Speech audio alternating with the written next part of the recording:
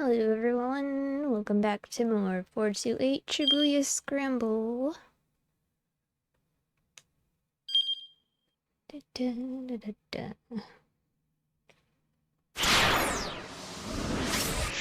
So... let's see. Go with Tama...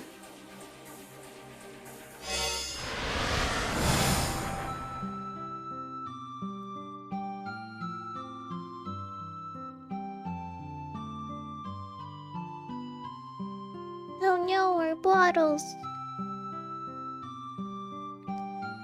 Bottles of burning hammer litter the pavement, shattered into tiny bits of glass. Even if the recycling guy was really careless with the boxes, it shouldn't have caused this much of a mess. It looks like someone came along and actually threw them all over the place.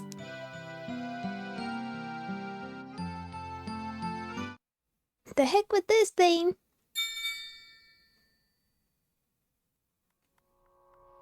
I toss away the miracle stone, which has clearly brought me only bad luck. We can't have a product demo without a product. Which in turn means I won't be getting paid for this whole fiasco. Okay, we can do this. We can figure something out. I try to give myself a pep talk, but I hear the doubt in my own voice. I try to brainstorm anyway. Finding inspiration is like trying to squeeze blood from a stone. I rack my mind for the best course of action, and at long last, I arrive at a conclusion. I'll just have to find something else to sell.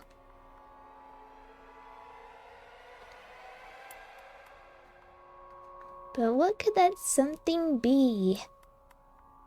I try to think. Finding inspiration is like trying to squeeze blood from a stone. I rack my brain, searching desperately for a solution.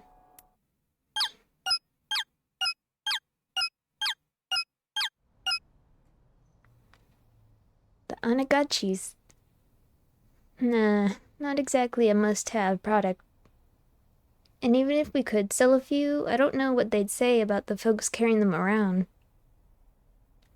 Best for the whole world if we kept them off the streets. Let's see, what else? Aha! I've got it! I pick up the miracle stone I just tossed away, clutching it firmly in my mitt. I tilt my gaze toward the heavens and make a wish. Please, grant me a miracle.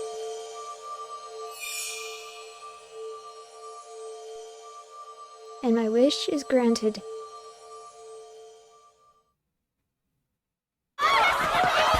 I'd like one, please. I'll take 10. Mr. Yamaguchi can barely keep up with the demand as the crowd clamors for their miracle stones. Everyone's smiling and laughing, their bodies enthusiastically swaying to and fro.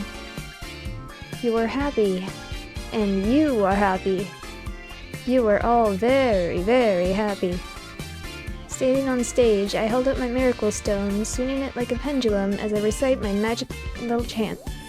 Bye,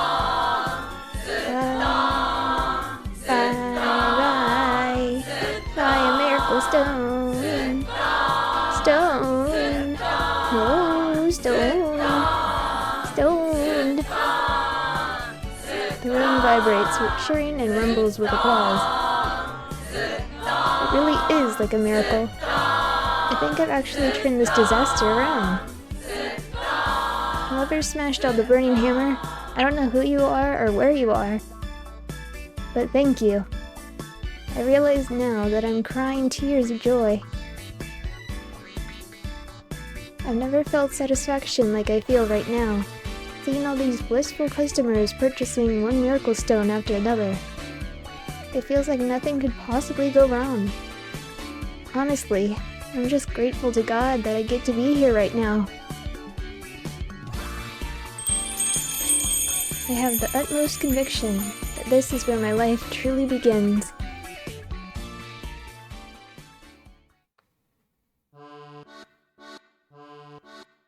It's not long after that epic sales event that I'm hired on by Yamato Health Foods Company Limited.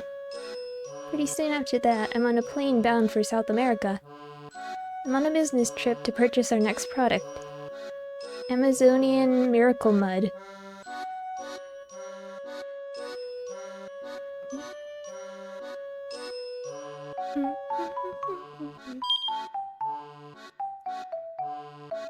Wouldn't you like to see what happens if she sticks the brain hammer?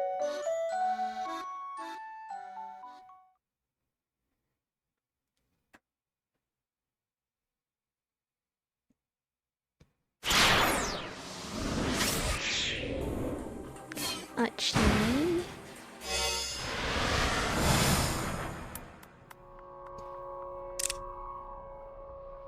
The man with the cane crooked his finger on the trigger.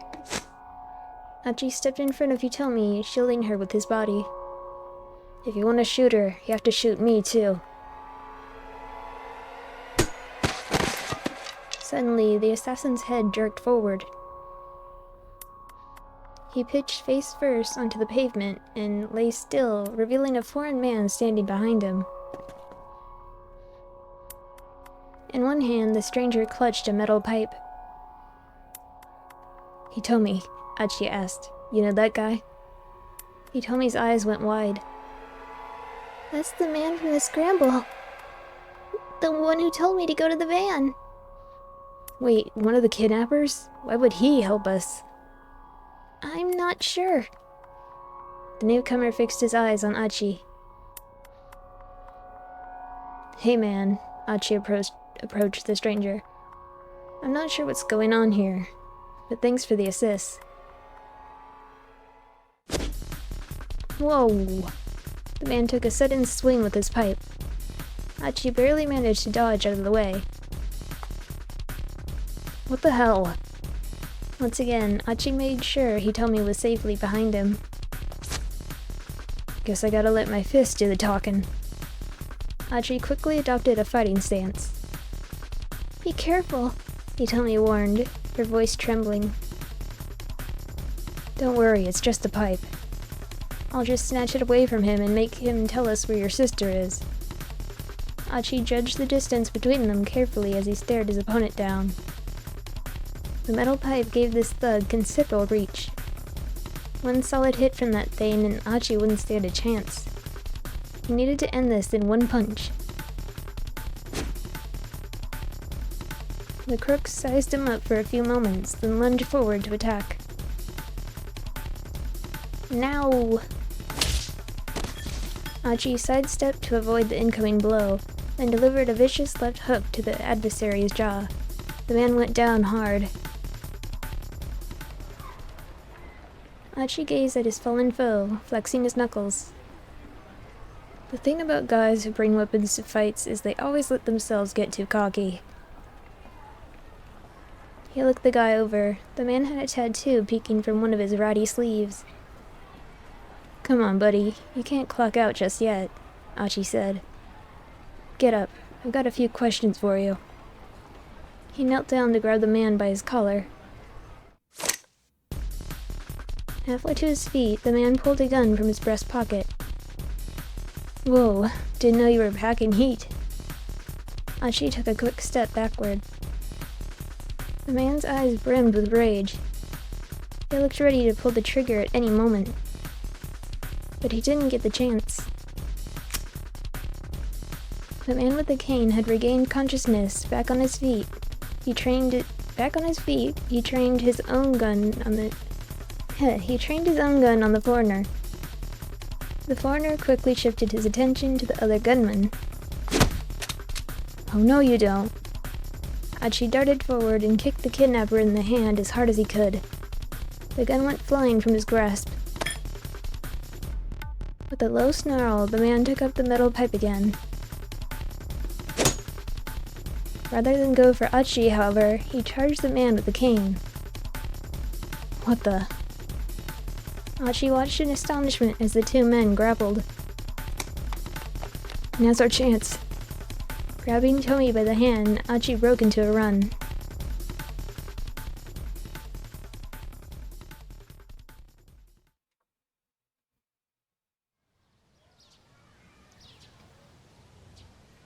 They ran for a long time, finally stopping to rest in a quiet municipal park. As they sat catching their breath, Achi sensed a new tension in Hitomi. She hadn't said a word since their latest escape. She has to die, Achi. It's for your own good. In his mind, Achi replayed what the cane had said. So he told me, Achi hesitated, about what happened back there. Yeah? She sounded like she'd been far gone in her own thoughts. You gotta believe me, I have no idea who that guy was. Never seen him before in my life. Or I guess she's talking. You gotta believe me, I have no idea who that guy was. Never seen him before in my life. He must have been saying that stuff to confuse us, to trip us up. Yeah? Hitomi said again. I don't know who's talking. Is that what's been bothering you? Huh.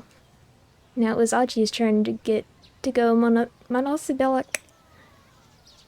Well, Achi, you're kind of famous around Shibuya, right?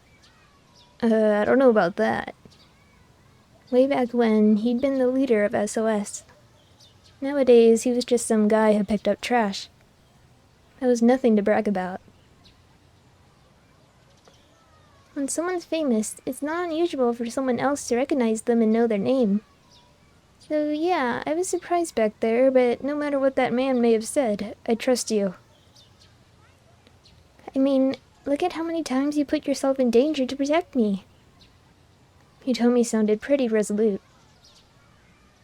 Achi was glad that she believed him, but that raised another question. So then how come you've been so quiet? I've just been thinking about things. Like what that man from the Scramble might be after. It was true that his actions didn't make a lot of sense. Yeah, he seemed more interested in taking out the man with the cane than going after you. Maybe there's bad blood. Maybe there's bad blood between them. Achi let out a little chuckle. If we're lucky, maybe they'll take each other out for us. He felt a rush of relief, reassured that Hitomi didn't doubt his motives. Regardless, though, we have to track down that blue van. The sound of a child's cry came from behind them. Oh no, her face! Trying to look, they saw the kidnapper rushing toward them.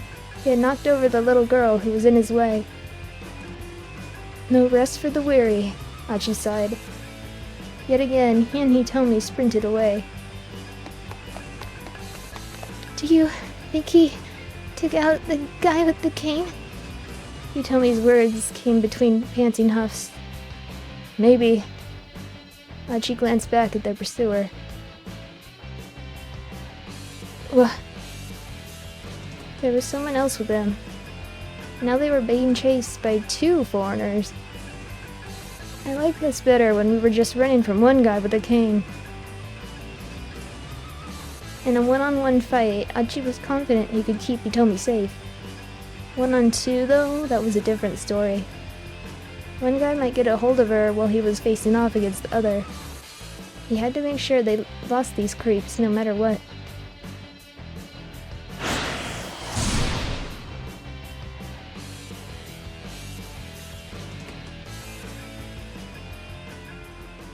So I forgot to do this earlier, so I'm just gonna see if I can edit the stream a little.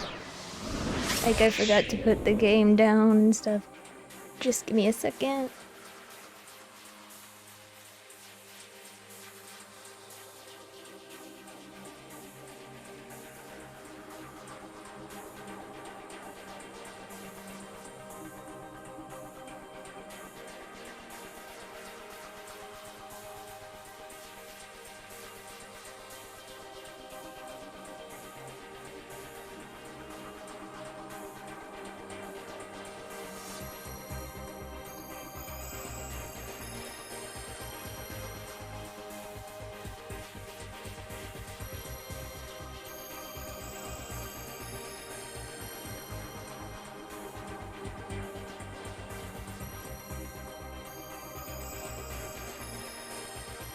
I don't know if that helped at all. I can't get the mature rating, but I guess that's okay. Usawa.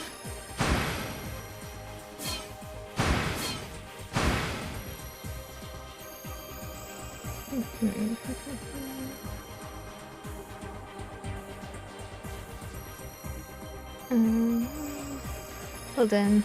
Sorry.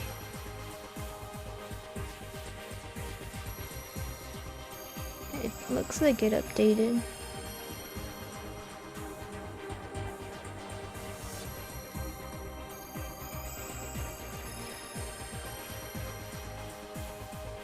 Yeah. Okay, sorry.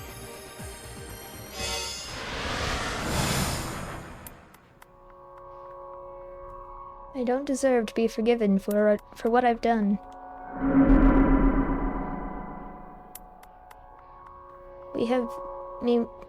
We may have both done the same thing, but my motives, those were different. And so I don't regret what I did. And yet, if someone were to ask if there was some small part of me that wanted to see the results of my research, I could not deny it.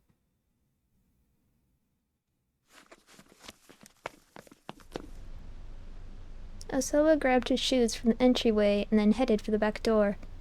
He didn't want the detectives in his living room to know he was going to meet with Makono.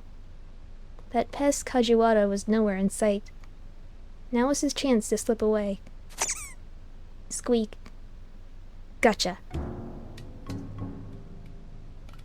Speak of the devil, Kajiwara had snuck up behind them. Are you going out? The detective asked. No, I was just... Osawa felt something inside his shoe. Glancing down, he saw a rubber duck stuffed inside it. Is this your doing? I laid a booby trap, or rather, a ducky trap. Kajiwara beamed with self-satisfaction. You know, you act like a grade schooler, Osawa said. Indeed, sir. I'm a grown man with a youthful heart. Leave it to Kajiwara to yet again miss the point entirely. With a sigh, Osawa tossed the duck at him. Kajiwara caught it nimbly in one hand, then stuffed it right into his pocket. I won't tell you that you aren't allowed to leave, sir. All I ask is that you tell me where you've been, and where you plan on going. My work is highly confidential. I'm not at liberty to discuss just anything about. Please try to work with me on this, sir, Kajiwara interrupted. He leaned in uncomfortably close. Do you recall what I said before? About how I'd appreciate if you didn't keep secrets from me? Osawa hesitated, inwardly debating how much he should share.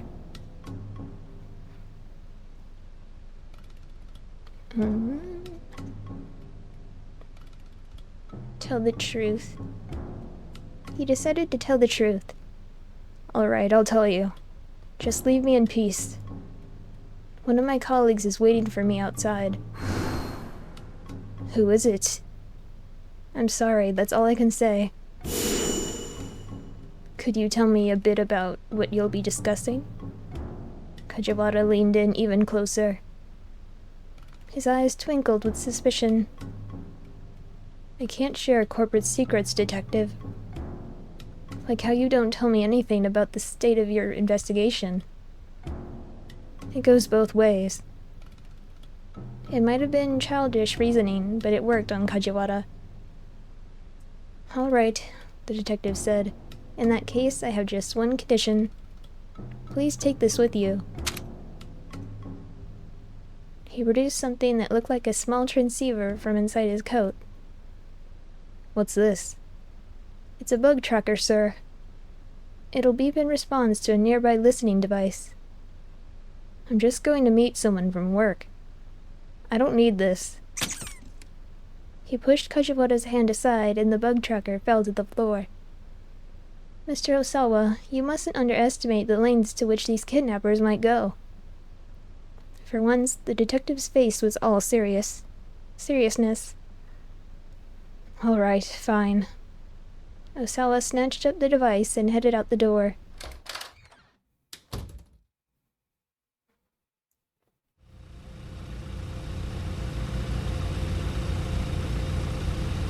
Makino's car was parked out front. A driver stood alongside it.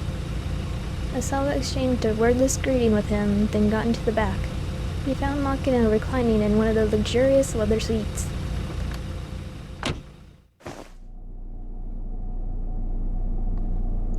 Now then, Makino said, what did you want to ask me about? Lighting a cigar, he glanced sidelong at Osawa.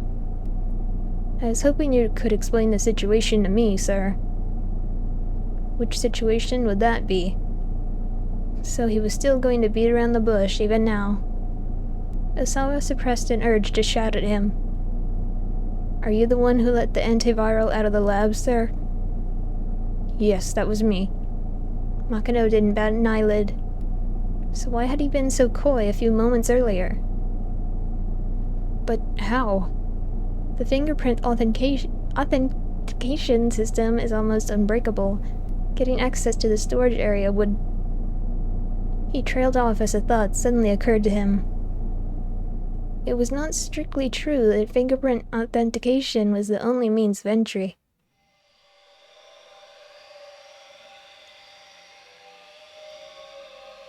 Osawa and Tanaka had both set up passwords as a failsafe in case an injured fingertip somehow prevented them from operating the scanner properly. Injured fingertip. But these passwords were 10-character alphanumeric strings, so no one could just haphazardly fumble their way in. Could Makino have sent a request to the electronic locks manufacturer and asked them to... Could Makino have sent a request to the electronic locks manufacturer and asked them to unlock it then? No, that required the approval of 6 board members. And Osawa was one of those 6 people. There really seemed to be no way of getting in without leaving any trace.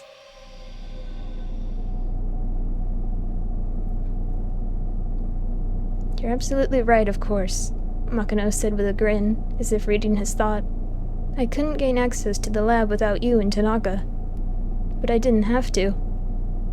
He exhaled a large plume of smoke. You remember when we released the samples for animal testing? No, it couldn't be. Osawa broke out in a sweat. Ah, but it could, Makino said. I had them divert some of the samples intended for animal testing. Naturally, that didn't leave any record of anything being taken from the lab. Osawa bit his lip hard. He couldn't help but feel betrayed by his company. But why? Makino let out a nasal, one-note chuckle. You don't seem to grasp just how valuable this thing really is. What do you mean by that, sir? Makino lowered his voice. There's a major world power out there that has already weaponized the UA virus.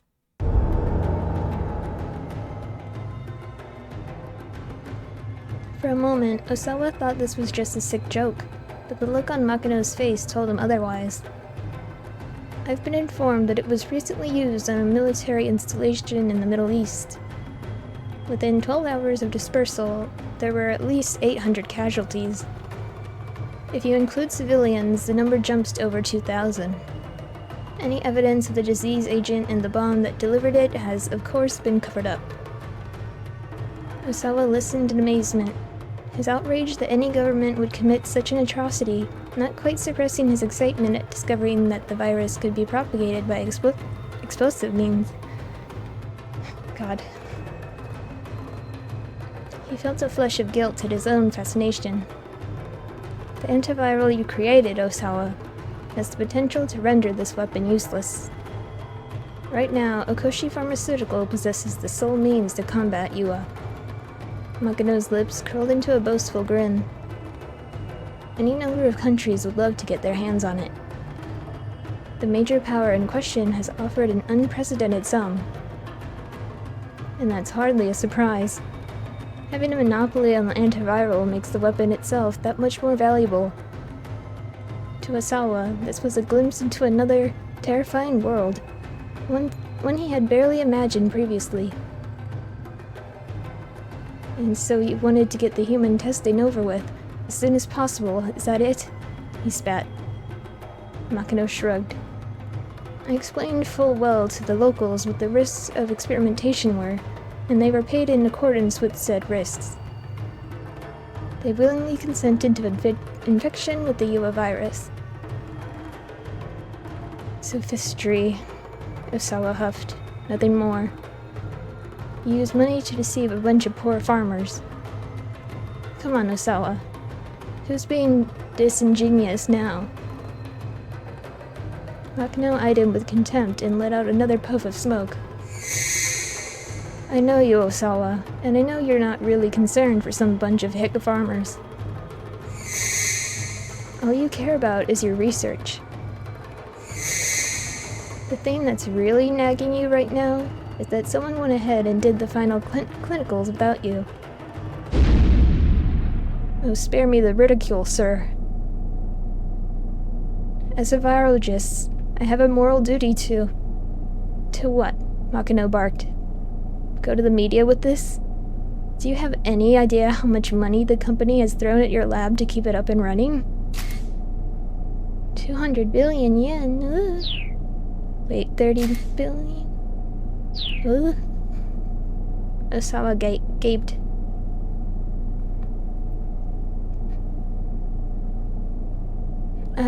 I do appreciate all the company has done for me, sir.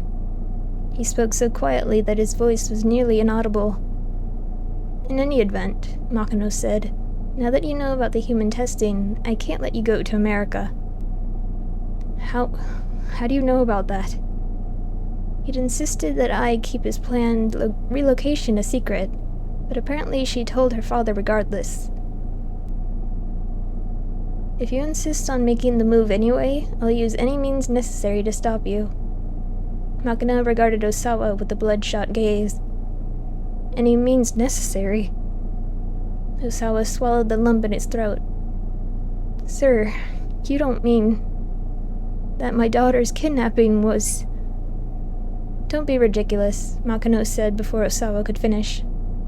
Of course that wasn't me. Nevertheless, I'll do what I must to keep you in line. Remember that. Understood, sir. I'll turn down the U.S. job offer. Osawa heard his own voice like the thin drone of a tiny insect. He felt utterly powerless. I can't simply take your word on that, Makino said. Do it now. I want to hear you do it myself. He jutted his jaw toward the phone in the backseat console.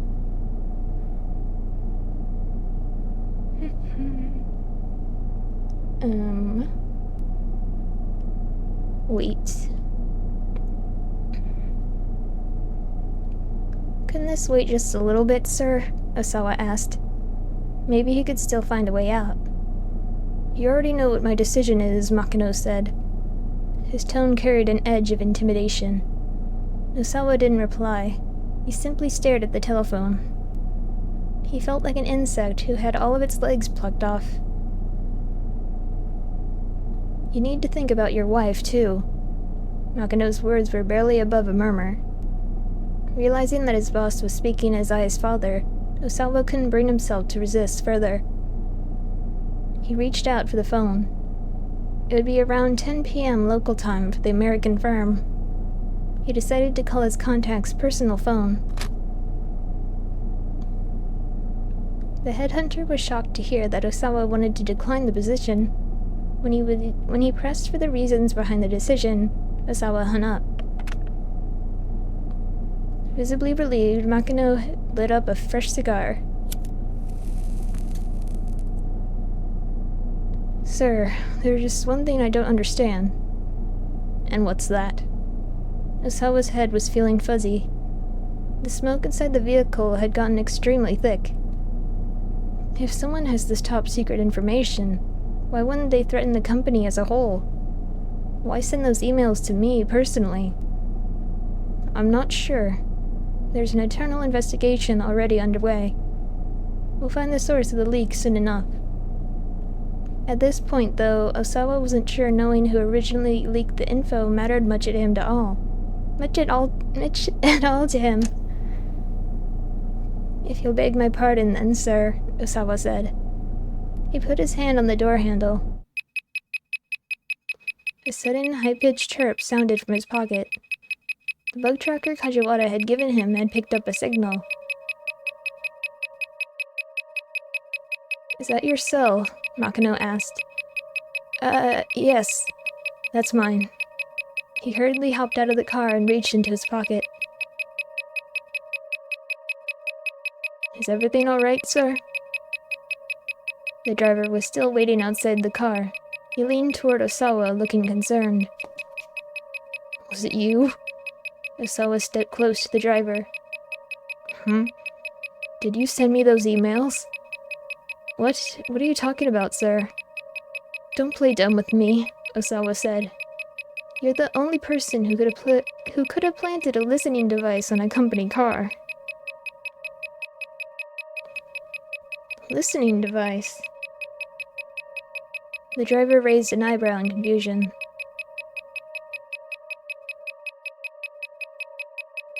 What are you after? Sir, what are you talking about? Who told you to do it? Tell me. The driver fled back into the car. Osawa clutched the bug tracker hard as he watched the vehicle pull away.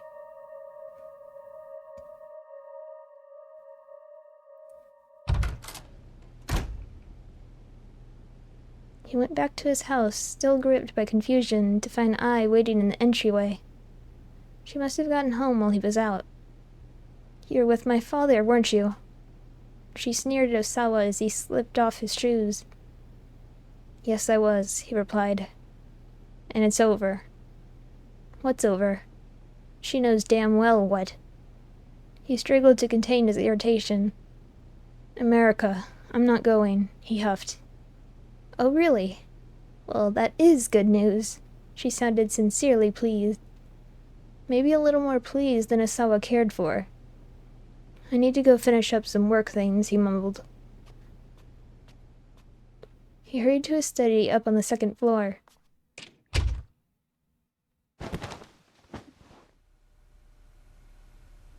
He threw himself down in front of his computer. There hadn't been any progress on the investigation, as usual. Just how long was this all going to go on for? Were all kidnapping cases this drawn out?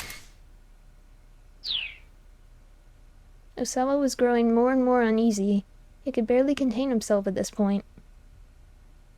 Wasn't there something, anything that he could do? He glanced over at his monitor. That's an idea. He could look up kidnapping investigations on the internet.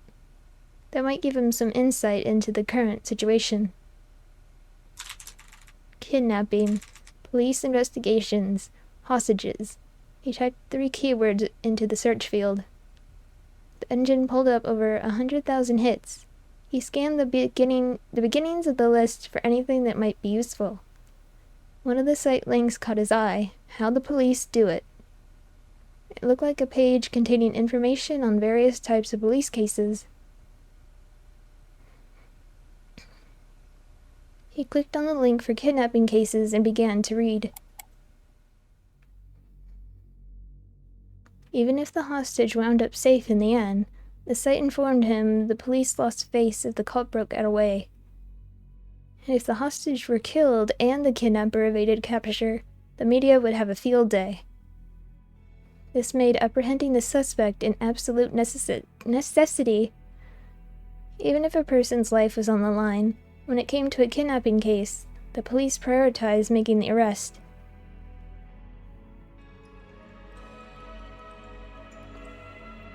Taking his hand off the mouse, Osawa sat back and thought. He wasn't going to be able to relax until he heard Maria's voice again.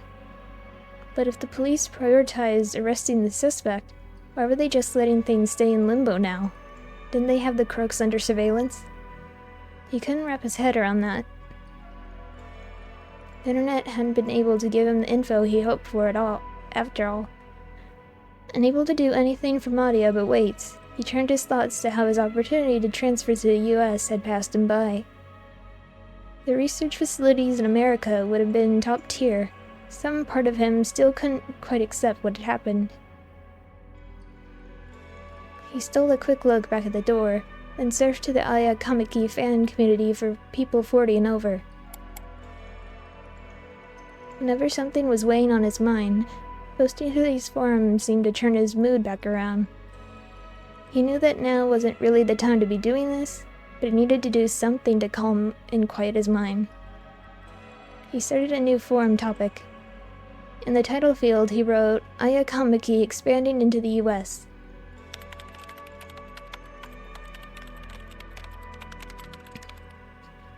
With Aya Kamiki still at the height of her popularity, does anyone else think it would be exciting if she ventured into the American market? I know I would. She's not the sort of artist who deserves to be confined to Japan. She should be recording at an American studio staffed by the industry's best. I'd love to see her career really take off over there. He wound up getting into a little back and forth with himself. Hopefully he'd get a response from someone else soon. A sudden shrill noise startled him so much that he nearly cried out. His heart fluttered like that of a young child who'd been caught in some prank. Realizing that the sound was coming from the bug tracker, he pulled it from his pocket and took a few breaths to steady himself. Evidently, someone had bugged his steady as well. Tracker in hand, he walked toward the center of the room. What direction was the signal coming from? He tried heading over toward the window. Here, maybe? Next, he headed over to his desk. Here, too? The bug tracker was picking up signals from all over the room. Had there been that many listening devices planted in here? Mr. Osawa? It's Kajiwara. Ah, perfect timing. Osawa hurried to let the detective into the study. The bug tracker is picking up signals.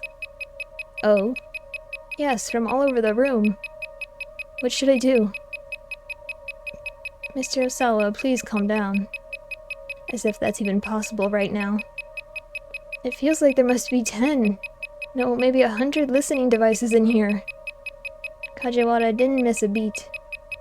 Let me be honest with you. That bug tracker's broken. What? Osawa was dumbfounded. Broken? But this is the one I got from you, right? Well, yes, but mine isn't detecting anything. Kajiwara produced an identical bug tracker from his pocket. And as he'd said, it wasn't getting any signal. As I recall, Mr. Osawa, that one was dropped on the floor when I was trying to hand it to you. Yes, that's right. That must have been when it broke, sir.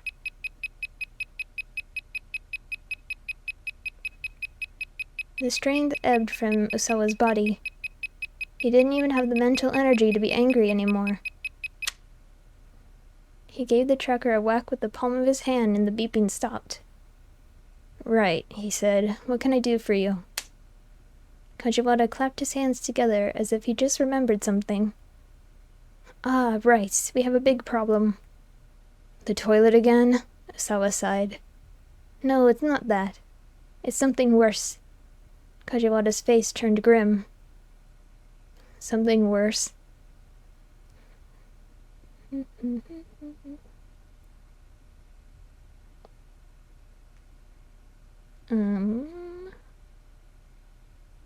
something happened to Maria?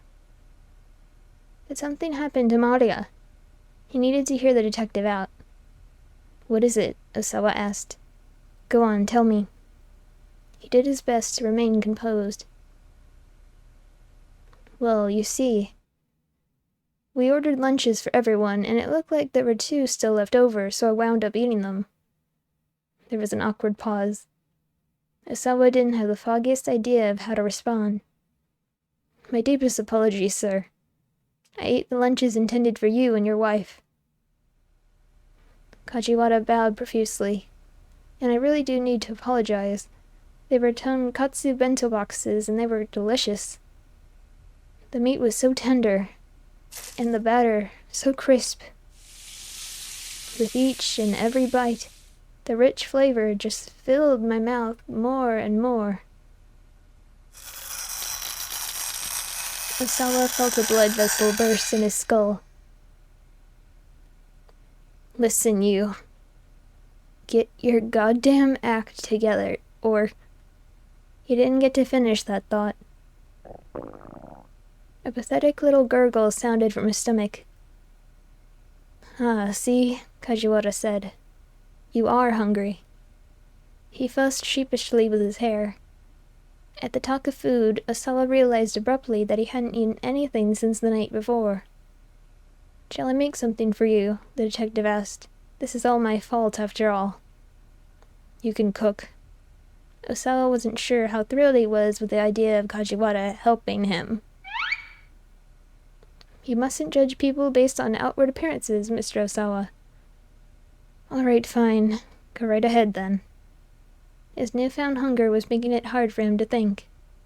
It would certainly behoove him to eat something. He led Kajiwara to the kitchen.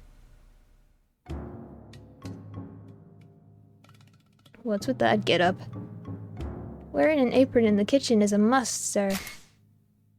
Pinpo-kun. Alas, it isn't white. It isn't while I'm naked. Naked?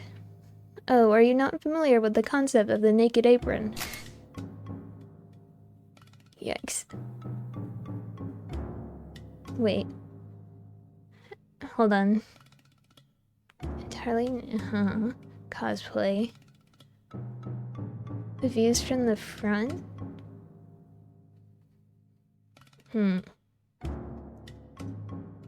Naked saw? What is this? I could demonstrate if you like. No, that's quite alright.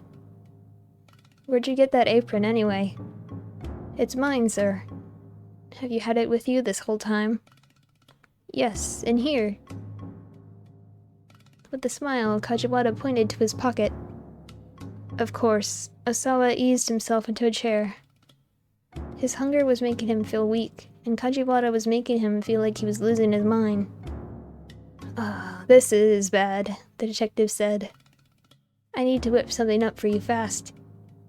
Something's definitely wrong if you don't even have a comeback. Osawa felt his anxiety mounting. Just what sort of food was this insufferable oaf going to make, anyway? Probably nothing worth eating was his bet. Dun, dun, dun. Stevie. Since Ai's lunch was gone as well, he should probably have her make something. Have him make her something. Osawa called his wife on the intercom to make the suggestion. Absolutely not, she scoffed. Besides, I'm not even hungry. Hanging up the receiver, Osawa turned back to Kajiwara. Very well, detective, if you'd be so kind. Kajiwara peered into the refrigerator. Goodness, you are remarkably understocked, he said. Let's see, could you please put those in the dinner, Mr. Osawa? Ding! The detective handed Osawa some frozen lumps of rice. The dinner? What the heck is a dinner? The microwave oven, sir. Osawa stepped in front of the microwave. Unfortunately, he had no idea how to work the controls. You should thaw that rice out as soon as possible, Kajiwara told him. I'm actually not sure how to operate this thing. What? The detective gasped. You don't know how to use a microwave? Osawa could only nod in silent shame. It should be just as simple as turning the dial. Wait, which one? That one, sir. the one on the right. Osawa turned the dial, then crossed his arms with a satisfied grin. Mr. Osawa, you need to put the rice in first before you do that. Well, then why didn't you say that? Osawa snapped. I've never worked in a kitchen in my life. Don't ask me to do things that are this difficult. Very well. I'll handle this from here. Why don't you get out the bowls and the chopsticks then, sir? I have no idea where the hell those are kept. Kajiwara let out a heavy sigh. Alright, then please just sit and wait, sir, he said. And here, take this. Kajiwara pulled out a sheet of bubble wrap from his pocket. Use your fingers to pop the bubbles. That should help you calm down. Too drained to argue, Osawa did as prompted, starting to pop his way along the sheet.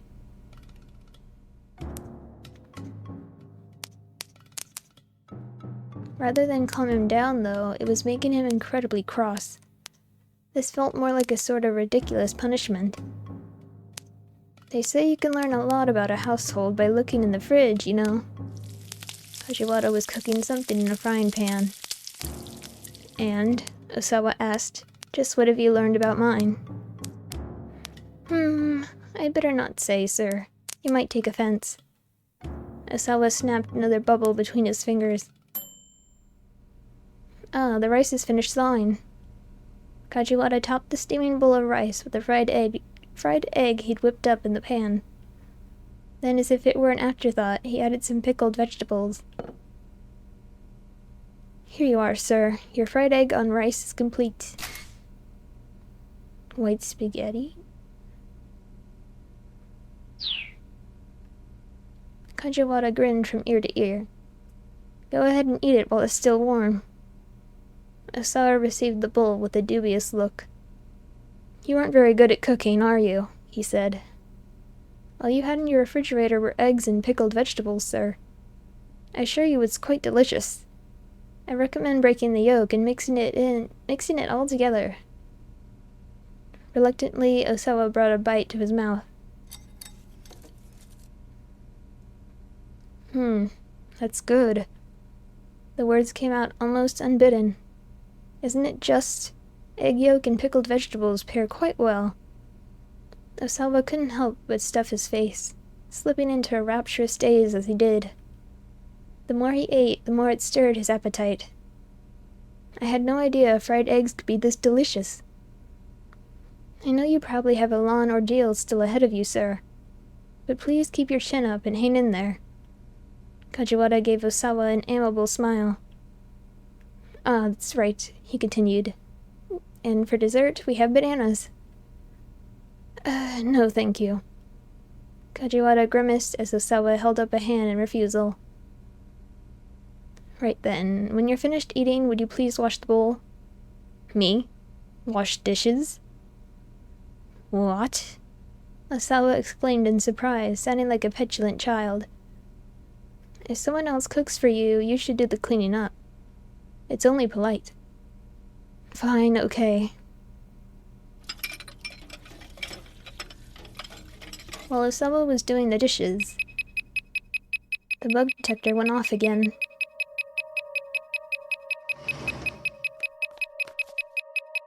Director, if you have a moment. Tanaka poked his head into the kitchen. I've got something urgent to discuss with you.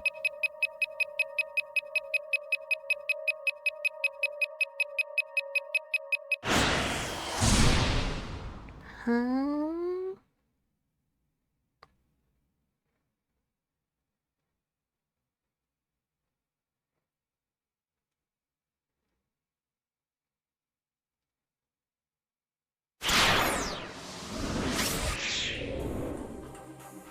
Norikawa.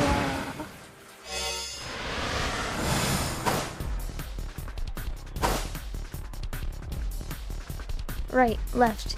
Norikawa sprinted down Center Guy, dodging between oncoming pedestrians. Out of my way. Can't you people see I'm in a hurry? He stole a glimpse at his watch as he ran. It was just after 1 o'clock. The Burning Hammer sales demo would be getting underway any moment now. He could probably get an interview even if he showed up late. Still, he wanted to get to the venue ASAP to get a feel for things before they got started. The best time to scope out an event was before it started and after it ended. This was something he'd learned from Toyama. Everything he knew about journalism, the publisher had taught him. It had been a combative education. Minorukawa learning despite himself as the two men constantly butted heads. Oh, give me a break. What's wrong with my article? Minorukawa shouted. His voice was loud enough to carry throughout the editing department. Shut up. I told you to rewrite it, so rewrite it. Toyama sticking to his guns. Minorukawa recalled the scene from the days when the two men had worked at the same newspaper, and Toyama was his boss. What's wrong with it? Show me what's wrong. All of it. How can it be all of it? Co-workers stared, keeping their distance as the pair screamed themselves red in the face. These arguments had become a regular occurrence, regular enough that everyone had learned not to try to intervene. I poured my heart and soul into this piece. Go back and read it again. I could read it over and over and it'd still be the same thing. A load of self-important claptrap. Now go calm down and write me a more neutral piece.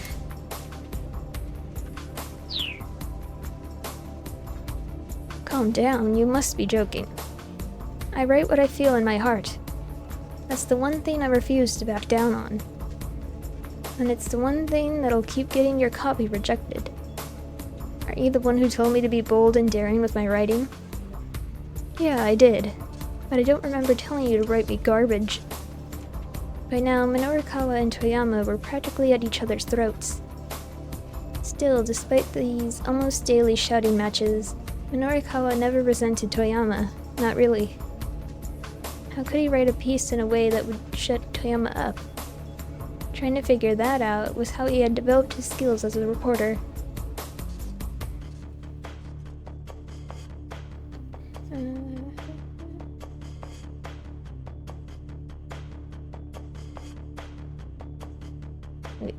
Up until he quit his position at the newspaper to start his own publishing company, Toyama had been a stubborn old man in the finest sense of the term. But then, in order to keep his company afloat, at some point he had abandoned all his ideals and principles. It was disgraceful. Just disgraceful. Thinking about it made Minorukawa's blood boil. It rankled him to know that such a pathetic remnant of a man had been such an influence on him. He reminded himself once again that he needed to wrap up his current job as soon as possible. By now, Minorukawa was getting close to the demo site. He increased his speed.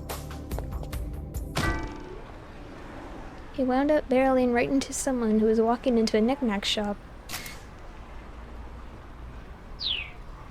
What is that thing? It was a girl about high school age. She jumped to her feet, then snatched Minorukawa by the collar. Hey, watch where you're going, she snapped. Her upper body strength was impressive, to say the least. The chokehold she had on his neck made it almost impossible for him to breathe. He had to do something fast. Puncher.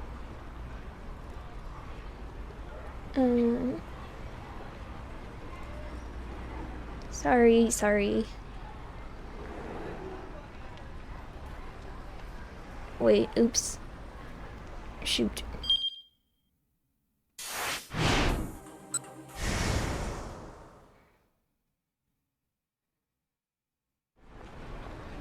We do, Puncher. Take this. He drove a punch right into the girl's flank. To his amazement, the girl shrugged off the blow as if it were nothing, her grip on his collar tightening further. You want to throw down, huh? She sneered. Shifting position suddenly, she snatched Minorukawa by the hair and dragged him out into the road.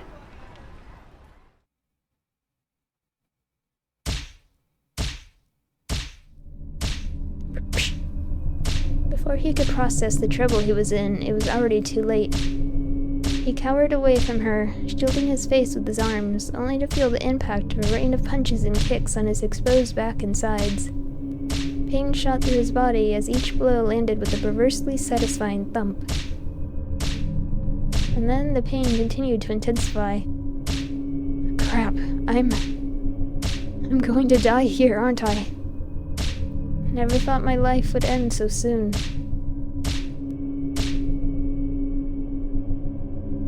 Huh. His assailant paused suddenly. Wait, don't I know you? She stared down into his face. Hey, you're Mr. Minorikawa. Shocked to hear his own name, Minorikawa peered up at the girl. Miku? Yeah. Wow, so you do remember me. Her tone was bubbly, as if the beating she'd been dishing was all fun and games. Sorry, I didn't realize it was you. She held out a hand to help Minorikawa back to his feet. Wow, how long has it been? She asked. About 5 years, I think, he said cautiously. You, still doing your bonsai stuff? Nah, she replied. I gave that up. Miku had been Japan's bonsai champion back when she was in middle school. One day, local delinquents had vandalized dozens of Miku's bonsai pieces. Minorikawa had met her when he interviewed her about the incident. I want to get strong, she had said. I want to be able to beat those guys up. And so Minorikawa had introduced Miku to an acquaintance of his who ran a martial arts dojo. Man, you sure have gotten strong, Minorikawa said. Well, that's the sort of gal I am. Miku handed him a flyer. The heck is this? It read, Ladies Mixed Martial Arts Pub Ride. Present this flyer for a free drink. It's a place where you could watch girls fight in the ring while you have some drinks, Miku said. That sounds pretty fun, actually. Minorikawa could feel himself being pulled in all the wrong directions by the prospect. You should come see one of my matches sometime. I'm the current champion there. Miku beamed with pride. Wait, you're the champion? Well, he'd seen firsthand how strong she was. Miku nodded. What are you up to now? She asked. Working? Yeah, running around trying to get interviews. Right now I'm heading to, what was it again? The Nokane building, that's it.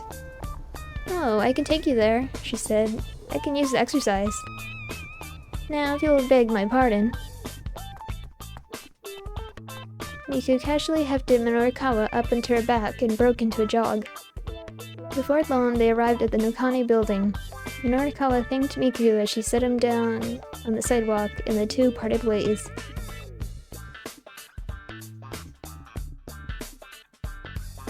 At long last, he arrived at the Nokane building where the event was being held.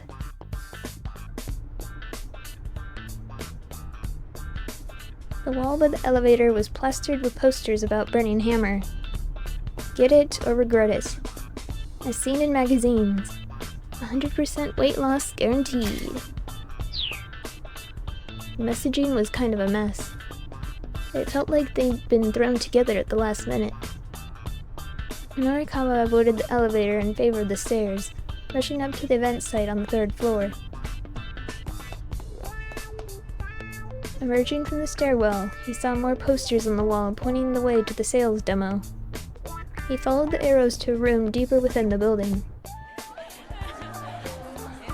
Opening the door, he saw about 50 chairs, most of them occupied by female attendees. There was a stage set up at the far end of the room, but nobody was on it. It appeared that the event had yet to begin. Minorikawa quickly looked over the crowd. Roughly half of the women were somewhat elderly. All of them looked like they could stand to lose some weight. And for some of them, at least, that ship had surely sailed some time ago. The crowd gazed at the stage with rapt anticipation. A beverage that allowed you to eat plenty and still lose weight. was definitely an appetizing proposition. Could something like that really exist, though? Ah, well. Norikawa was just going to have to wait and see. He did his best to get his mind into journalism mode. Ladies, terribly sorry to have kept you waiting. At the presenter's cue, the cat mascot appeared and took the stage. Audience broke into applause. After waiting patiently for the applause to die down, the cat produced a small box from which she slowly pulled a pendant set with a blue stone. Huh. It certainly wasn't a diet drink, whatever it was. Norikawa wasn't the only one who quickly realized this wasn't a burning hammer sample. After staring for a moment, the rest of the crowd began to fly into an uproar. "Quiet!" the cat shouted. Taken aback, the crowd quieted down. The cat held the pendant up high so that everyone could get a look at it. "Do not take your eyes off this pendant. If you do, you will die." A jolt of panic shot through the room.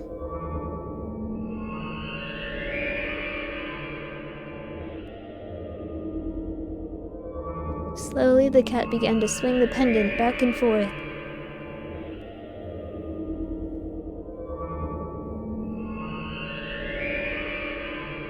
Norikawa couldn't quite recall what happened after that.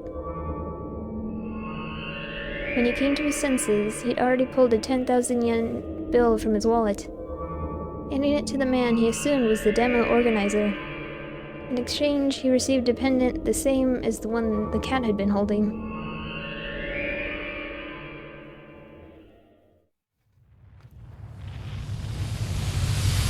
"I've done it," Norikawa muttered to himself excitedly. Clutching the pendant in his hand, he could feel the energy it radiated coursing throughout his body. The cat's monotone chanting from the stage sounded in his ears like a chorus of angels. Overwhelmed by a feeling of ecstasy he could scarcely contain, Norikawa repeated his words to himself. "I've done it. With this, I'll be the greatest writer the world has ever seen. My articles will stir the emotions of the entire human race. They'll laugh. They'll cry. They'll tremble with fear. They'll jump for joy." No longer was the Pulitzer Prize a mere dream. It was practically already his. Norikawa wanted, no, he needed to tell someone how excited he was. This miracle he'd attained. He wasn't going to just squander it on himself, oh no. A journalist of his stature needed to share what he knew with all of humanity. He opened up his laptop. He booted up his word processing program. He deleted all the articles he'd been working on. He knew what he really needed to write. Special edition report on the Miracle Stone, only in 4-star General Gossip Spring issue.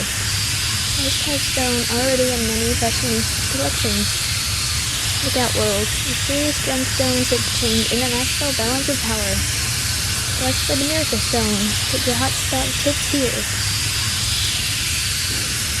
The pages originally slated for the pros and cons of security cameras and washed-up screenwriters were instead filled with glowing praise and rave reviews of Miracle Stone.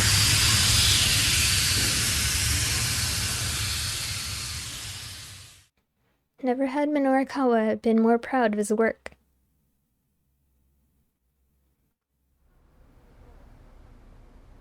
Back at 4-star General Gossip headquarters, Norikawa handed his articles to Toyama, who was sitting glumly at his desk. Toyama looked them over slowly. Then there was a lingering silence. Finally he spoke, his voice subdued, but his words crystal clear.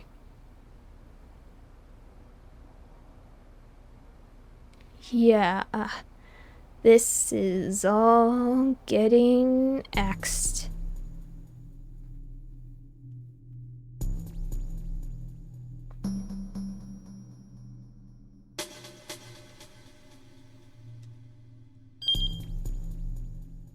Doom, doom.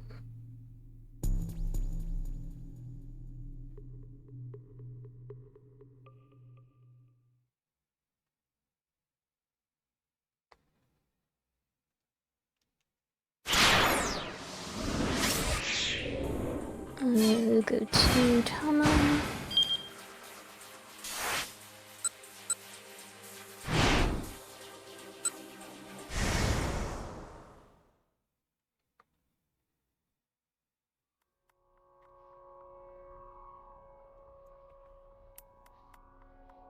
Somehow or another, I'm gonna have to sell some burning hammer.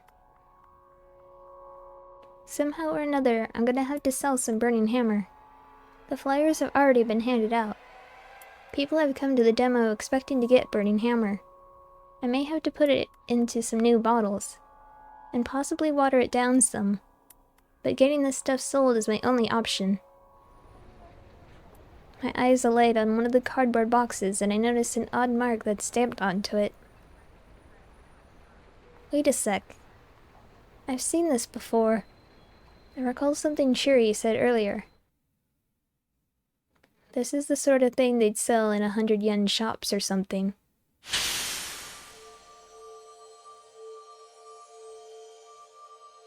The mark on the box is the same one I saw at the shop that's selling the necklace. That's it. I can see if there's more at the knick-knack shop. Guided by this ray of hope, I head for the knick-knack shop as fast as I can run. Smack. As soon as I reach the main road, I crash right into someone. It's Chiri. Oh hey, you find it? She asks. She makes it sound like it's not really her problem. Not yet, but I think we can stock up at the 100 yen shop. The words are hard to get out while I'm panting as hard as I am. For now, just stay calm and go let the boss know. Got it. Leave it to me. Chiri nods and breaks back into a run. And I break back into a run. I'm practically praying as I rush into the knick-knack shop, where I immediately spot the cardboard boxes I saw earlier still stacked up. Yes, I'm in luck. I dive into one of the boxes to check what's inside.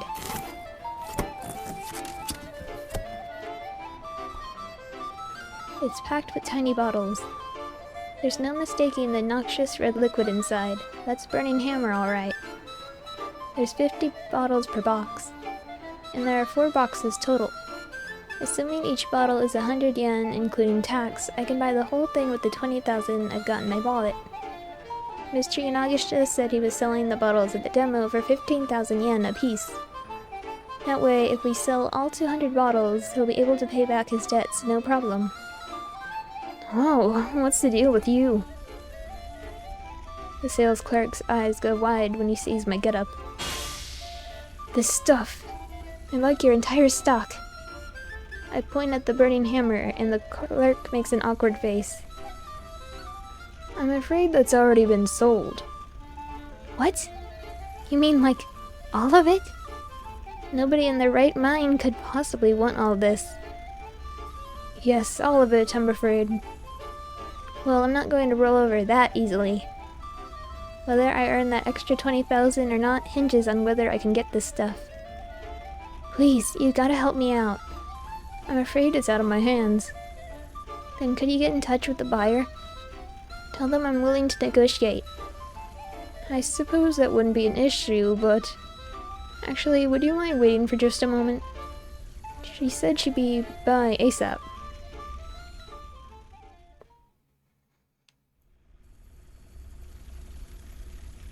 After 5 minutes of waiting, the buyer still hasn't shown up. I don't think she's coming, I say. That's odd, the sales clerk murmurs.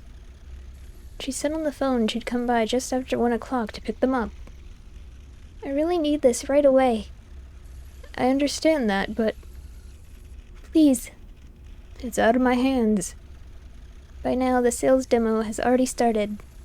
If I come back empty-handed, what was the point of all this effort? Gimme. I've already said I can't do that. Gimme! Would you please wait a moment? Why did I spend all that time trying to hand out samples? Why did I put this stupid costume on? Why did I miss out on lunch? Why? What was it all for? Eee! Look over there! There's a chupacabra! Huh? Yoink! Seizing the moment, I snatch up the box as a burning hammer and make a run for it. Hey, hold it right there, miss. The sales clerk is quick to bar my path. Woof! I barrel my way right past him. I bump him harder than intended as I race by. He loses his balance and goes crashing through the display case at the front of his shop. Oh no. At the same time, I hear something else topple over with a thud and a gurgle. Some sort of liquid begins to gush from a red, polyethylene container. Uh-oh! The sales clerk's eyes go wide, his stare fixed on something on the sidewalk nearby. Oh no! It's a cigarette! Nah!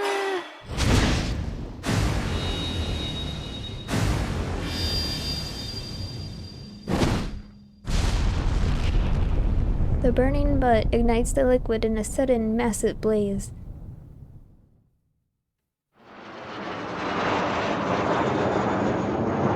And now for today's news.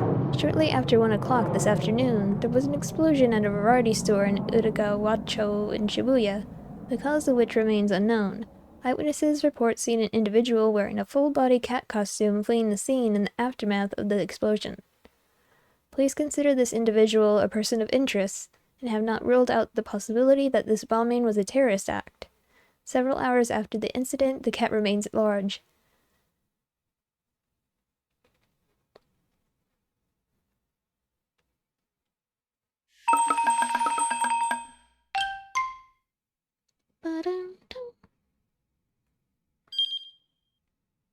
Terrorist bombing. Someone. She was held up when she ran into someone.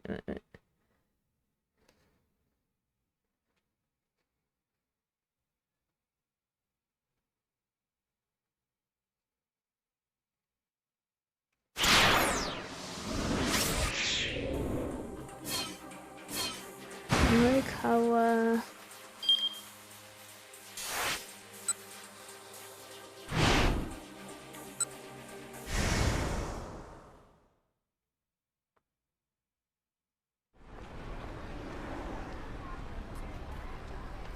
Sorry. He bowed his head in apology. He was in too much of a hurry to get caught up in an argument now. But the girl didn't let go. Instead, she tightened her grip. Look, I'm sorry for not looking where I was going. Norikawa could barely croak out his apology. Fine. I'll let it slide this once, the girl said. She relaxed her hold with a scowl.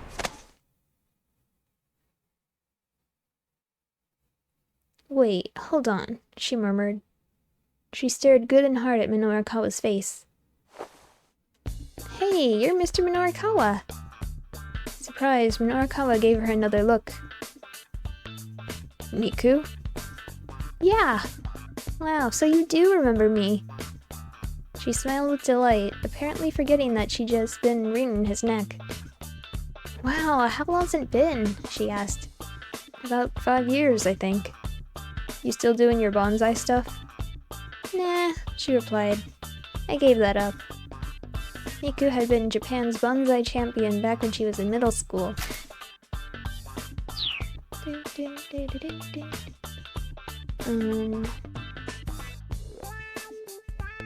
Go to Tama.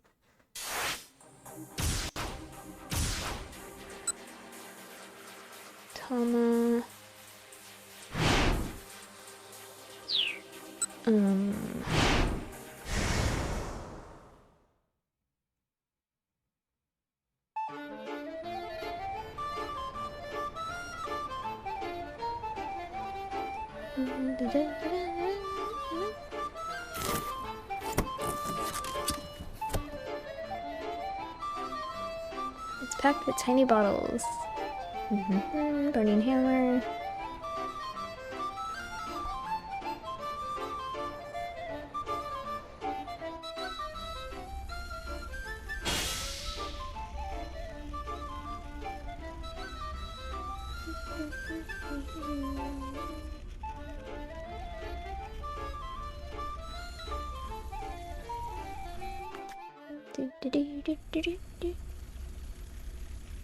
Even as I'm speaking with the sales clerk, a girl wearing a hoodie comes in.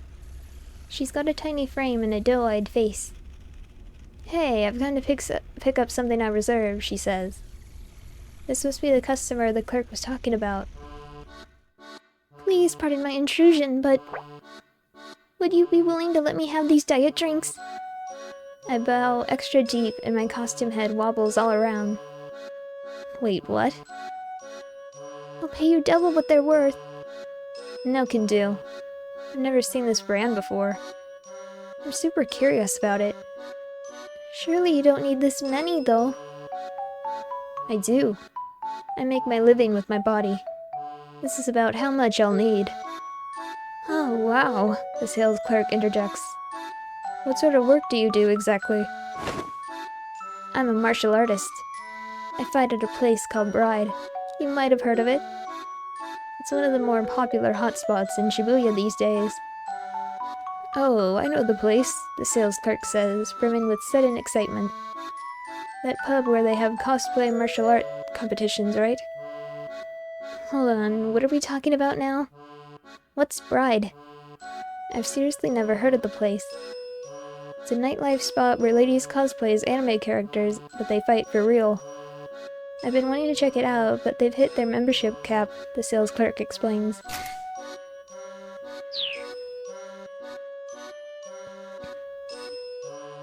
"So then, you must be pretty strong, huh?"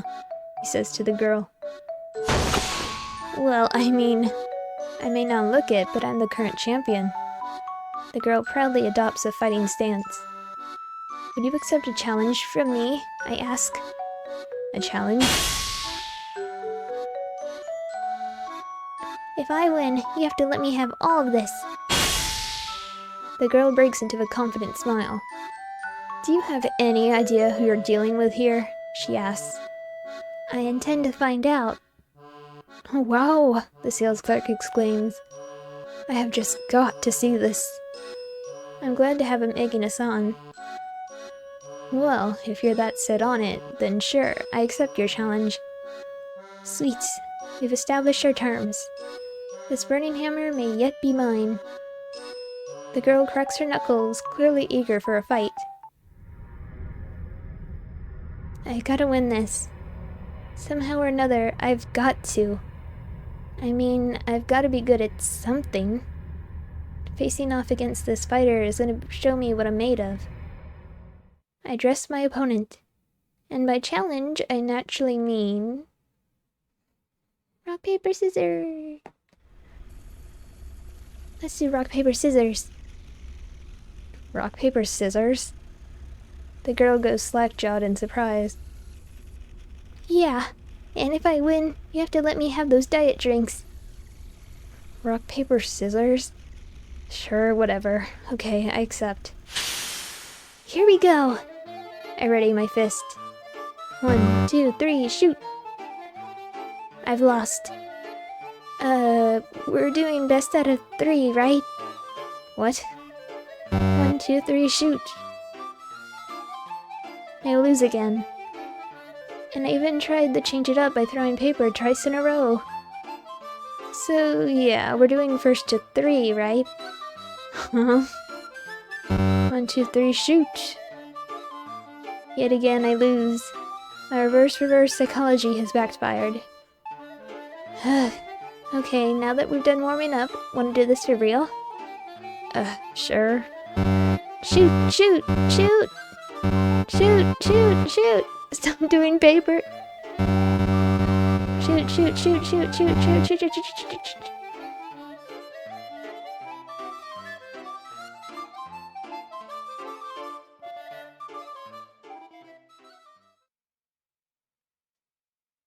This goes on for a good 30 minutes. They've thrown more times than I can even count, and I haven't won once. Maybe if you use rock, Jesus Christ. Reverse psychology. Reverse psychology. Even reverse psychology, she sees through me every time. I'm terrible at this. Beyond terrible. How? How can someone be this bad at rock, paper, scissors? I want to keep going until I win at least once, but this girl is clearly pretty fed up. This sucks. But I've reached my limit. Time's up. Boing.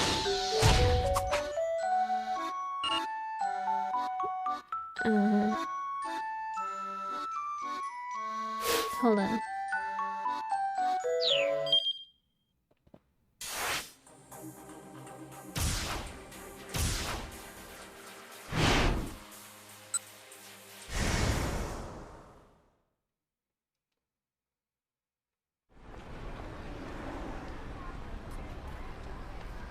Sorry.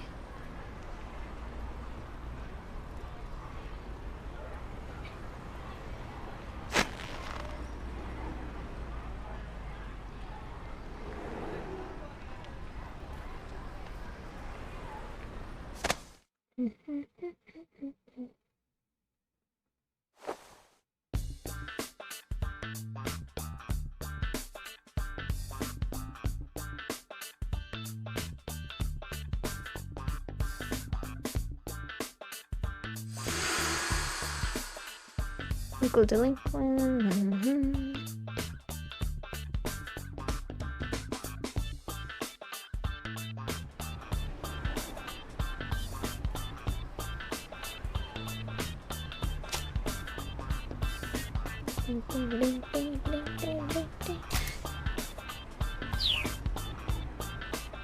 Place where you can watch girls fight in the ring.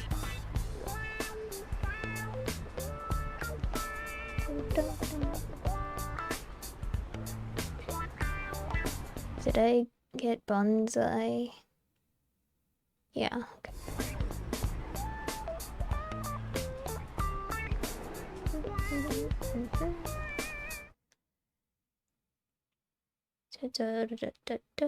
You should come see one of my matches sometime. I'm the reigning champion. Miku beamed with pride. Wait, you're the champion? Yikes, good thing I apologized when I did. In that case, I'll definitely have to swing by sometime soon. Right now, I'm in sort of a hurry though. Oh sure, Miku said. Catch you later then. She headed into the shop as Norikawa rushed off toward the sales demo. At long last, he arrived at the Nokane building where the event was being held. The wall by the elevator was plastered. Can I do the thing now?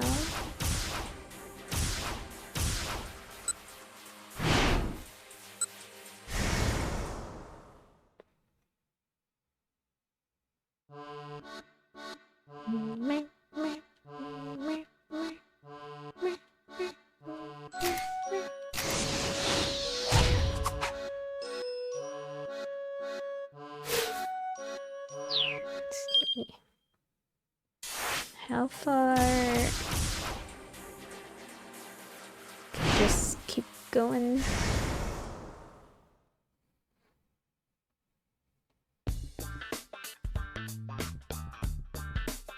The event's being held.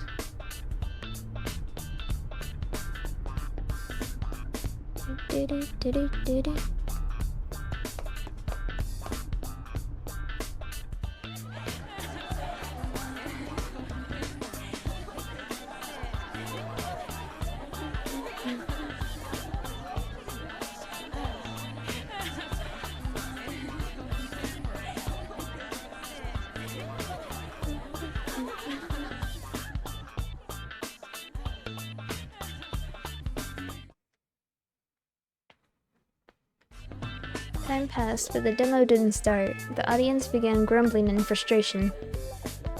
Then a heavy-set young woman took the stage and gave a little bow. It was the girl from the cafe, the one with the amazing appetite. The audience broke into applause, their patience finally rewarded. But as everyone leaned forward expectantly, the girl on stage began performing magic tricks. She twiddled a silk hat and pulled a bunch of flowers from inside it. Clap, clap. Sparse applause rose up from the crowd. The young woman immediately went on to perform another trick, and then another. Ta-da! A coin in her hand became 3 coins as she spoke her magic words. She's not very good at this, Norikawa thought. But whether she was good or bad wasn't really the issue. He had a tight schedule to keep. This was no time to stand around watching silly sleight of hand antics. Scanning the room, he spotted a man who looked like he was probably in charge. Norikawa headed over to him. Hey, you the one running this thing? Yes. When's the actual sales demo gonna start? Soon, very soon, yep. In how many minutes? You know, soon. I asked for a number. Just, soon, real soon. This was getting him nowhere. 3 minutes, Norikawa declared. He held up 3 fingers to emphasize his point. If this thing doesn't start in 3 minutes... If it doesn't start, then what? Can I jump now?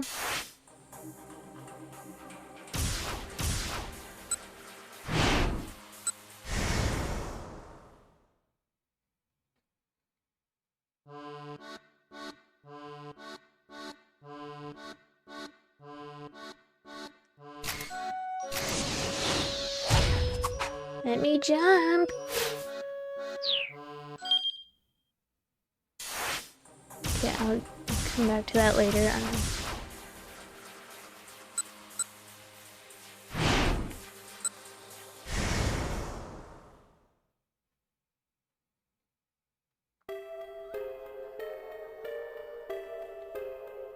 I'm going to be heartbroken.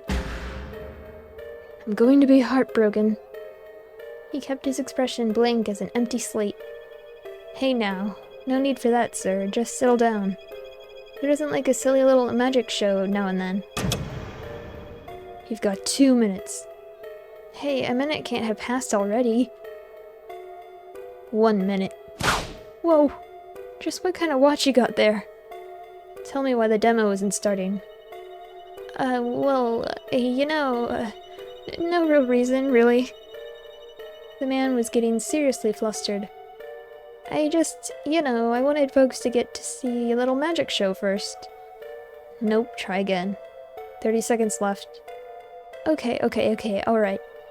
What happened is, the required merchandise, What happened to the merchandise? Norikawa demanded. He gave the guy a dagger stare. It's just, Time's up. What? The man's face went pale. Now can I jump?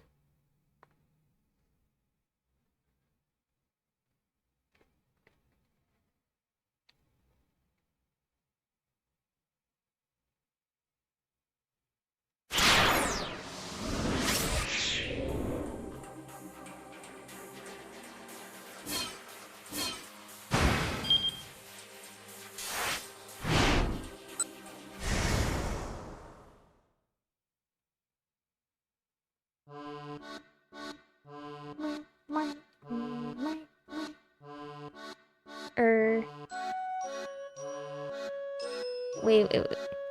Okay. I get it. I'm like, how do I get this bad ending? I got it. Well, thanks for humoring me for so long. Guess those drinks are all yours. I shuffle off, my shoulders slumped in dismay. On shaky legs, I make my way back to the Nokane building.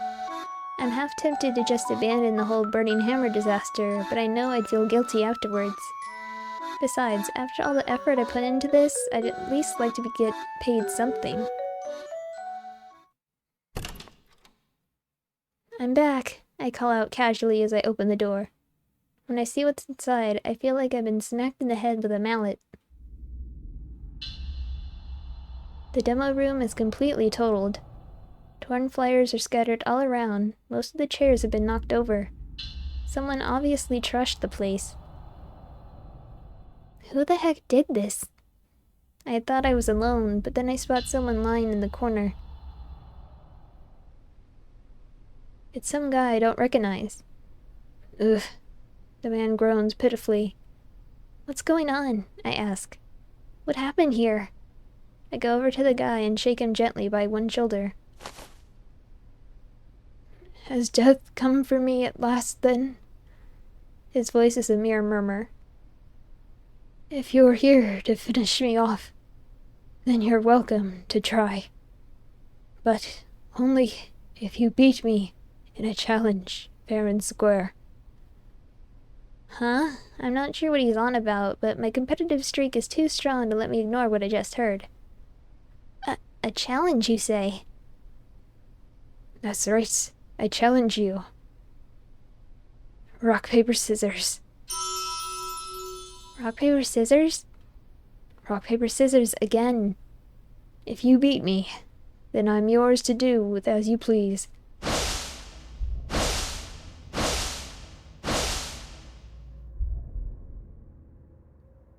All the vexation I felt earlier when I lost to the girl in Knick-Knack shop stirs within me again. I feel like a kettle boiling over. At this point, I don't even care who my opponent is. I need to slay the nagging disappointment inside me. Alright then. I accept your challenge. I hold out my fist. Please don't do paper again. Here we go. 1, 2, 3... Shoot! I throw paper. And the man throws scissors. I've lost. I guess I really am just no good at rock, paper, scissors. Or maybe I should say I'm really good at losing at it. I had thought my earlier loss must have been some weird fluke, but apparently it wasn't after all.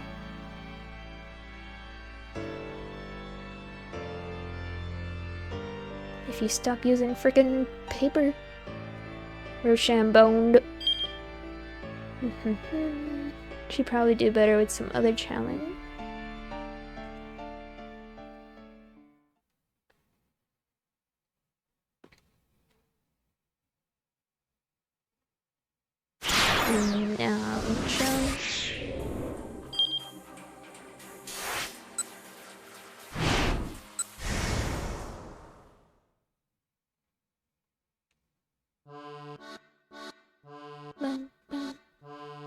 Oops.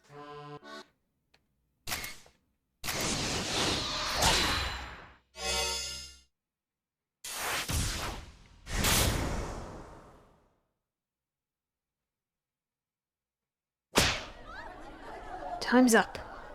Minorikawa had had enough. You gather up customers for a product that doesn't even exist, then try to sell them somewhere else. It's a classic con. You've got it all wrong. I am selling Burning Hammer, I swear. Liar. I bet you're even planning on trying to hustle the props for those little magic tricks. What? No, I'm not. You gotta believe me. Oh yeah? Minorikawa sneered. Then just where is this Burning Hammer of yours, huh? Go on, tell me. He grabbed Yanagishita by the collar. Hey now, easy there, sir. Tell me. Please just let me go. I said, tell me. I'm a pacifist, Yanagishita cried. You're what now? Minorikawa scowled. A pacifist. I demand 3 million yen in reparations. Yanagishita shook free of Minorikawa's grasp, then shoved a hand in his face for a change. Reparations? Minorikawa faltered, baffled by this unexpected counterattack. Yeah, pay up, Yanagishita demanded. 3 million yen in reparations. He seemed to have forgotten his customers entirely in his fury. Don't be absurd. Now I know you're a journalistic muckraker. Only a journalist would stoop so low. Hey everyone, look here. This man just assaulted me. Huh, wait, hold on, I was just... Right here, folks. Now everyone can bear witness to the true face of the media. It's people like this guy who can go around besmirching fine, upstanding citizens with trumped-up hogwash. Hey, wait just a minute here. You're the one who's trying to sell a product that doesn't even Yanagishita broke into a sudden fit of wailing. Norikawa turned to look back at the approaching crowd. Its members glared at him with accusation. "Ladies," Yanagishita begged, his voice interspersed with sobs. "I'm so sorry. I had this amazing diet aid that I was planning to offer to you all at a reasonable price. But it turns out I won't be able to sell it after all. This man's going to write a piece about how my product is bogus. My company's reputation is going to take a huge hit. And because of that, I won't even have a product to sell you. And it's all going to be his fault." As he choked out his words, Yanagishita dropped to his knees in defeat. That's when the riot started.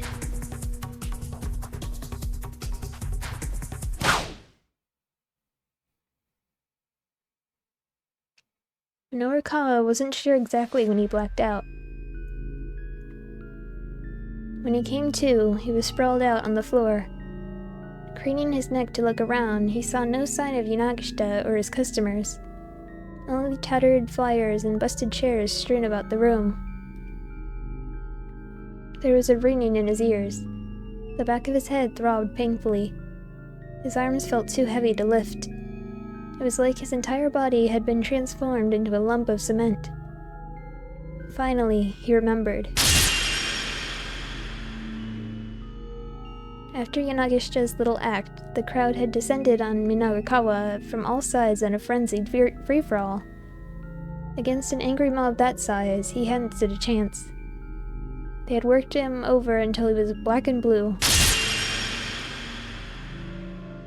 In the midst of the fracas, while the customers were distracted, he'd caught sight of Yanagishita sneaking out of the room. Clearly the man was no stranger to worming his way out of sticky predicaments.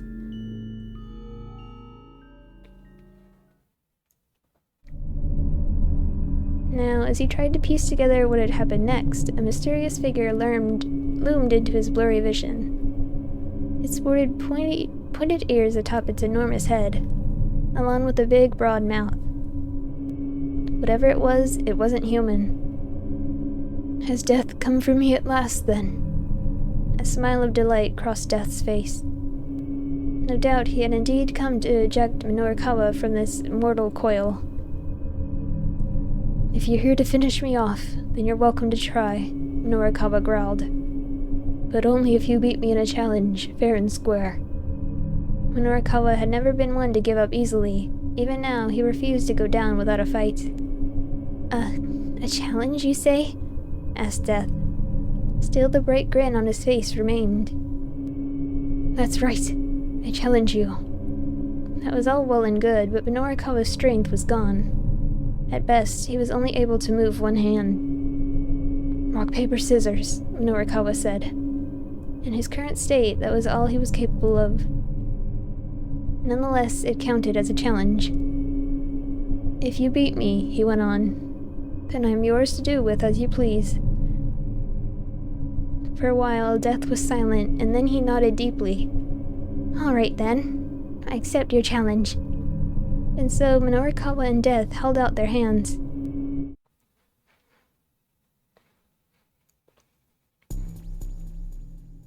Minorikawa tried to throw a rock, but with several of his fingers broken, he couldn't quite curl them into a proper fist. Oh, she could have won. Death, on the other hand, threw paper. "I've lost." All at once, Minorikawa's last remaining energy drained from his body. I was gonna say, like, that's a weird thing to do for scissors. Smart money.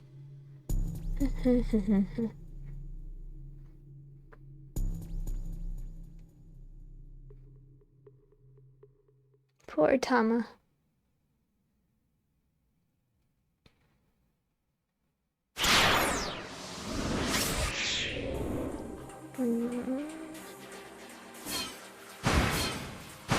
Okay, so we're gonna do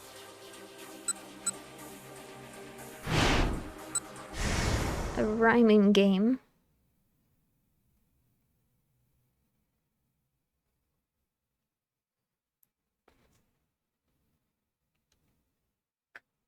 let's play a rhyming game. Huh? The girl says. She seems a bit put off by the suggestion. Yeah, I say, and if I win, you have to let me have all of these. A rhyming game? Really? Okay then, really. Silly. Okay then, listen. Listen, I'm a martial artist. Artist? That's a tough one. Smartest. Glow. No. What I'm saying is I'm a fighter. Okay, fighter shouldn't be too hard. I can do this. Just have to not panic. Let's see, writer. Okay. Scissors. What do you mean, scissors? No! Wait, what the heck's going on? Crap, nothing rhymes with scissors. That's an illegal move. I drop into a fighting stance. Okay then, shall we fight? The girl grins back at me. Now you're talking. The name's Miku, by the way. Challenge accepted.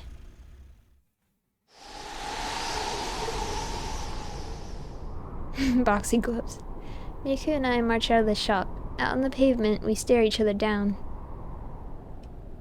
So if you win, I'll let you buy the burning hammer, Miku says.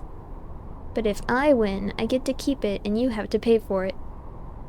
Oh, isn't that a little unfair? If you don't like it, then it's no fight. No deal. I don't have the time to rethink this. Alright. Ready whenever you are. Miku does a little brisk shadowboxing, throwing a repeated 1-2 combination. Oh, what's the deal? Is something going on? It's a street fight. A number of people pass by, including a businessman, a couple, as well as some pretty gruff-looking fellows, and some of them stop to form a small crowd. Achi.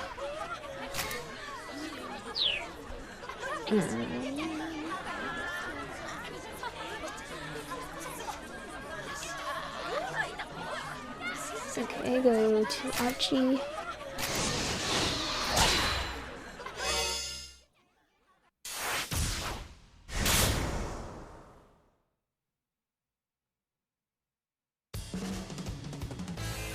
As luck would have it, they soon found a crowd in their path, backs turned toward them. Excited voices rose up from the throng. Whoa, what's the deal? Is something going on? It's a street fight.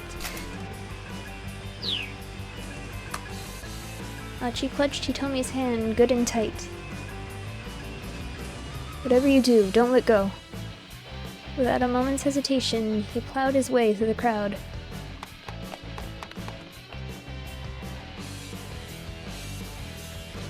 Emerging on the far side of the gathering, Achi saw the main road ahead. Cars were zipping past in a steady stream. What do we do? There were too many cars for them to rush across the street without getting hit. But they couldn't exactly just sit and wait for the light to change. And they certainly couldn't go back the way they came. The pursuers were getting closer and closer. Hitomi, Achi shouted. We're turning back.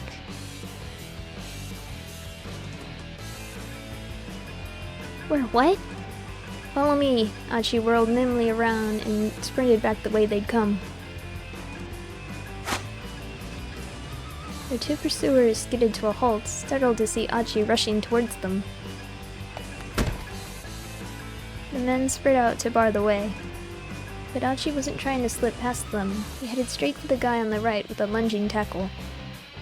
He caught his target full on, dropping him unceremoniously to the sidewalk. Hitomi let out a cry of alarm. In the moment that Achi had spent knocking down one opponent, the other man had snatched her up. So Hitomi was definitely the one they were after too. Achi caught up with the kidnapper and managed to yank Hitomi free of his arms, then immediately caught him in a throw. The man spun like a top as he whirled through the air. "We gotta run," Achi shouted, hoping that he'd bought them enough time. "Right, okay." Once again, they doubled back around and ran. Stealing a quick look behind them, Achi saw the two assailants quickly getting back to their feet. This was bad. He wasn't going to be able to fight them off and keep Hitomi safe at the same time. Besides, at least one of the men had a gun. With Hitomi still in tow, he sprinted in the direction of the main road.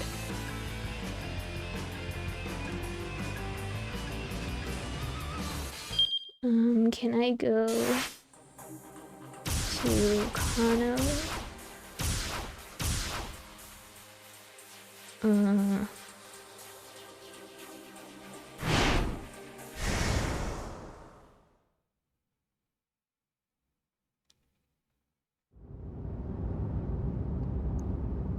Following Kano's directions, Stanley drove toward the crime syndicate's hangout.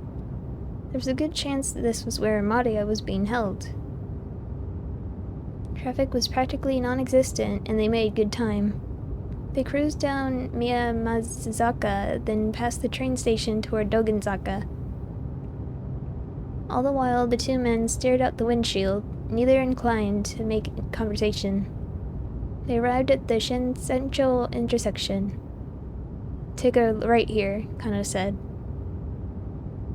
"You nervous?" Stanley asked as he made the turn. His own tone was calm and level. Kano gave no reply.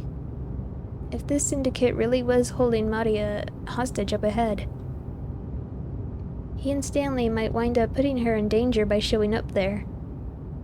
If it came down to it, Kano wondered, could he count on the man next to him taking the hostage safety into account? He doubted it, but there was nothing he could do about that now.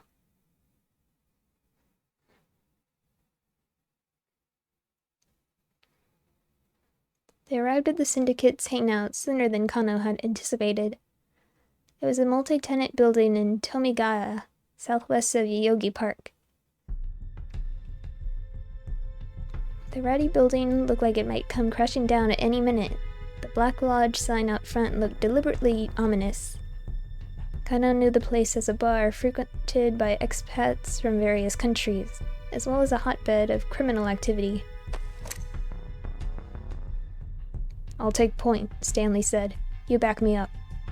He pulled a handgun from his suit pocket. It was a compact Glock, a model frequently used by the FBI or CIA. Bang bang.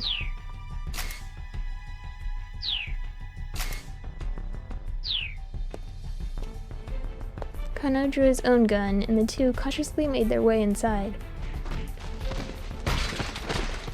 They immediately heard some sort of ruckus from beyond a wooden door at the far end of the hall. "Please don't let this be what I think it is," Kano thought to himself. Sweat beaded on his hands as he gripped the gun tighter. He heard the sound of glass shattering. Then came the sound of something heavy falling to the floor. "Maria!" Ignoring Stanley's previous order, Kano rushed ahead, kicked down the door, and stepped inside.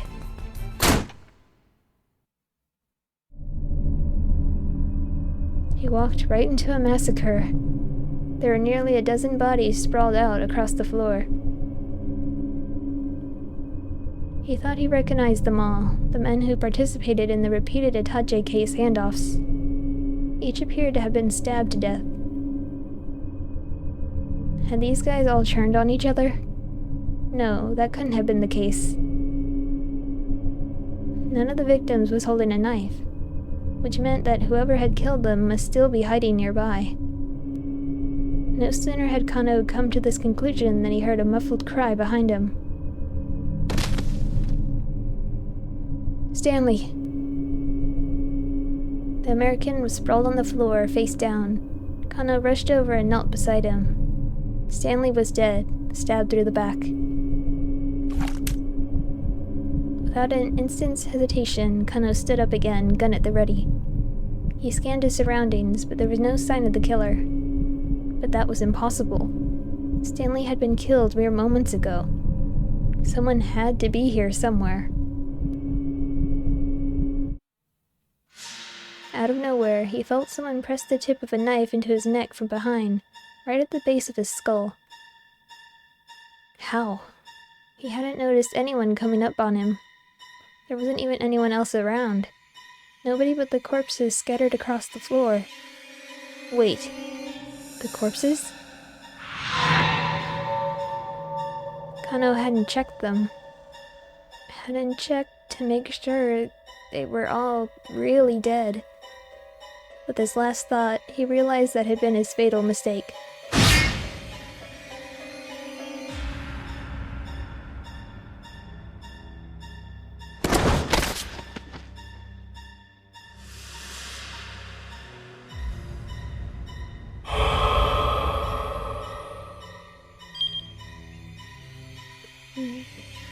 Cause a traffic jam.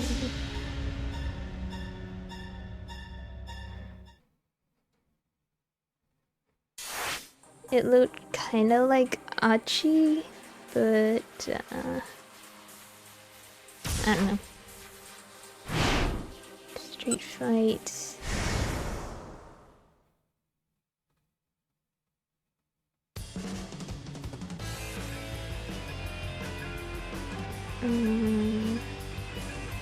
One second.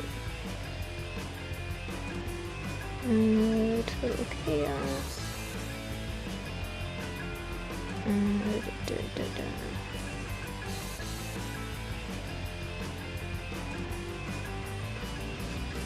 Where's the chaos?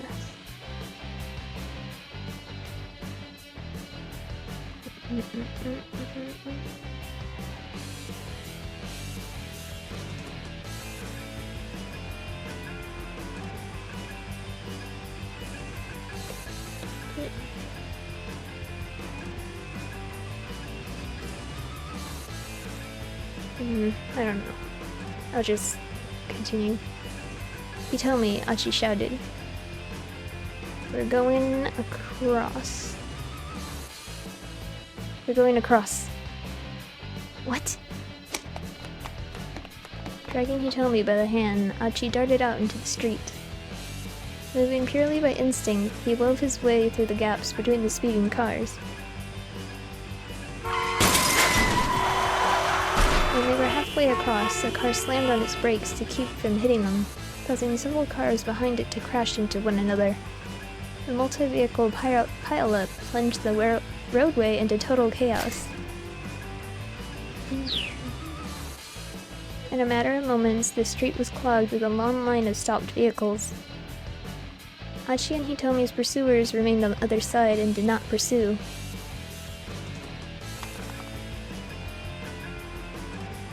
Okay, that was crazy. Hitomi... Oh. Okay, that was crazy. Hitomi panted as she caught her breath. Well, you know what they say. Idle feet are the devil's playthings. Hands, it's idle hands. Whatever, at least they'd gotten away.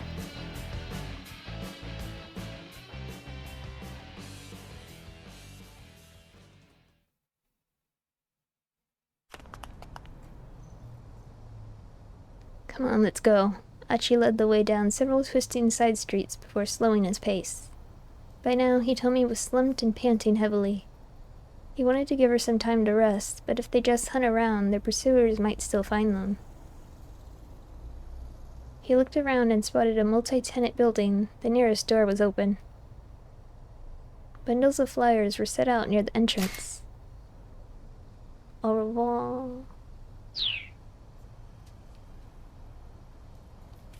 Achi peeked inside and saw piles of plywood and painted lumber. It looked like this was a storeroom for a theater's stage props and scenery. We can hide out in here, he said. But... Hitomi hesitated, but Achi gave her hand a little tug. It'll be fine. There's nobody around. They stepped inside the storeroom, and Achi quickly shut the door behind them. We should probably rest for a bit, he said. There was a wooden platform set up beside a large piece of plywood. Achi picked up a magazine that had fallen on the floor and spread it out atop the platform's dusty surface. Here, now you can sit without getting your clothes dirty. Thank you. Hitomi quietly took a seat.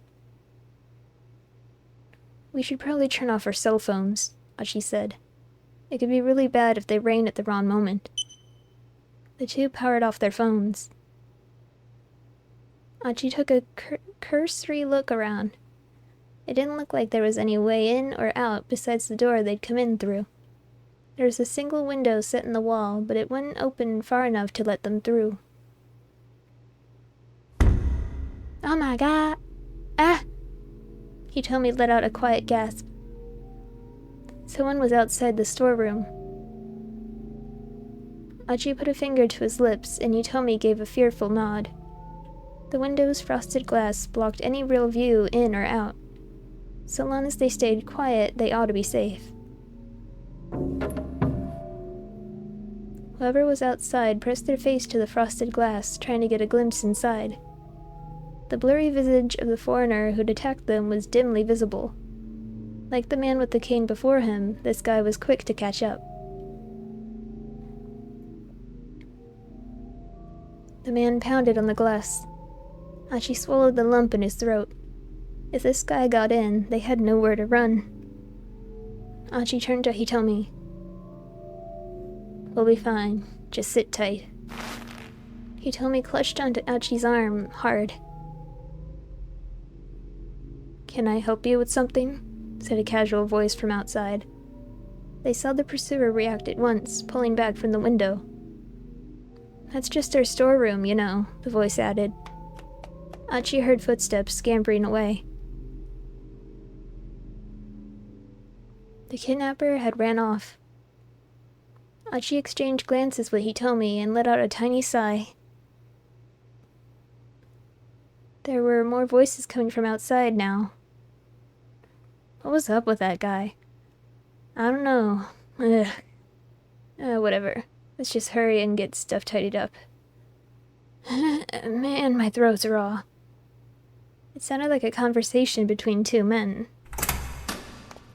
The storeroom door opened and the men clomped their way inside. Tomonari, Tankaya, and Taro Toga.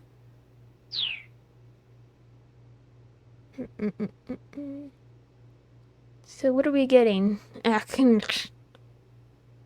Let's grab all these folding chairs over there. The producer said we're gonna need a lot more seats all of a sudden. Mr. Orai said that. Going all out for the troops' last hurrah, huh? Beats me, man. In no real hurry, the men went about carting the folding chairs away. They didn't notice Achi and Hitomi sitting silently in the shadows. Not to change the subject, but how come we're using a dry ice machine and not a smoke machine? Maybe that's why my throat's bothering me. Yeah, it's pretty weird. Nobody's even operating it, and it's still drawing a ton of power. Think it's defective? Achi and Hitomi waited for the two men to finish up. If they were spotted, it would probably cause a scene, and worse still, it might alert the men who were hunting them. Once they'd carry off the rest of the folding chairs, the men closed the storeroom door. The foreigner could still be somewhere nearby, though, so Achi decided they should hide out in the room a little longer.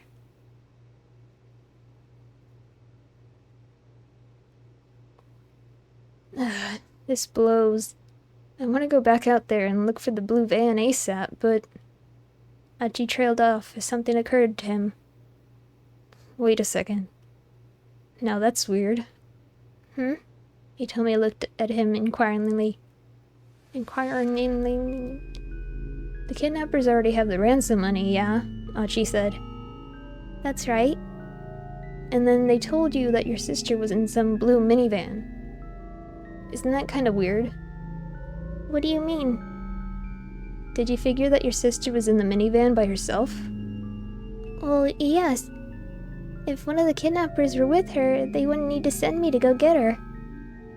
Right, Achi said. And yet the fact was that as soon as the kidnappers had their money, they could have let Hitomi's sister out of the vehicle and just run off. There was no point in sending Hitomi to fetch her personally. A look of revelation dawned on Hitomi's face. Oh! That minivan had already left Dogenzaka, she said. And it came back while we were there waiting for it, Achi finished. He thought back to his earlier run-in with the blue vehicle. So then, inside that minivan, there had been a bunch of foreigners inside. Which meant...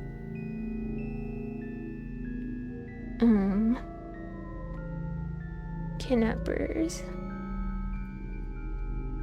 The kidnappers had been trying to ambush Hitomi. They told her that her sister was in the minivan to lure her to it. And the kidnappers had been lying in wait inside. Do you think they were trying to kidnap me too? That's it. Achi clapped his hands together. Then they let your sister go and demand a ransom for you. And then they make her deliver the ransom money for your release. They'd be able to get, like, infinite ransom money by constantly abducting one twin after the other. That seems a little far-fetched.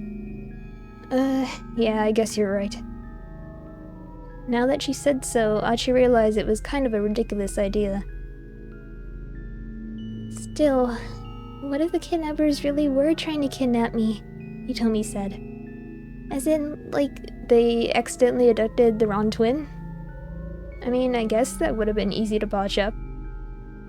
That would imply that they wanted me specifically and not my sister. Hitomi paused briefly and thought. Maybe you're hotter than your sister or something? Achi suggested with enthusiasm. Hitomi shook her head. That can't be it. If anything, it's the other way around. Compared to my sister, I'm just... Whoa, hey, stop right there. Achi had to interrupt her. You're not just anything. Please don't. I'm just... Tears had welled up in Hitomi's eyes. Why'd this have to happen to her? Why not me? Oh, hey, come on, don't cry. I'm sorry. Cheer up. It's like that song says. Don't just stand there. Wipe those tears away. That one. You know it? Is that Aya Kameki? Yeah, that's the one. Put your hand in mine. Every single bee's a light. Huh? You know, every single bee's a light. Hitomi let out a giggle. Everything will be alright. Huh? You got the lyrics wrong. It's everything will be alright. Ah, right. Well, yeah, I guess that makes more sense, I guess. Achi's mouth curled into a sheepish smile.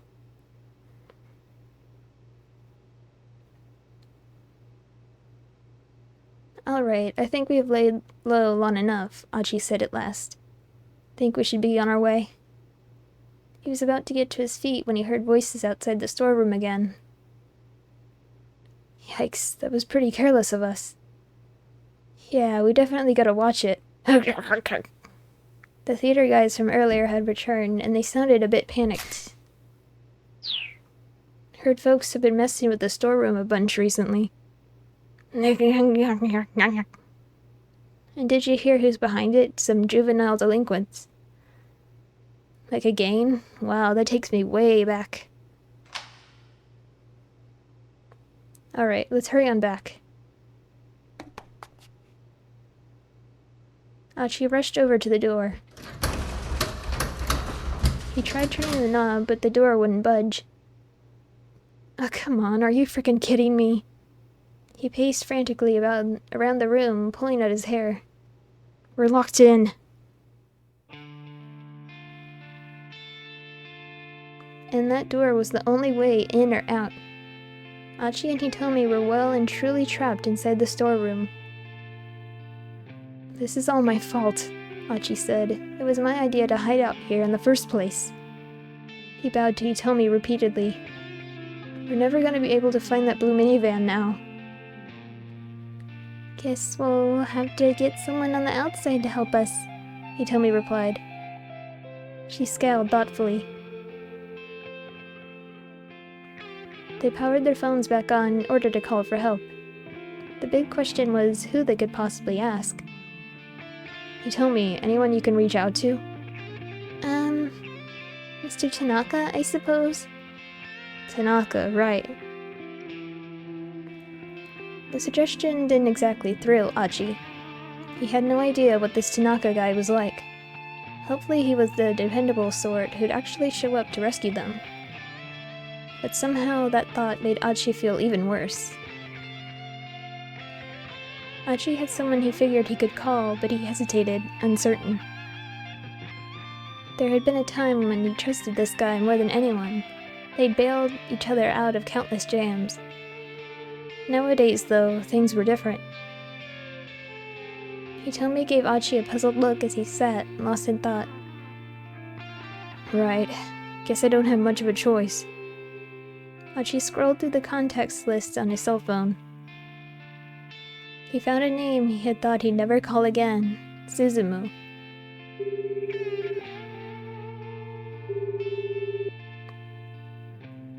Yo. Achi? Is that you? Suzumu's voice was low and guarded. Look, I got a favor to ask you. I'm in a real bind here. Huh. Like, things are ridiculously bad. I thought maybe you could help me out a little bit.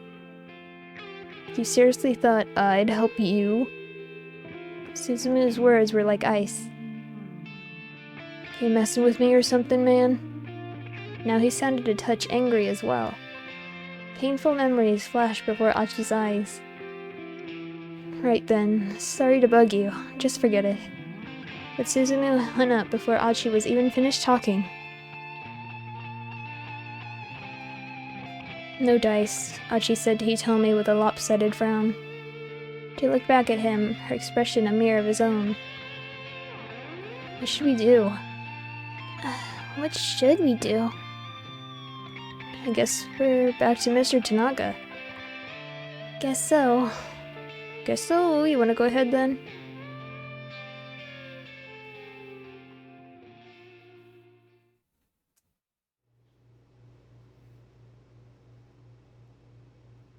Hitomi tried calling him repeatedly, but Tanaka didn't pick up.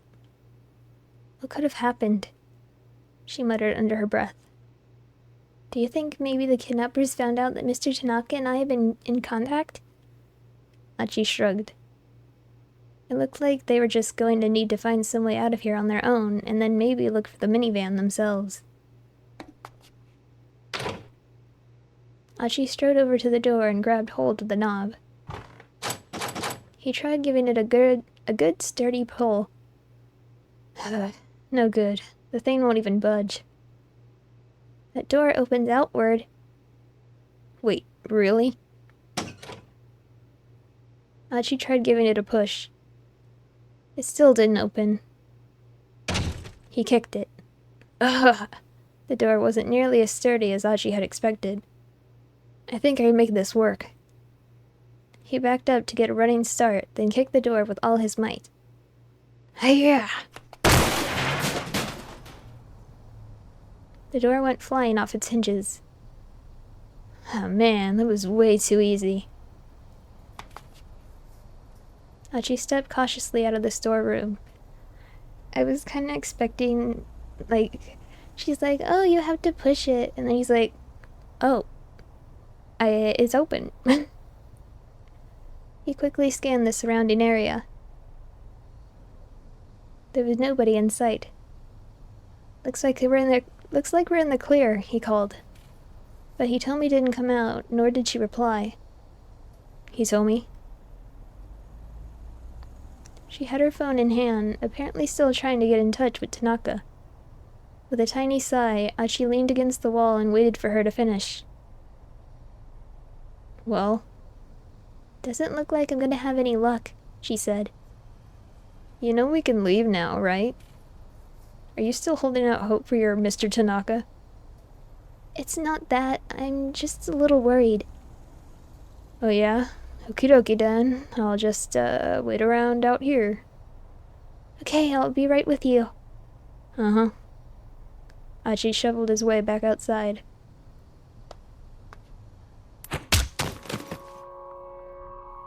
Ah, crap. By the time Achi could finish processing the thought, he was already laid out on the ground. His jaw hit the asphalt hard.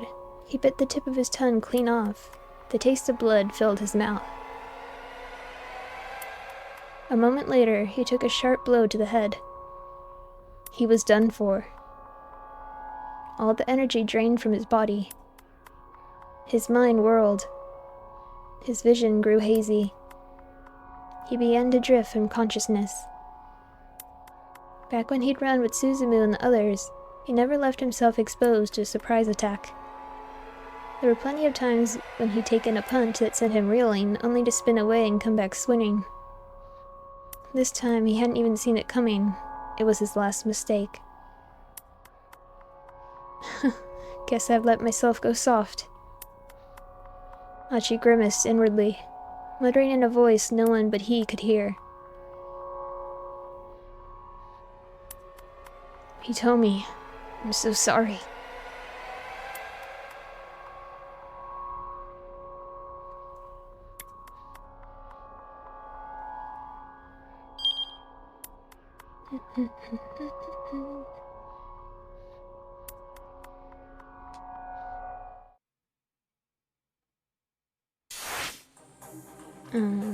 Kano.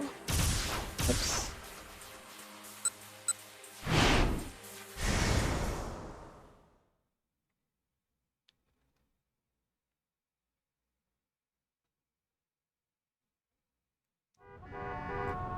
The car moved at a glacial pace toward the crime syndicate's hangout. Stanley pounded his fists on the steering wheel in frustration. They had no sooner set out than the traffic slowed to a near standstill. Despite the occasional lurch, it never crept above a crawl. Kano stood in the passenger seat. The case was rapidly getting out of hand. Now he had to worry about the safety of both Maria and her sister Hitomi. Never mind the fact that Detective Tateno had also gone missing.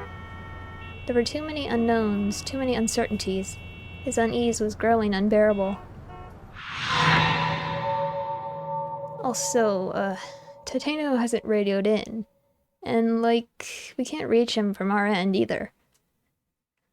Kuse's words kept echoing inside Kano's head. What could have caused Tateno to drop out of contact?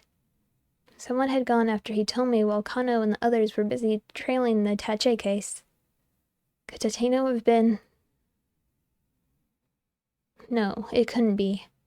Kano was sure Tateno would have done whatever was necessary to keep Hitomi safe. Stanley broke the long silence. What's on your mind? Still thinking about that call from Kuse?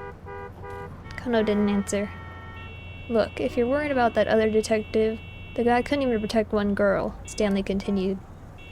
Not exactly a ringing endorsement. Don't you talk about Detective Tateno that way. I'm concerned about Hitomi Osawa, but the missing Itachi case needs to come first. Stanley's expression remained stone cold. Kano flashed him a sidelong glare, then went back to staring out the window. A moment later, a flurry of motion in a nearby alley caught his eye.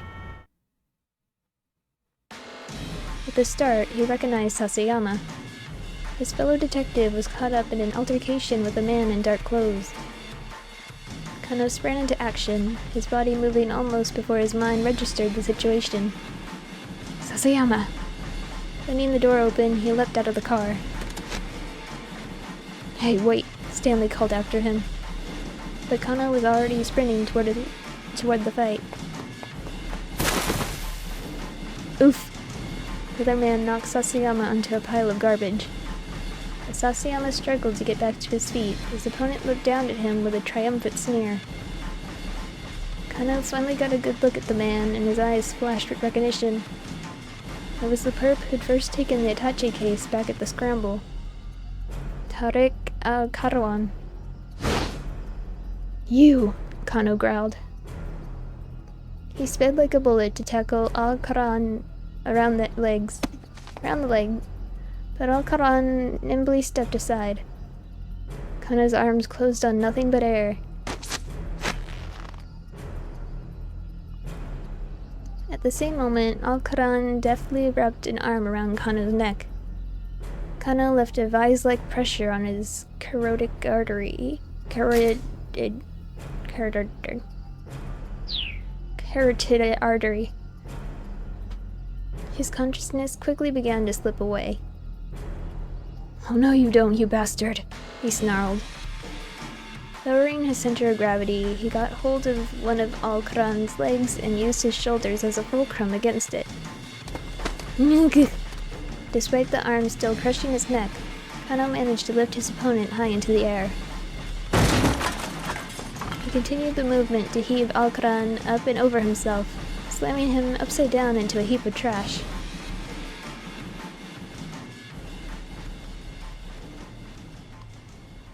Stanley strolled up to the aftermath of the struggle. "Well, you got the brawn part down," he said. "Need some work on the brains." Alcaran was sprawled out atop the mound of refuse. He'd been knocked out cold. Sasayama coughed and sputtered. Kano went to help him to his feet, but Stanley stepped in between them. "What are you doing?" Stanley asked. "Helping Sasayama. What does it look like?" "We need to apprehend Alcaran first." "He's not even conscious. Sasayama can come first." He pushed Stanley aside and crouched down alongside his partner. "Are you alright?" he asked. "Yeah," Sasayama groaned. "You bailing me out, though." "Can't let the missus know about that." "Mum's the word," Kano said. He slipped an arm underneath Sasayama and helped him to his feet. "I managed to find the guy who had the Itachi case," Sasayama said. "But when I tried to arrest him, this fella came out of nowhere and attacked me." He flashed Alcaran a nasty look.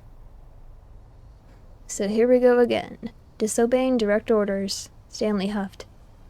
"What's the deal with Japanese police, anyway?" He shook his head with exasperation.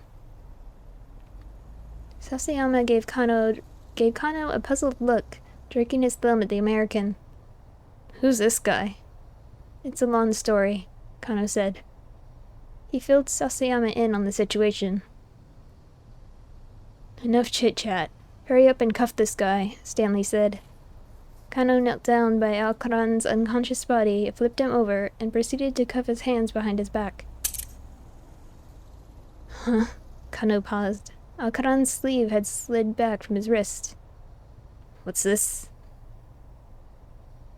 The unconscious man had a tattoo of a two-headed scorpion on his left forearm. Stanley strode over. "You find something?" he asked. "Yes, I think this guy might be the ringleader." Seeing the image had reminded Kano of something he'd heard back at headquarters, that the head of the foreign syndicate had a scorpion tattoo. He relayed this information to Stanley. "I see." Stanley called up Kuze in his cell. "You'll be happy to know that the guy with the Itachi case is still at large," he said. "Apprehending the ringleader at this point shouldn't be an issue. One of your so very capable subordinates gave us a big step forward in the case here." "Wait a second," Sasayama murmured. "That was sarcasm, wasn't it?" Stanley hung up and called over to him. "Think you can escort this guy back to the precinct?" "Yeah, sure, seeing how very capable I am." Kano felt his phone vibrate. The display showed an incoming call from Rumi. "Hello?" he answered warily, keeping his voice down. Stanley had him a little on edge. "It's me." It was Shizuo. Damn it, Kano thought. He did not have time for this right now. But if he just hung up, he might be in even deeper hot water. Kano... Listen. Kano decided he better listen to what the old man had to say. Hello, sir. I'm afraid I'm not really at liberty to take a personal call right now, even if it is from my father-in-law. He did his best to sound apologetic. I'm not your father-in-law. Ah, yes, of course. Sorry, sir. He bowed his head reflexively, feeling like an idiot. You really don't give a damn about keeping me waiting like this, do you? Sir, I swear to you, I feel terrible. Please, I just... Flustered, he took a deep breath and recomposed himself. I promise you, sir. I promise I'll be there. If you can just wait a little while... Don't make promises you can't keep. Shizuo's barking rebuke made Kano break out in a sweat. You think I'm gonna let you off the hook just because you're working a case? This is exactly why I don't want my daughter with some detective. Great, another angry tirade. But didn't you used to be a detective, sir? Kano muttered. You watch yourself, you little brat. It's not enough that you keep calling me your father-in-law. I have to bring that up. Evidently, Kano had touched a raw nerve. It seemed like anything he said only made matters worse. Well, you're not off the hook, Shizuo continued. I am never letting my daughter marry the likes of you. His fury hitting its crescendo, Shizuo promptly hung up.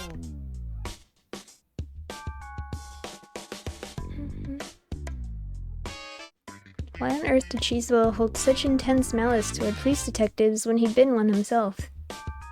Kano had become a detective for Rumi's sake in the first place, and now it was the biggest thing holding him back. Hey, come on, let's go. Stanley's voice snapped Kano out of his daze. Ugh. Grimly, he followed the American back to the car.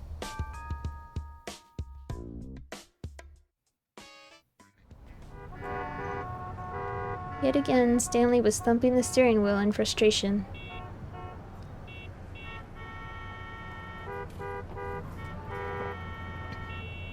Traffic hadn't let up one bit. It was starting to look like they might never make it to the foreign syndicate's hangout. Kano caught sight of a girl in a hoodie weaving her way between the stopped cars on foot. He rolled down the window and called out to her. Miku Morita. She retired after losing a Tama? What? Excuse me, miss. Did something happen? Huh? What do you mean? With the road, I mean, what's with all the traffic? Oh, right. Apparently there was some big accident over by the train station. That's probably what's causing it. Really? Yeah, I don't think you guys are gonna be going anywhere for quite a while. She smiled and went on her way. Stanley gave the steering wheel another punch.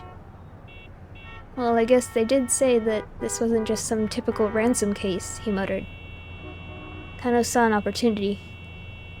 If they're not after the money, then what are they after? Stanley kept his eyes forward, acting as if he hadn't heard. Look, Kano said, I can't help you if you keep me out of the loop. After a few moments of thought, Stanley replied with a single monosyllable. Drugs. What? Maria's father, Kenji Osawa. I assume you're aware he works for Okashi Pharmaceutical? I am. Nothing's been made public yet, but Osawa recently oversaw the development of a new drug. And someone is trying to get their hands on it. Kano's mind latched onto this new information, trying to assemble the pieces of an involving puzzle. Someone? Who? An international criminal mastermind. This foreign syndicate is merely a tool in someone else's game. Kano regarded Stanley's face carefully. He looked more cold and serious than ever. So wait, does that mean that the reason we're letting this syndicate walk around unfeathered is on my orders, yes. I see. So the only thing you're really concerned with is catching this international mastermind. Precisely. Kano felt like he was starting to get a picture of what sort of person Stanley was. So you don't really care what happens to the girl who's been abducted, do you? Not particularly, no. Why, do you have a problem with that? Kano clenched his fist. His hand was shaking with anger.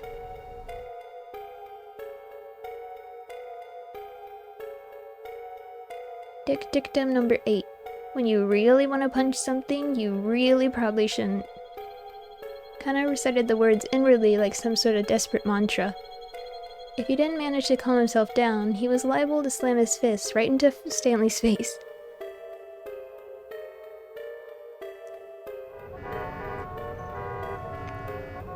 Outside the car, the traffic remained at a standstill. Kano chafed against the feeling of utter futility. One after another, his uncertainties came to nag at him. Was Maria still safe? What had happened to Hitomi and Tateno, her bodyguard? And now, on top of all this, it struck Kano as rather careless to send Sasayama away with Al-Quran without any backup. Now that Jack had alerted him to the presence of a dangerous international mastermind still on the loose. Fighting back his fit of pique, Kano got out his cell phone.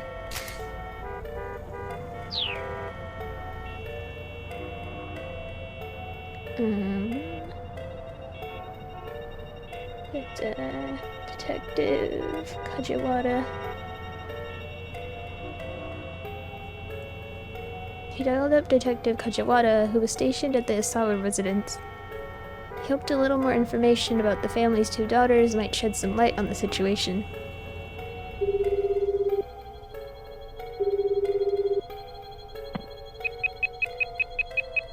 The detective answered promptly. Kajiwara here. Hey, it's Kano. Huh, Kano? A horrid, jarring beeping was audible from the other end of the line. What's that noise? Kano asked. Sorry, hold on, I can't really hear you. Okay, go on.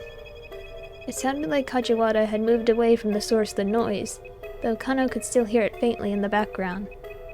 He explained that he was looking for more info on the Asawa girls. Honestly, Detective Kano, I thought you were more mature than this, Kajiwara said disapprovingly. Come again? Kano said, bewildered. What's with the attitude all of a sudden? You got a little crush, don't you? Kajiwara told him.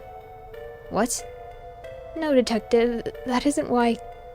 You mustn't let yourself get personally attached to an investigation. Still, I was young and impulsive myself once. I guess I can tell you one thing. Kano kept his cell phone pressed tight against his ear. The 2 girls, they look exactly alike. Kajiwara kept his voice low, as if he were revealing a major secret. But Kano knew this already. Everyone assigned to the investigation had been informed that the girls were twins at the previous night's briefing.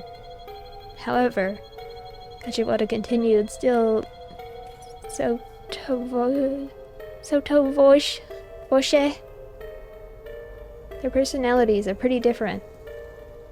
The younger sister, Hitomi, is quiet and reserved, but Maria is apparently more of a busybody. I see. Kano thought back on Hitomi, standing in front of the statue of Hachiko. She had indeed seemed like an introvert, though Kano had also sensed her intense commitment to helping her sister. Perhaps she was less demonstrative, but her heart certainly seemed to be in the right place.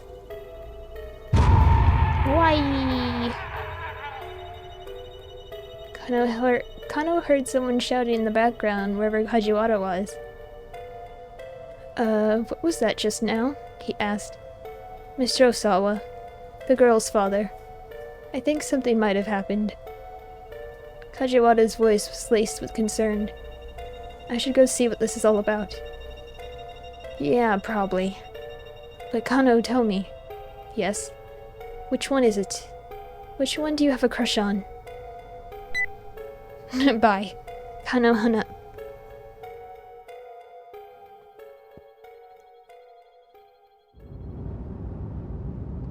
At long last, traffic began to move again. Almost as soon as it did, however, Stanley had to slam on the brakes. The abrupt stop made Kano smack his head against the windshield. Hey, what gives? Look, Stanley said. He gestured with his chin. Kano couldn't believe his eyes. There, walking alongside the sidewalk ahead, was Al-Quran, very much not in custody. What the hell? Kano shouted, already hopping out of the car. Stanley was right behind him. They crept up on their target as silently as possible, then rushed him once they were close. In a moment, they had subdued him. Kano used his own body weight to hold Al-Quran down. "What are you doing out here?" he demanded. "Oh, hey, guess you didn't get the memo, huh?" Al-Quran flashed a coy grin. "They let me go." "Let you go?" "I think your buddy here might have hearing problems," Al-Quran said to Stanley. "I'm a free man." Kano turned and glared at Stanley. What is he talking about? No idea. First things first, get this guy back to the precinct. I'll head to the syndicate hangout by myself. You don't think this is weird? Kano asked. I mean, what the heck is this guy doing on the loose again? What matters is that he is free. Maybe he's telling the truth about being let go. But that's ridiculous. Then I guess he must have escaped on his own, Stanley replied. In either case, your buddy screwed up royally. Now it's on you to unscrew things. None of this sat right with Kano, but the fact remained that he couldn't just let Al-Quran go. He gave Stanley detailed directions to the hangout, and the car sped away towards Yogi. Then Kano headed back to the precinct with his captive, trying to reassure himself that he might learn something from questioning Al-Quran that would help resolve the case.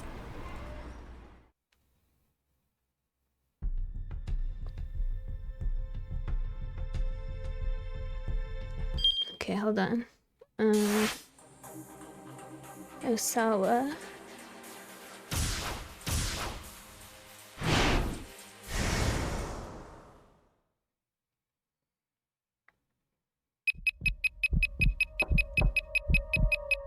Mr. Osawa? It's Kajiwara. Perfect timing. Osawa hurried to let the detective into the study. Boat tracker is picking up signal.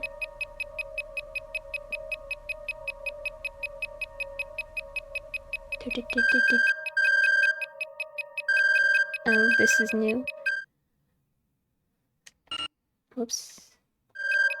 All of a sudden, a different noise cut in over the bug tracker.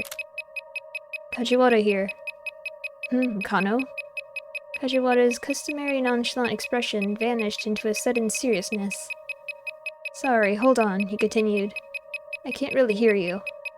He headed out of the room, the phone clutched to his ear. Osawa was left to wonder what the detective had been about to tell him.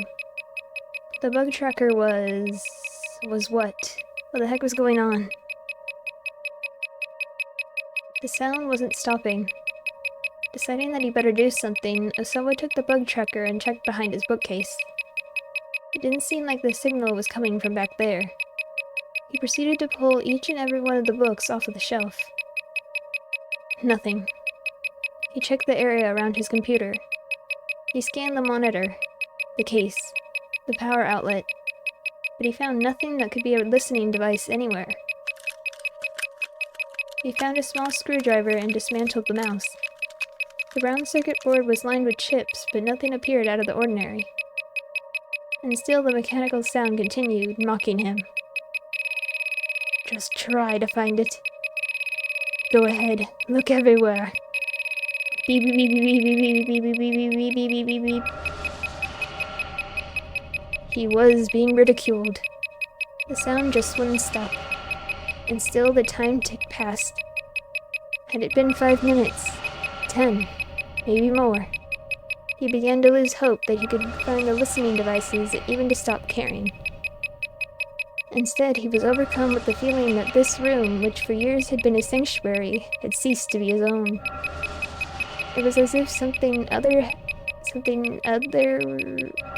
had intruded and laid claim to his personal space. In his fevered mind, He began to hear the tracker's sound as a high-pitched laugh, an accursed, relentless noise, cruel and taunting, the mockery of the devil himself. Osawa hurled the bug tracker against the wall. Then he picked it up, only to smash it back onto the floor. Then he stomped on it ferociously. There was a satisfying snap, accompanied by the sensation of the thing being crushed underfoot.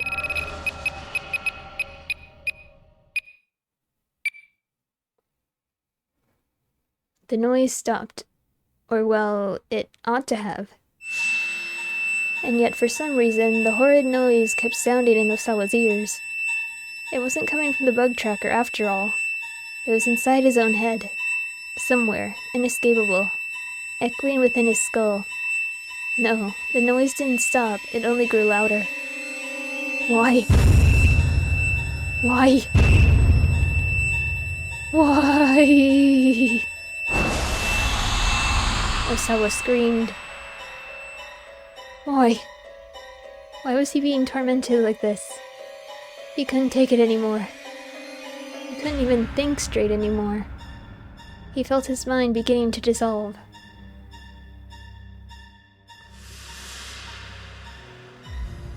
Ding, ding. Incessant beeping. If only someone hadn't called Detective Kachiwara. Hopefully that's the end with the tracker, because I'm so sick of that noise. Kano...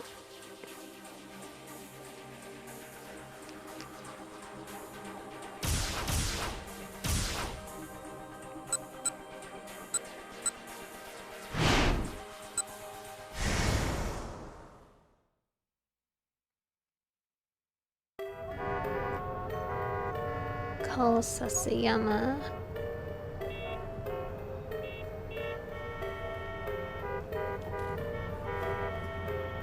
He dialed up Sasayama.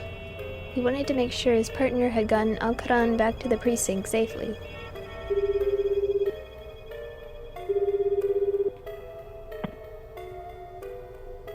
Sasayama picked up almost right away. Kano, what's up? How are things on your end? Any problems getting Alcaran back? Nah, I've got Tateno taking care of him. Wait, what? Kano could hardly believe his ears. You were in touch with Tateno? He asked. He could hear the shock in his own voice. Yeah, just bumped into him over by the precinct a little while ago. Then he is safe. Kano felt a surge of relief. What about Hitomi then? Stanley glanced over at him, curious. Tateno says he lost track of her somehow. And then he got called back to the precinct, apparently. Tateno had lost track of her. That's not like him, Kano thought. Since he was heading back there anyway, I handed our guy over to him, Sasayama said. I see. Kano was glad to hear that Tateno was alright, but his relief was tempered by a surge of anger at the thought of what had happened to Hitomi. Now I'm back detailing the Itachi case, Sasayama continued. Today's my wife's birthday, you know. My plan is to wrap this thing up ASAP so we can celebrate tonight. I've already got a present and everything. I envy you, man. Closing his eyes, Kano took a moment to picture Rumi. But Shizuo's face popped into his mind's eye right alongside her. Well, just hang in there, buddy. Even if your girlfriend is just a picture of Masami Nagahama. Masami Nagahama.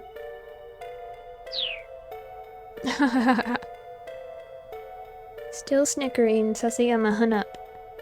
Kano bit his lip and slipped his phone back into his pocket.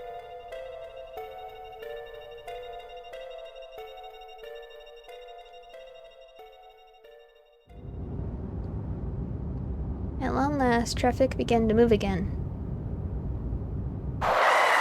Almost as soon as it did, however, Stanley had to slam on the brakes. The abrupt stop made Kano smack his head. Same thing.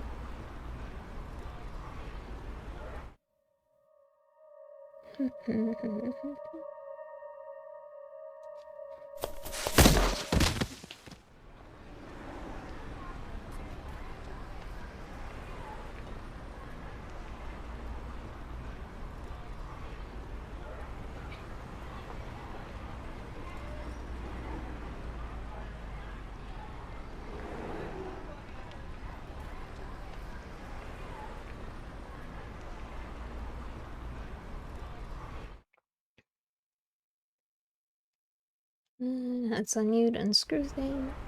None of this sat right with Kano, but the fact remained that he couldn't just let Alcaran go. Oops. He gave Stanley detailed directions to the hangout, and the car sped away towards the Yogi.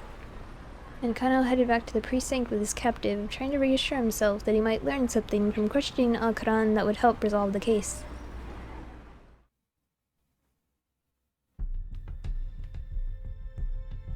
Kano sat opposite Alcaran in the interrogation room. He'd been attempting to interview the suspect for about a quarter of an hour. Alcaran sat ramrod stiff, not responding to any prompts or questions. "What time is it right now?" he asked. They'd taken away his watch, his wallet, a small knife, and his keychain. This was the third time he asked to know the time. "Why are you so concerned what time it is?" Kano asked. Alcaran gave no reply. "Are you waiting on something?" Again, the suspect was staunchly silent.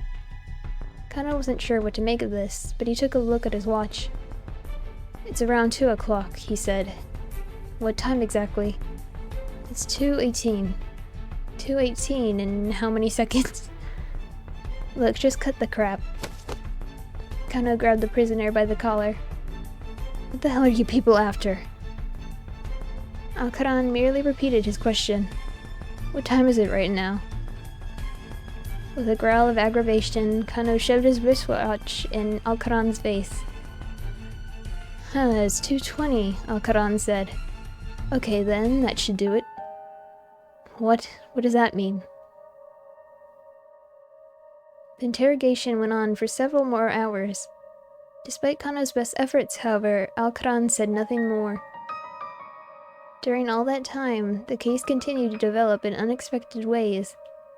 But Kano, stuck in the interrogation room, knew nothing about it until everything was already over and done.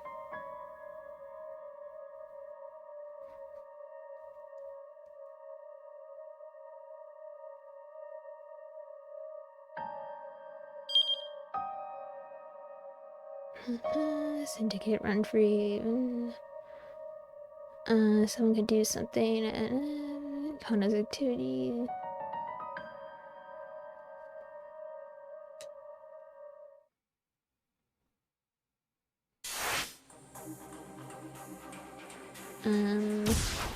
Achi.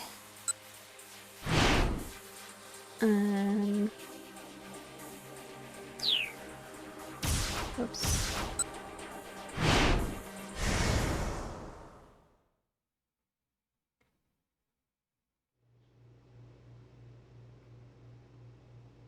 Alright.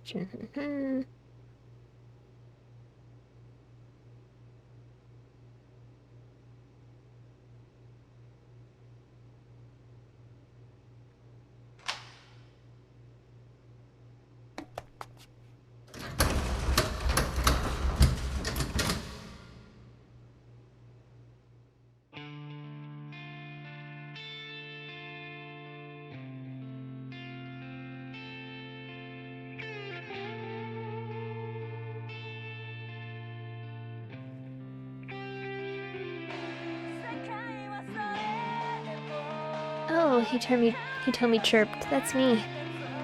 She took a look at the LCD display. It's an email from Mr. Tanaka. Okay. Hitomi began typing out a response with practiced ease.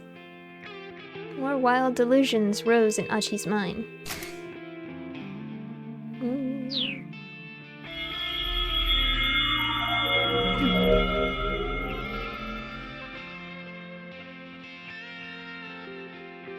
Stealing a quick glance at Hitomi, he noticed her gazing happily at her phone screen. His delusions ran even more wild. Oh my god. While he was still fretting furiously, Hitomi finished typing her response. So, what did you wind up saying? Achi asked. I explained the situation. That we're trapped in a storeroom, you've got some guys chasing after you, and you're looking for some van? Yes, I also asked him to please keep this a secret from my family and the police. Whoever this Tanaka guy was, he told me sure seemed to put a lot of trust in him. A short while later, he told me his phone chimed with a reply. She checked the screen in a flash, all eagerness. Achi... couldn't help but ask. So, what's that Tanaka guy have to say? A hint of jealousy slipped into his voice. He says he's gonna try to find the minivan for us. Huh? If he just comes and let us out, I can go look for it myself. He says he wants us to hide out here a little longer. What the hell? Seriously?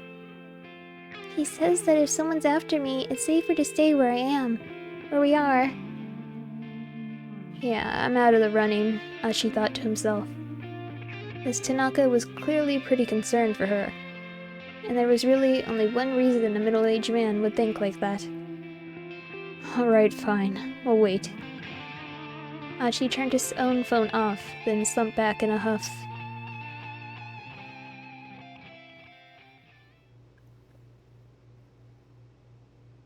After 20 more minutes in the storeroom, the two were sitting in silence. Achi had run out of things to talk about. Do you think you'll ever be friends again? You and that one guy, Suzumu, I think it was. Hitomi's question caught Achi off guard. He stammered, unsure how to respond. Hitomi shook her head. I'm so sorry. I barely know you. That was insensitive of me. No, it's alright. I mean, sometimes I wish things could go back to the way they used to be, Achi said. He let out a tiny sigh. What that Kiru guy said was the truth. I was the guy who founded SOS. Do you know what I mean by that? Hitomi gave a slight nod. I mean, I never wanted to be in charge of a gang or anything. But I knew that if I left, SOS would just fall apart. And I didn't want everyone else to get all caught up over who would take my place, you know? So I thought long and hard about it. Looking for a way for folks to stay friends even after I was gone.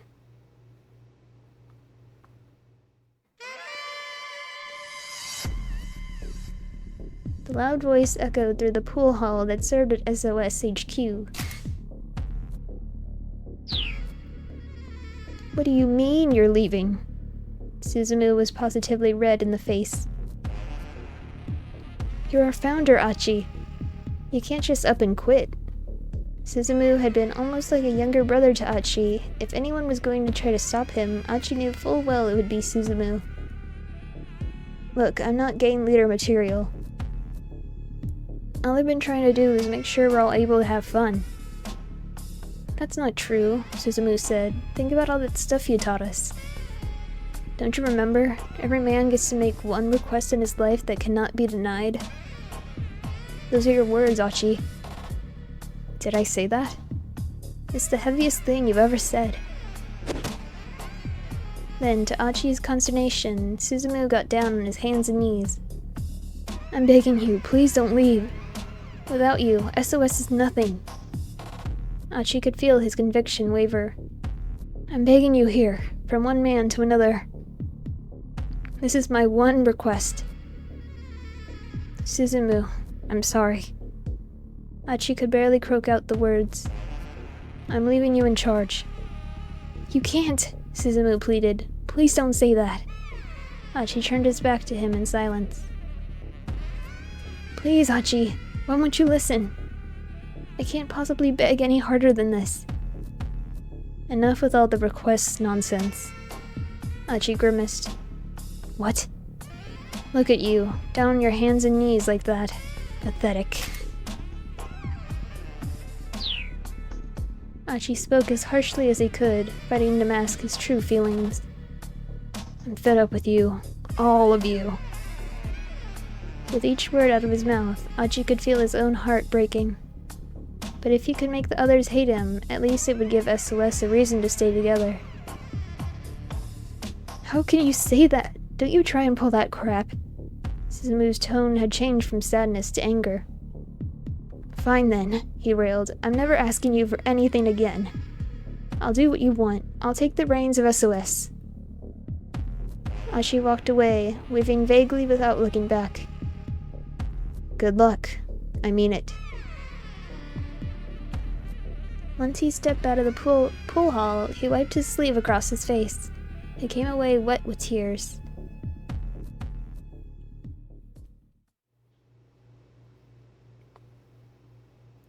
Sometimes I think that maybe I could apologize to those guys and we could go back to the good old days again.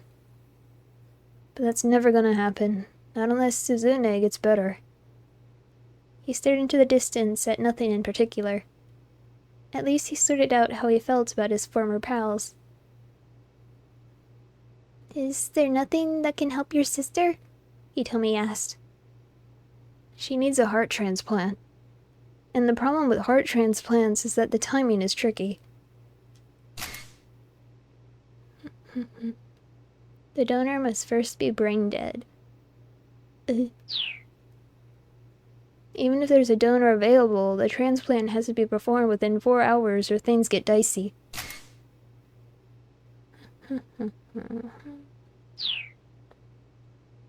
Oh wow, I didn't realize. Someone with a heart that's a match for Suzune would need to die somewhere nearer. Somewhere they could perform the surgery within that 4-hour window. The odds of that happening are so small, it would almost be a miracle, which is what my sister's been waiting for. He told me don't kill yourself, I swear to God. Achi thumped the left side of his chest. If my heart would do the trick, I'd gladly let her have it. Damn it, and I've got a strong heart too. He thumped himself on the chest again and again. He didn't mention it to Hitomi, but Suzune's blood type made finding her a heart transplant even more difficult. She had Bombay blood. Bombay. Okay. It was one of the rarest blood types in the world. Apparently there were only a few dozen people in all of Japan who had it.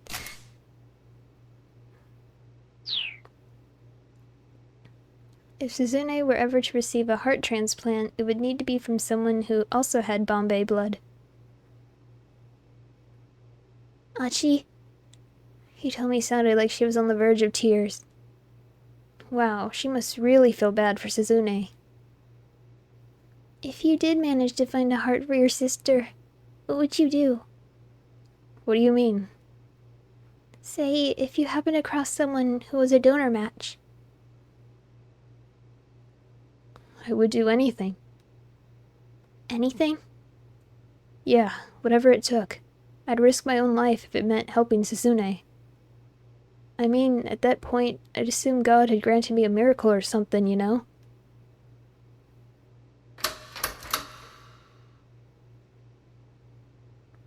Mr. Tanaka? Unfortunately for these two, it's not Mr. Tanaka.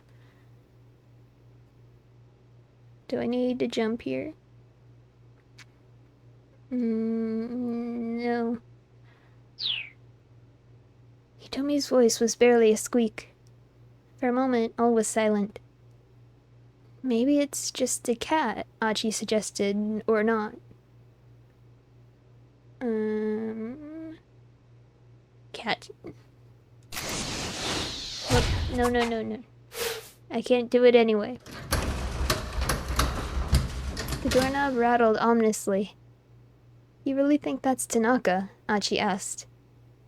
I'm not sure. If it were him, I think he'd probably say something.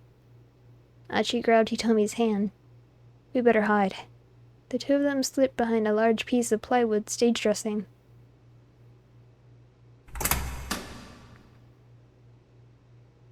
The door swung open with a loud creak. In stepped a cat. Oh, it's just a kitty cat. A giant kitty cat walking upright. Achi and Hitomi stared in confusion as someone in a cat costume slipped into the room. There was something vaguely sinister about the fuzzy figure. The cat had both hands stuffed into its pockets, and it shuffled as it walked, dragging one leg. You think that's someone with the theater troupe? Achi whispered. Maybe? The two huddled in the shadows, pressed almost cheek to cheek. They watched as the cat rifled around inside one of its pockets and then pulled something out. It was a bundle of keys, no doubt the ones it had used to get inside. Achi's eyes fixed on the furry mitt that held them. Oh my god! It was stained dark red. That could be only one thing: blood. In the moment, Achi finally realized just what was going on. That's no theater guy. It was the assassin. He'd used the catsuit to slip past the theater people and had somehow gotten his hands on the storeroom keys. Now he tossed the keys away, then delicately adjusted the costume's wobbly head. Hitomi, we gotta run. Huh? Hitomi seemed frozen, mesmerized. Da-dong! The cat turned directly toward them. Watch it just be Burning Hammer or something. The fur around its mouth was stained crimson. Nope. Hitomi let out a high-pitched cry of shock. The cat drew its other hand out of its pocket. Clutched in its mitt was a gun. Achi and Hitomi had nowhere to run. Nowhere to hide.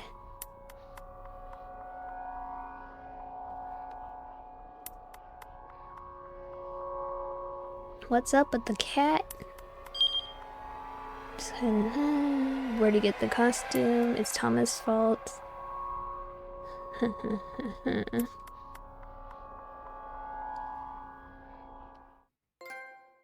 Yee.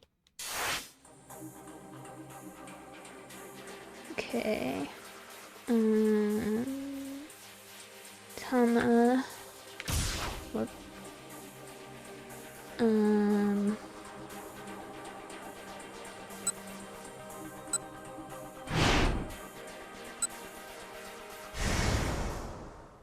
Achi.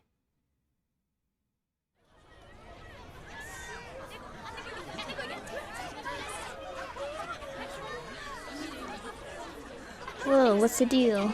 Something going on. It's a street fight. A number of people pass by, including me. Wait.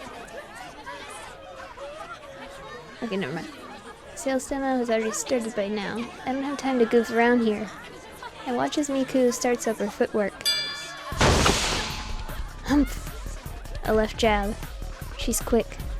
I can see why she's the champion. Hiya! She immediately follows up the jab with a wide right hook. Whoops.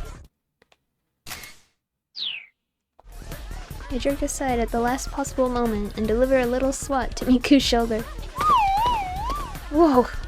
She slips off balance and pitches forward. Oh wow, what was that? The crowd has started clamoring. Miku rights herself and gets back into a fighting stance. What the? Ow! She doesn't seem to know what just happened. Arrgh! This time, I watch as she unleashes a kick with her left leg from a distance. On reflex, I bring up my right hand and adopt a guarding stance. Gotcha! She calls out. It was a feint. Gasp.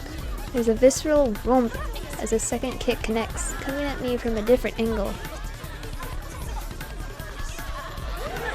Oh, what gives? My big mascot head serves to cushion the blow to the point that I barely feel it. Yeah! She proceeds to unleash a string of additional kicks with her left leg, trying to defeat my fuzzy armor. Eventually, I catch hold of her foot. Holding her off balance, I begin to walk her backward, making her hop awkwardly on one leg. Ugh.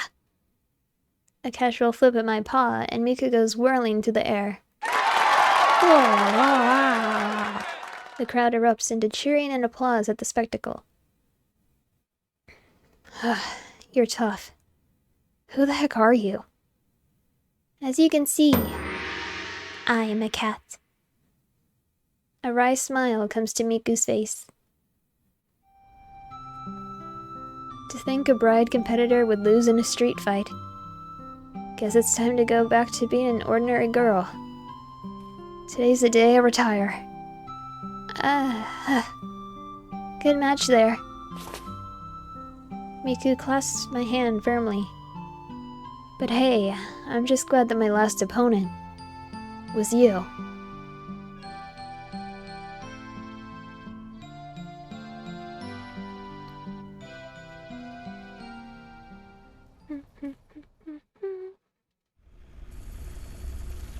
I hoist up the boxes of the diet drink.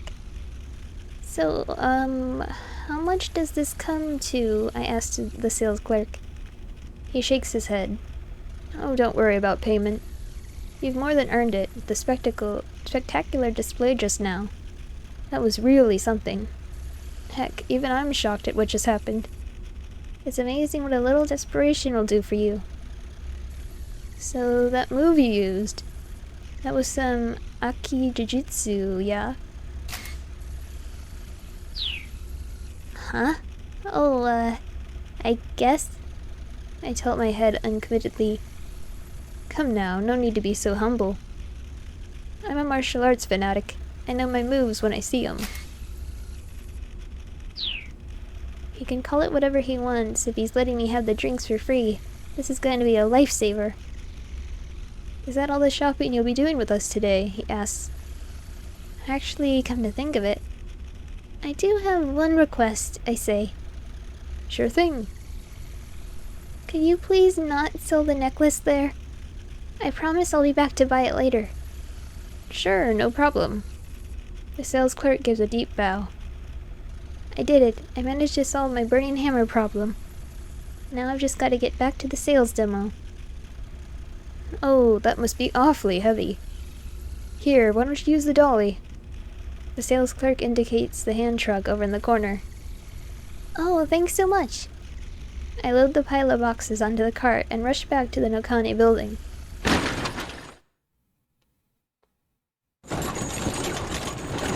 By now, the sales demo will be well underway. I need to get back as soon as I can. If there's nothing to buy, the customers are going to leave, and everything I've gone through will have been for nothing. Come on, Tama, you can do it. Just gotta hurry. I charge for the demo, pushing the dolly ahead of me like a battering ram. Oh no! Sorry to keep you waiting. You're late. What the heck have you been doing? Mr. Yanagishita practically throws himself at me. The weight must have been killing him. Standing behind him is a man I don't recognize. Who is that guy? He doesn't look like a customer. Okay, Tama, just come with me for a minute. I follow Mr. Yanagishita into the break room. Sorry I'm late. There was a whole bunch of stuff that happened. But look, I got the product back. I proudly open up one of the cardboard boxes. It's burning hammer. It really, really is. Yanagishita clutches the box close, nuzzling with his cheek. How's the demo going? I ask. I've got Chiri keeping them occupied with some magic tricks. I sneak a peek through the door and see Chiri guzzling orange juice from a gigantic container, draining it in one go. Is that really a magic trick? If it buys us time, it's magic enough. Before long, the last of the juice is gone. Over in the corner of the stage, I see 6 more huge containers, all likewise empty. It's shocking to think that she may have drunk all 7 of those things dry. The audience erupts into sincere applause, like they'd forgotten what they originally came here for.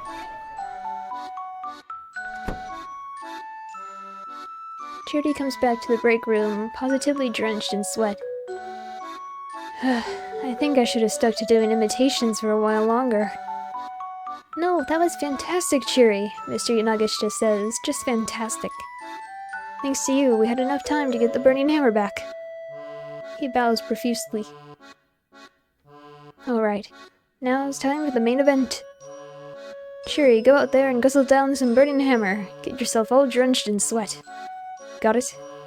Aye, aye, boss. And Tama, just go up there, smile all big, and say, "This helped me lose a bunch of weight too."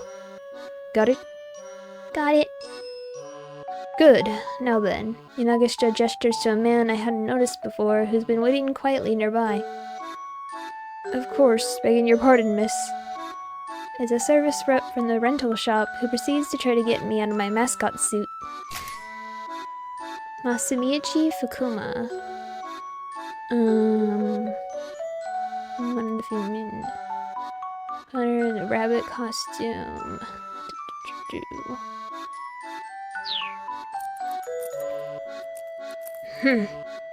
Oh, that's odd. The rental guy tilts his head. What's the matter? Yanagishita asks nervously. Yeah, this is a no-go. The rental guy pokes his finger at the back of my suit. See, this here zipper, it's all jammed up. It's gonna take a long time to get this thing off. What the hell? Mr. Yanagishita clutches the sides of his head. The rental guy tries tugging at the costume from various angles, hoping to free up the zipper, but like he said, it's no use. Meow. The rental guy's eyes widen at the sudden sound of a cat's mewling. Was that you? He looks at me confused. Did you hear a cat meowing? Yes. Was it you? No, not me. I'm as surprised as he is. Must be hearing things. Mr. Yanagishita and Chiri don't seem to have heard anything. Bah! Yanagishita is fuming. Just my luck. I finally find a cute model and the crowd's never going to see her. Hey boss, Chiri says, the customers are gonna leave if you keep them waiting much longer. What do we do? Want me to go out there and do some more impressions? Sea lion yawning. Harbor seal hailing a cab. Walrus reading sutras. First seal who can't reach the edgy spot on its back. Stellar sea lion taking a nap. No, we don't have any choice. Tama, you're just gonna have to go out there dressed like that. Are you sure? I ask. If those people go home, we're done for, he exclaims. Just get out there and get started. I'm counting on you too.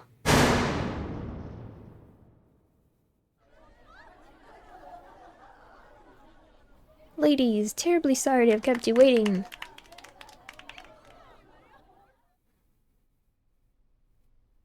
Chiri and I sprint into action on stage. But now, I'm proud to introduce to you the worldwide sensation that is Burning Hammer, the latest product from the West that has taken the diet world by storm. Every seat in the house is packed. That means there is about 40 people here. We only need to sell 5 bottles to each customer in order to sell out. Good luck with that. I'm hit with a sudden jolt of motivation. Allow us to explain just how this revolutionary new diet drink works its magic, Chiri begins. The plan is for me to describe how the drink works, and then Chiri will demonstrate it with a taste test. All eyes are fixed on us. I begin. For the first time in human history, you can drink a single bottle and lose a whole kilogram. Just drink and burn that excess weight away. Astonished gasps rise up from the crowd. Just take a look at this marvelous red liquid. Even looking at it makes you feel like you'll be shedding weight, right? Here's how Burning Hammer works. It activates the capsaicin found in chili peppers. I pause to take a deep breath before continuing. And, rapidly breaks down the triglycerides responsible for causing obesity. Triglycerides. Again, the crowd hums with excitement.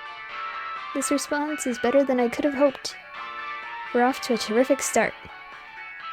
And now, this young lady here will demonstrate Burning Hammer's effects before your very eyes. Chiri steps into the spotlight. Just wait till you see how much she sweats. Proof that the fat is being burned right there on the spot. Chiri holds a bottle of Burning Hammer up high. Cheers, she says. As she opens the bottle, however, one of the women in the front row speaks up. Hold on. She's already sweating pretty hard. She's right. Cherry's drenched in sweat from head to toe. Another woman chimes in, suspicious. All of that juice drinking from earlier, that was all just to make her sweat like that, weren't it? All of a sudden, the crowd is in an uproar. No, not at all. Drinking Burning Hammer makes you sweat way more than this. I rush to towel off Cherry's sweat for her. Go on, hurry up. Drink it down. Cherry's face screws up unpleasantly as she gulps down the bottle. And the sweat doesn't come. Why isn't it working? I exclaim, the audience momentarily forgotten. Guess I already sweated out too much, Cherry replies, unfazed. Well, why were you sweating so much? Look, you're taking forever at the 100 yen shop. The crowd shifts from uproar into riot. Did she just say 100 yen shop? Scaling customers begin to close in. No, that's not it. You got it all wrong. Please just listen. Oh, we can see what's going on here. The situation has gotten out of our control. Look, this product is so valuable that 100 yen shop is about the only way we could get it. Uh-oh. I think I just put my foot in it. The customers glare at me, their eyes bright with rage.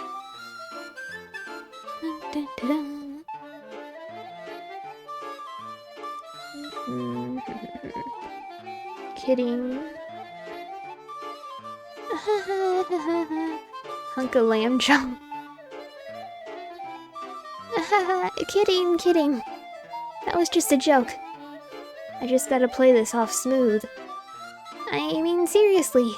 There's no way you'd find something this high quality in a 100 yen shop. Sweat is streaming down my brow. Really now, says one woman in the crowd. How about we find out? She takes out her cell phone. I know someone who runs one of those stores. Wait, let's not be hasty now. Why? What's wrong? It's just... you don't need to go out of your way like that. You said you were joking, didn't you? So it shouldn't matter if I make the call, right? Well... I slip into a nervous coughing fit. I'm absolutely sweating bullets inside my catsuit now. Tama! Shouts Mr. Yanagishita as he rushes out of the break room. What the heck are you doing? Abort! Abort! He howls. If you let these people know the truth about this stuff, they'll never buy it. Uh-oh. Now you've done it. Cherry doesn't hesitate to point the finger at him, her stare ferocious. Whoops. Realizing what he just blurted out, Mr. Nagashita is aghast. Now there really is no saving this. The customers descend upon Mr. Nagashita, their wrath a terror to behold. So then it is true! What the hell are you trying to pull? I can't believe you tried to sell this crap for these prices.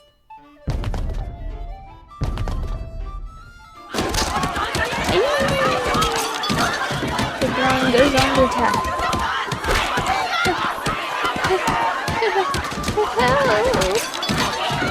Cherry and I force our way through the angry mob, hoping to find some way to calm these people down.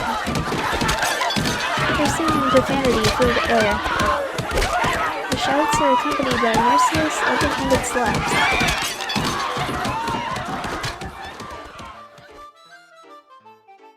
I get all jostled and tumbled about, and my mascot costume takes a bad beating.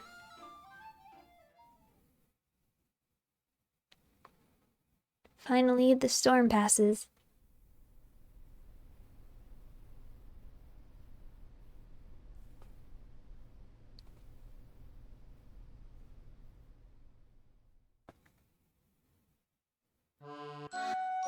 It's over.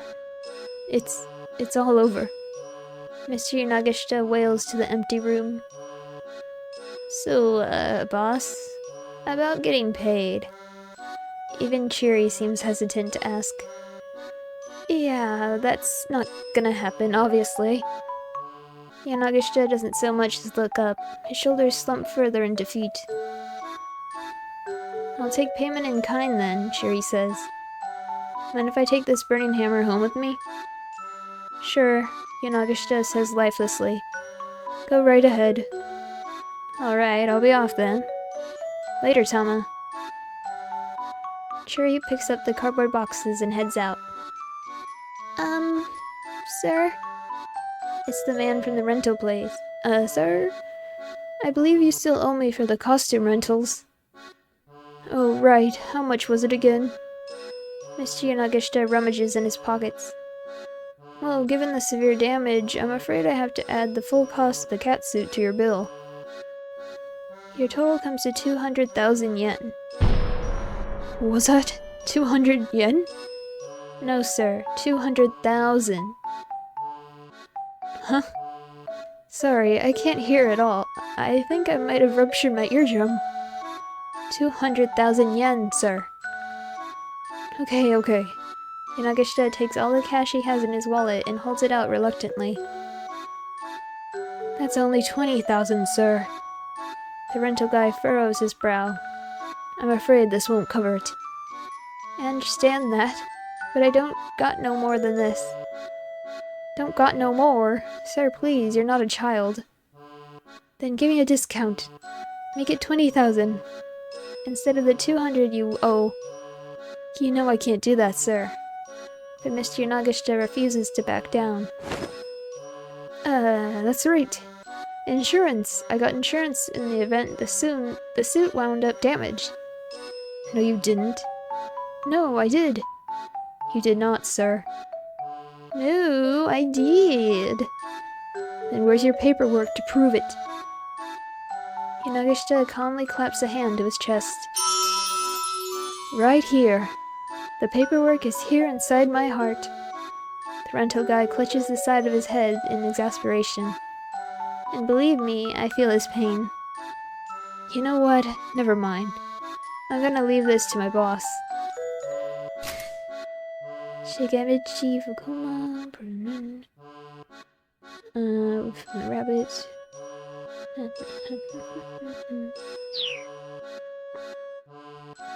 Turning his back on the ruins of the sales demo, he slumps his way out of the room.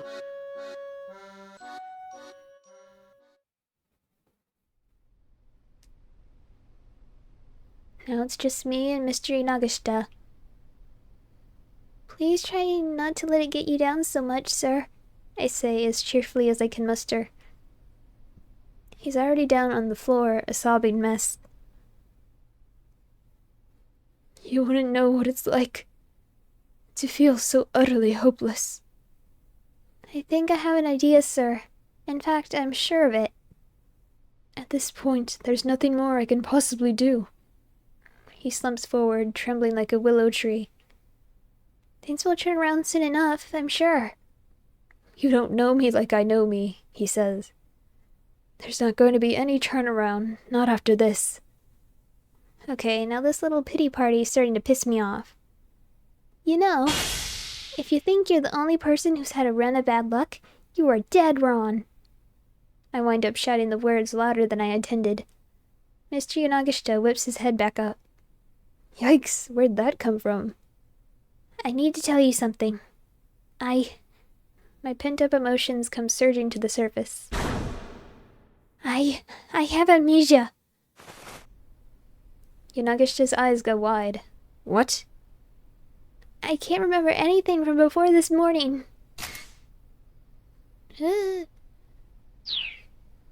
My name, how old I am, where I live, any of it. I would much rather be in your shoes, sir. Mr. Yanagishita looks at me with a hint of disbelief. So where'd you get the name Tama, then?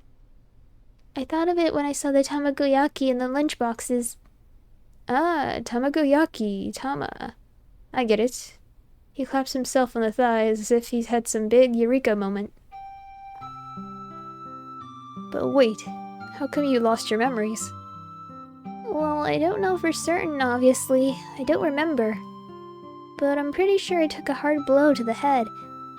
When I came to, I was inside of a storehouse with a massive headache. A storehouse?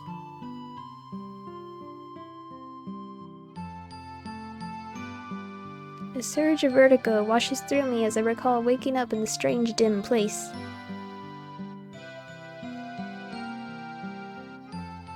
Yeah, I had just gotten out of there when you flagged me down, sir. Huh, really? So is it pretty unnerving then, not knowing who you are? He sounds like he's taking me seriously now. Yeah, it sure is, but it's not gonna do me any good to just fret over it. And besides, I've got a clue. What sort of clue? There's a necklace I saw at the knick-knack shop, the same place I found the burning hammer. Somehow I know that it's important to me. And so you took this job so you can afford to buy it. I nod. Of course, now that the job has ended in a total bust, I've lost my shot at getting it. Okay then. Mr. Nagashita removes his shoe, then yanks out the insole. This here really is the last of my money. He pulls out 20,000 yen, adds it to the other 20,000 from his wallet, and thrusts it all toward me. Here you go, he says. That includes the reimbursement for the burning hammer you picked up. I pluck up two of the 10,000 yen bills between my fingertips. I actually didn't have to pay for it, so the 20,000 we agreed upon is fine. But how about you, sir? Are you gonna be okay? Like, after all this? Compared to your misfortunes, mine are nothing. They might send me up a creek without a paddle, but I'll bounce back somehow, I'm sure of it. And then... Clutching his fist, Mr. Nagashita gets a far-off look in his eye. And then, one more time, I'm gonna go see a bride fight. My jaw nearly drops. Bride, like the martial arts pub? Wait, you know about Bride? Man, I've spent so much money at that place. Wow, it is a small world. Especially that Miku. I wonder how much she has made me spend. Miku, huh? I'm pretty sure I just accidentally forced her into retirement, but I decided to keep quiet on that front.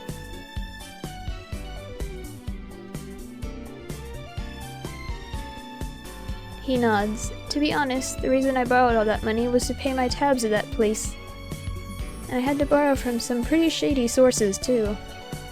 I can't help but suspect that this poor guy got a real raw deal. Why don't you take that mascot costume with you? Huh?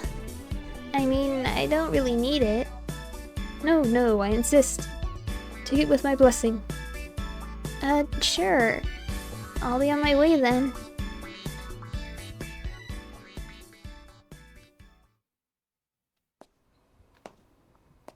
Out in the hallway, I pass by the man I noticed earlier. The one I didn't recognize. Do I jump here?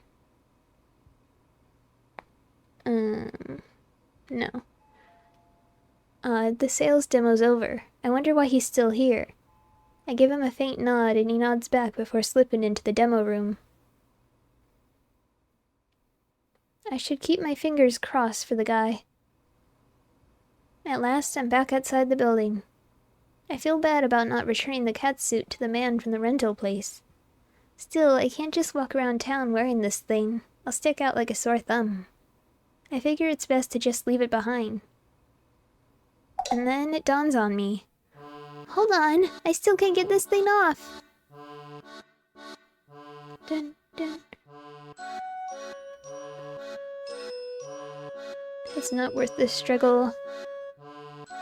Guess this cat's staying in the bag. Dun, dun, dun. Farmers, pig.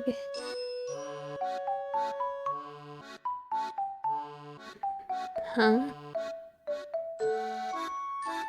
Who would sell a pig at market, only to deceive the buyer to swap by swapping it for a cat.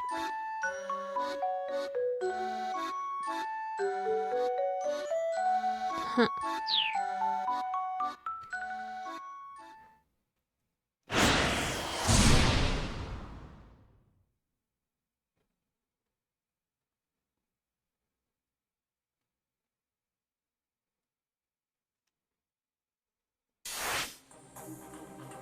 Minori Kawa.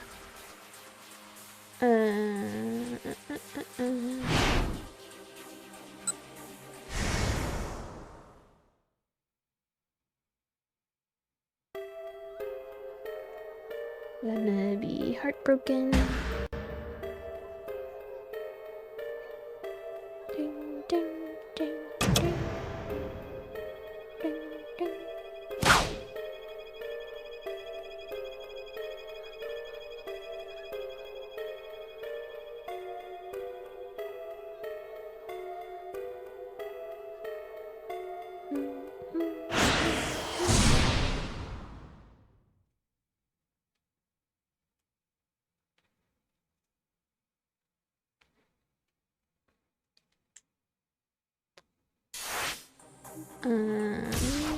Achi.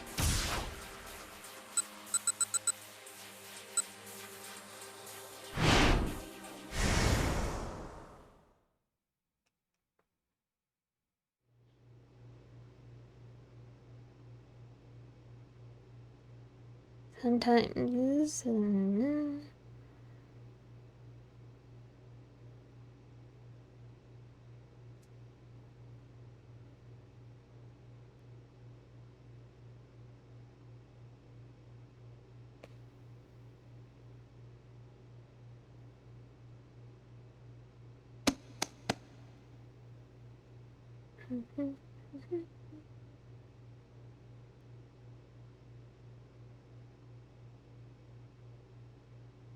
Bombay.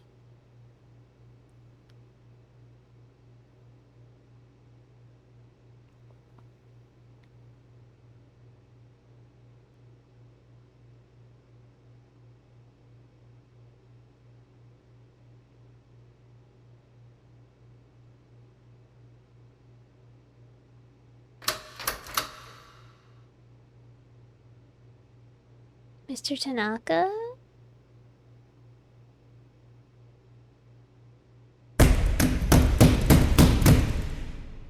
Suddenly someone hit the door hard. It sounded like they were trying to break the lock. You really think that's Tanaka? Achi asked. I'm not sure. If it were him, I think he'd probably say something. Achi grabbed Hitomi's hand.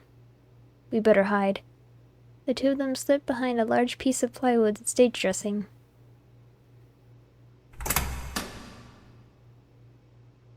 The door swung open with a loud creak. In stepped the man with the cane. What the heck? Achi whispered. What's he doing here? Gun drawn, the assassin prowled slowly around the storeroom.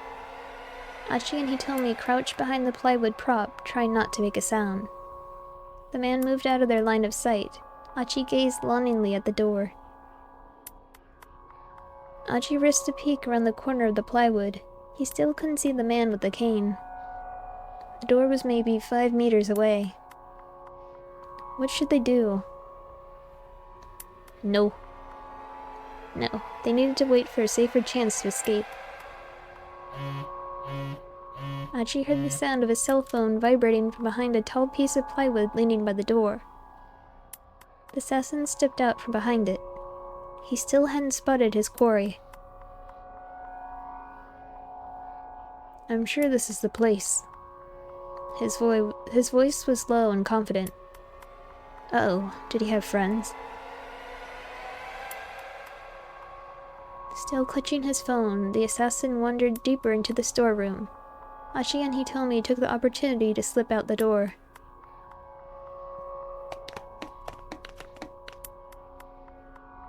They ran through the alleyways back towards the main road.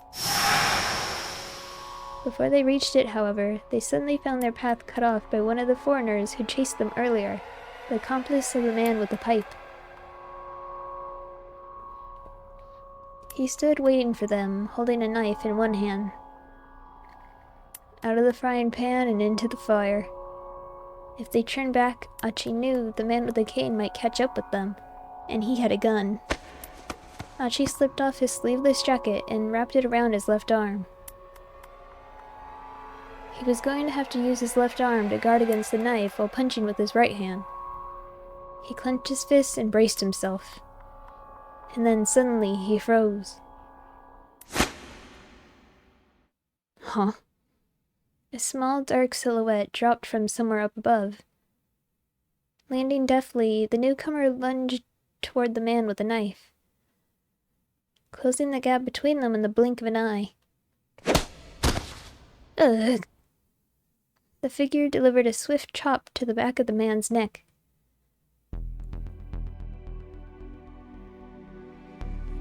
He dropped to the pavement like a dead man, finally giving Achi a clear view of the shadow behind him. Suzumu! Or not. Achi couldn't believe his eyes. It was a small-statured young woman with Middle Eastern features.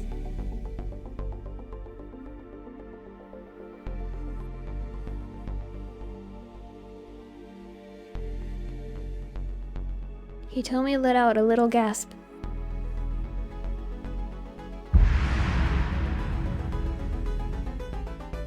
Kanon?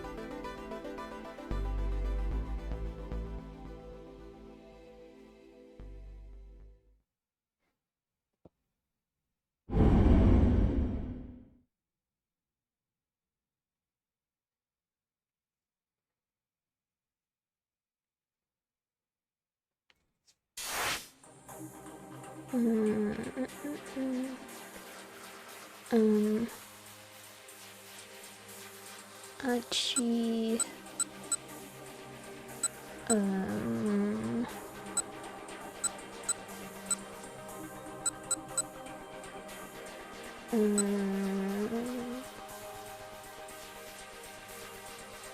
Achi...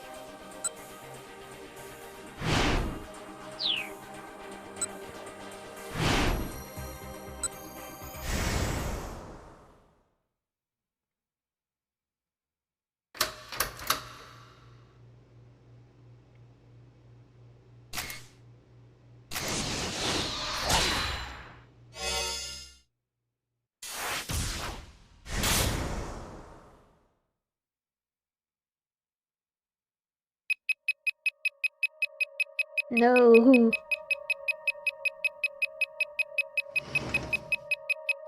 Director, if you have a moment. Tanaka poked his head into the kitchen. I've got something urgent to discuss with you. Yes, of course. Osawa took the bug tracker from his pocket and handed it back to Kajiwara. I won't be needing this anymore.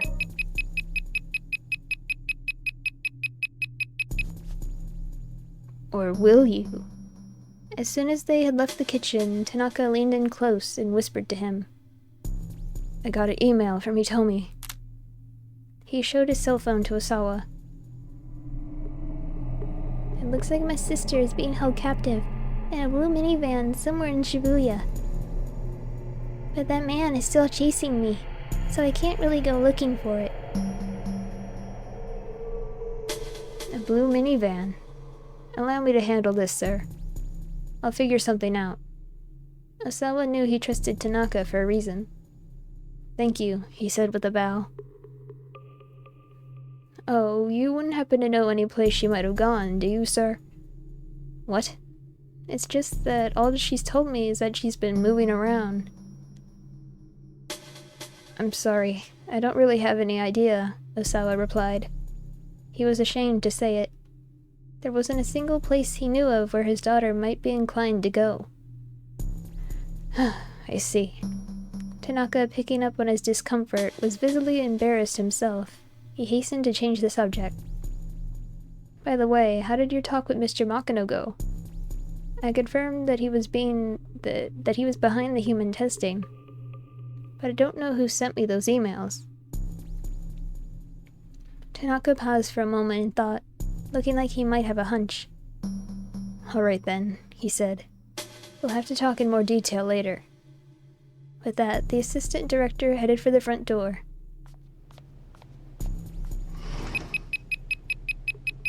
"Mr. Osawa?" Kajiwara spoke from the kitchen door. "Peeping in on me again, huh?" Osawa grumbled. Thankfully, it didn't appear that the detective had overheard his conversation with Tanaka. And good grief, that thing is noisy. If it's broken, why don't you just throw it out? The sounds from the bug tracker grew fainter and fainter. Something wasn't right, Osawa now realized. "Mr. Osawa," Kajiwara said. "This is my bug tracker." "So," Osawa huffed. "What I mean is, sir, this one isn't broken." "What?" A chill ran up Osawa's spine. I got a chill too. He swallowed audibly. "I pinpointed the source of the signal," Kajiwara said. "It's coming from Mr. Tanaka." No, Osawa thought. I must have misheard that. Hold on, say that again. "I've located the source of the signal. It's coming from Mr. Tanaka," the detective repeated. This time Osawa heard him crystal clear. "I'm certain of it. Mr. Tanaka has a listening device on him." Osawa felt the blood draining from his face. If someone had been listening in on their conversation just now, then they'd heard about the email from Itomi. If the kidnappers were the ones listening, that meant Maria's life was now in danger. "I'll go after him, sir." Kajiwara broke into a sprint. Osawa followed close behind.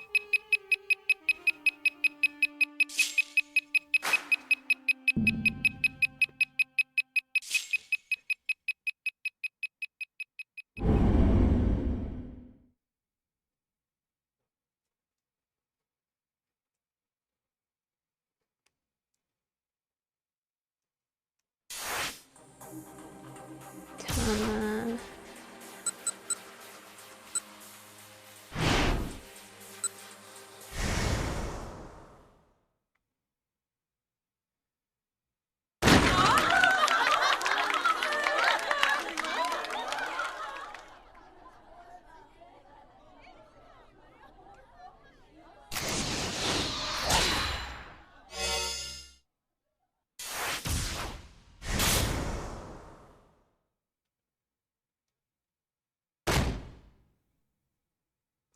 Oops, sorry to keep you waiting," a girlish voice exclaimed. A moment later, a furry figure came charging into the demo room. The crowd fell silent at the sight of a young woman in a cat costume. The cat girl panted visibly. Her arms were loaded with cardboard boxes. "You're late," the event organizer snapped. "What the heck have you been doing?" Grabbing the newcomer by one paw, he vanished with her into the back room. The chubby-cheeked girl wrapped up her magic routine and hurried after them. The audience stared at the now empty stage in confusion.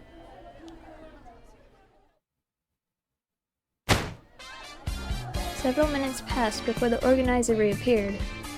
"Ladies, terribly sorry to have kept you waiting," he called out. "But now I'm proud to introduce to you the worldwide sensation that is Burning Hammer." At his signal, the young woman and the cat appeared on stage. "Allow us to explain just how this revolutionary new diet drink works its magic," the young woman exclaimed cheerily. The cat nodded and threw out her arms. "For the first time in human history, you can drink a single bottle and lose a whole kilogram. Just drink and burn that excess weight away." And with that, the sales demo was underway, a good 25 minutes behind schedule. 5 minutes into the presentation, things began to go awry. An angry clamor filled the room. "What the heck are you trying to pull? I can't believe you actually try to sell something like this." The outrage had been triggered by something the young woman on stage had said. She'd inadvertently let slip that burning hammer was the sort of thing you could buy at a 100-yen shop. The would-be customers were furious to learn that they were about to be played for suckers. Most of them had immediately tried to storm out of the room. Now the organizer, the full-figured young woman, and the girl in the cat costume were at the door, doing their best to hold back the tide. Things had gotten pretty interesting, really. Morikawa pulled out his digital camera and started firing up snapshots of the angry crowd.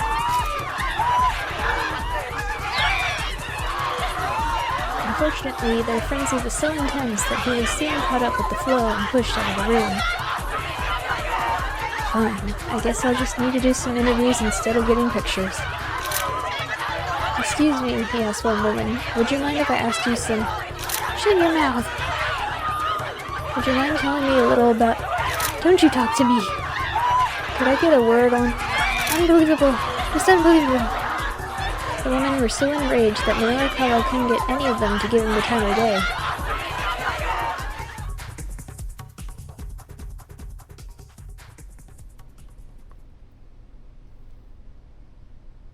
Before long, the entire crowd had surged out of the room and departed. Well, guess I've got enough to do a write-up at least. Though it would be nice to get a quote from somebody. He decided to try for an interview with the man who'd organized this fiasco. How did the guy feel, for instance, about his product scam falling through?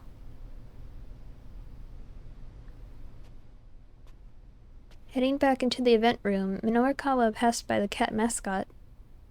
The cat gave him a tiny nod and walked off without a word.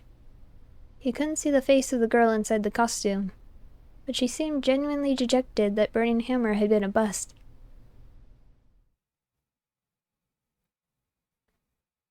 Hey, I'm Morikawa, freelance reporter. I was wondering if I could have 5 minutes of your time. The organizer sat alone in the midst of his ruined displays. Oh, it's you. The man's voice had lost all of its earlier punch. Here, my credentials. Morikawa handed him a business card. The man introduced himself as Yanagishita, and Morikawa got right down to business. So, your sales demo is over, Mr. Yanagishita. How do you feel right now? How do I feel? Well, tomorrow's another day, I guess. Morikawa was impressed by the guy's candor. I'm a little surprised to hear that, he said. I figured you'd be more disappointed. Oh, I'm plenty disappointed. I took a big gamble here to repay my debts, and I lost. Yanagishita didn't seem to be trying to hide anything. Debts? Morikawa asked. There was a girl I was in love with, Yanagishita said. I wound up spending everything on her. He stared wistfully into the distance. Interesting, Morikawa said. You wouldn't be the first man to go to such lengths for a woman. Yeah, Yanagishita said. I suppose not. A rueful smile crossed his lips. This guy didn't strike Morikawa as some dyed-in-the-wool scam artist. But I decided that it was time to stop feeling sorry for myself, Yanagishita went on. There are plenty of people in the world who have it way worse off. You know? You got that right. Morikawa nodded in agreement. So I just figure, well, as long as I'm still alive, maybe another opportunity will come my way. A more earnest smile broke through Yanagishita's forlorn expression. Morikawa wished Toyama could have been there to hear this fellow. I have a friend who's in an incredible amount of debt myself, Morikawa said. He runs a publishing company, but there was a big mix-up with the scratch cards in his magazine and... Scratch cards? It's not important, Morikawa said hurriedly. Letting more people know about the whole scratch card fiasco certainly wouldn't do Toyama any favors. Anyhow, debt is a terrible thing, Morikawa nodded sagely. By the way, this is unrelated, but are you familiar with a group called SOS? Apparently there's some legendary street gang here in Shibuya. SOS? Yanagishita shook his head. No, never heard of them. Guess I'm not gonna get any leads on the case here. Minorikawa wondered if there was anything else worth asking the guy. No, nothing really came to mind. It was about time to wrap this up. Thank you for your time, Mr. Yanagishita. If you'll excuse me, though, I have to get to another interview. Oh no, of course. Allow me to walk you out. Yanagishita rose to his feet as Minorikawa got up to leave. Oh, that won't be necessary. It's no trouble. I'm heading out now, myself. Gotta run before those guys show up. Huh, what guys do you mean? Oh, nobody. Just a personal thing is all. They parted ways outside the building, and Minorikawa headed off to the cafe to put his article together.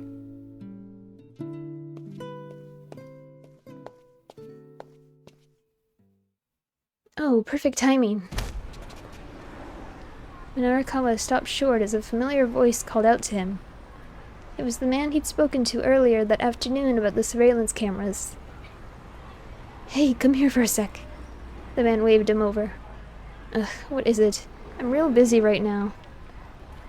I got a scoop for ya. Saw it with my own eyes. Minorikawa raised an eyebrow. Give me the details. Okay, so a little while ago, I saw some foreign guy in handcuffs arguing with someone who looked like a detective. A foreigner in handcuffs? Had there been some kind of international sting or something? Whatever the case, it wasn't such a rare thing to see. Where was this? Just over there, behind the police station. Minorikawa furrowed his brow. A suspect arguing with a cop outside a police station wasn't all that weird.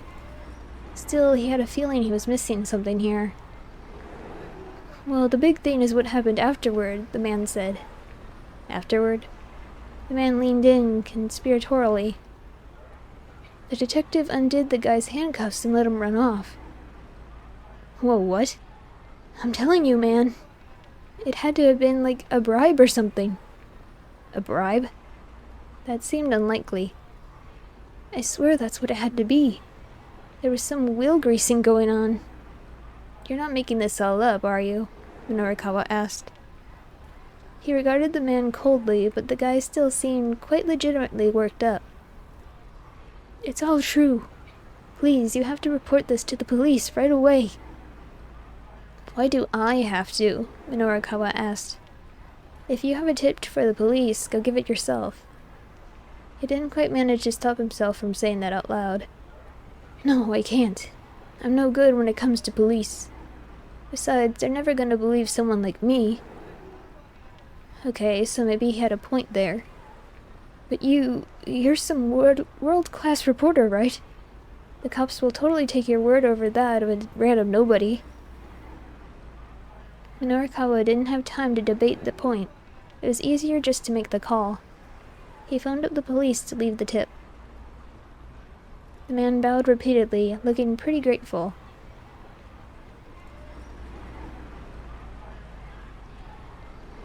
Oh, thank you so much. I haven't been able to get any business done with those scary thugs around.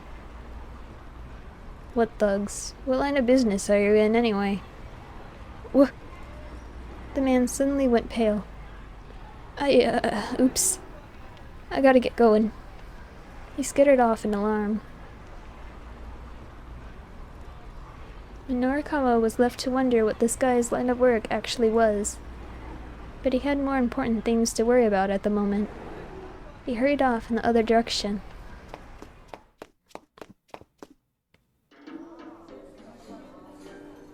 Before long, he arrived back at Café Le Trek. The clock on the wall showed that it was close to 2 o'clock. He had to somehow fill 6 more pages before the loan company came to Heaven Publishing to collect. He booted up his laptop. What's with this coffee shop? Said a low, stern voice. You've got no good magazines here. Minorikawa looked up. An older man was complaining to one of the waitresses. It was the same guy who'd been yelling at his daughter earlier. Evidently, he'd been here at the cafe the whole time. Haven't you gotten any magazines for me to read? The man's face was a mask of irritation. When Norikawa glanced at the magazines in the rack, they were mostly geared toward a younger reader. The waitress sifted through the stacks and pulled something from the back. "Perhaps this would be to your liking, sir?" she said. She held out an issue of 4-star general gossip. "Oh no." "Don't be ridiculous," the man spat dismissively. "This is vulgar, low-grade filth. I wouldn't even use the papers printed on for compost." That was a harsh way to put it, but Minorikawa couldn't fault him for speaking the truth. The man continued grumbling as he went back to his seat.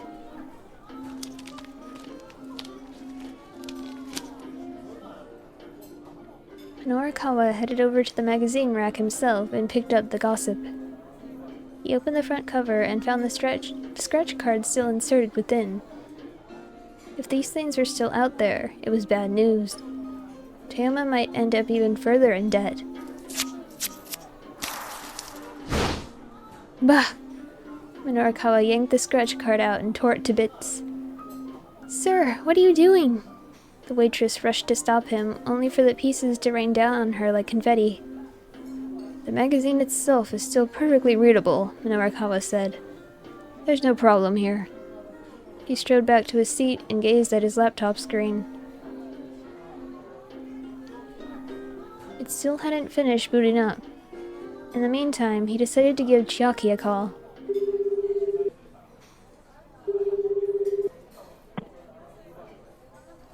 She picked up right away.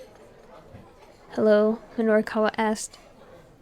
"Hi there, good to hear from you," Chiaki replied. "How's progress?" "I did it," Chiaki said, her voice overcome with emotion. "I managed to get people to hear me out." "Of course you did. You got your pointers from me." "Yes, I couldn't have done it without you, Mr. Mino." Her mood had done a complete 180. Minorikawa allowed himself a little sigh of relief. "Okay then," he said, "head back to the editing department and put together an article for me." "You got it, sir," Chiaki chirped in reply. "I'll email you as soon as I'm done with things on my end." "I'll email you as soon as I'm done with things on my end," Minorikawa told her. "Just use the DTP to slot your piece into the right spot in the layout." "Sure thing." Minorikawa hung up, then rolled up his sleeves. He sure was towing a pretty narrow line today. The Burning Hammer event had kept him a little longer than anticipated. Now he needed to clean up his copy as soon as possible in order to stick to his schedule. When he turned back toward his laptop, however, he froze with shock. What? His laptop monitor was still a black, empty screen. There's no way it would take it this long to finish booting up. It couldn't be. No, don't let it be true. Had his computer decided to pick now, of all times, to give up the ghost? Minorikawa felt the blood drain from his face.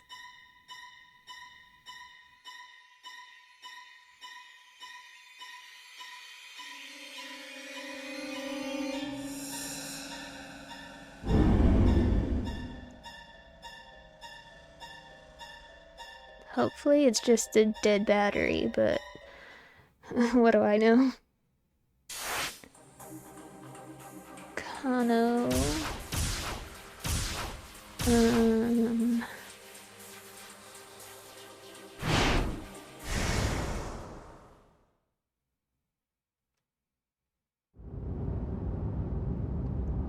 At long last, the traffic began to move again.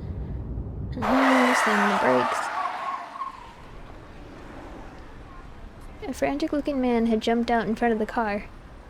"Oh, hey, what the hell are you doing?" Kano sputtered. The stranger plastered his face against the passenger side window. "Open up!" he shouted. "Open the door!" The guy showed every sign of total panic. "Don't do it," Stanley warned. Kano hesitated. It wasn't like they could just drive off with this fellow clinging to the car. Please, you gotta help me. The man slipped his fingers in through the gap in the window, trying to force it further open. Help me. Whoa, hold on, what's your deal? Help me. Sir, just tell me what... Help me. Look, up ahead, Stanley exclaimed suddenly. Kano whipped his head around.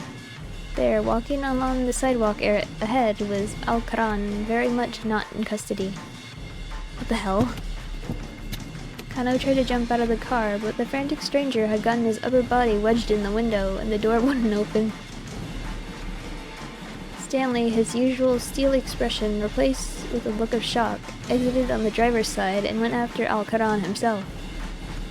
Kano shouted at the man in the window. Alright, get in! Get in. If the guy was that desperate to get inside, Kano wasn't about to stop him.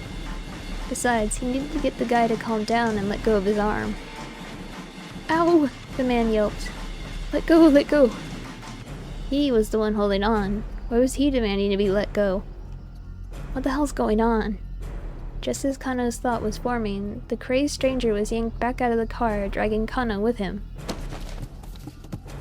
A pair of rough-looking men had grabbed him by his lower body. No, no! He screamed. I can't do 80 days, the hard labor! Somehow he was still managing to cling to the car door. Just give it up and let go already, snarled one of the assailants. The pair shifted their grip and pulled even harder. Kano heard the sound of tearing fabric as the two toughs tumbled backwards. Oh no. Just like that, the crazed stranger was stripped down to his boxers. He let out a pathetic wail. Ah, man! The two toughs burst into uproarious laughter at the sight. Now's our chance, one of them managed to sputter. The pantsless man snatched up his ruined garment and bolted like a startled hare. Still cackling madly, the two pursuers rushed after him. Kano was still staring dumbstruck at the spectacle when Stanley returned to the car.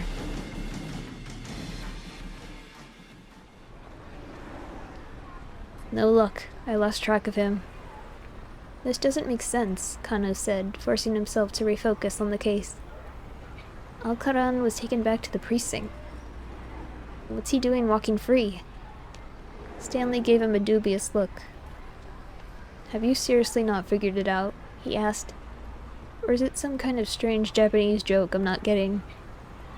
What are you talking about? Kano replied. Do you know something I don't? Evidently I do. Your Detective Tateno let him go on purpose. That's the only explanation. Enraged at the suggestion, Kano took a swing at him, but Stanley coolly caught his fist. It's not me you should be punching, the American warned. It's Tateno.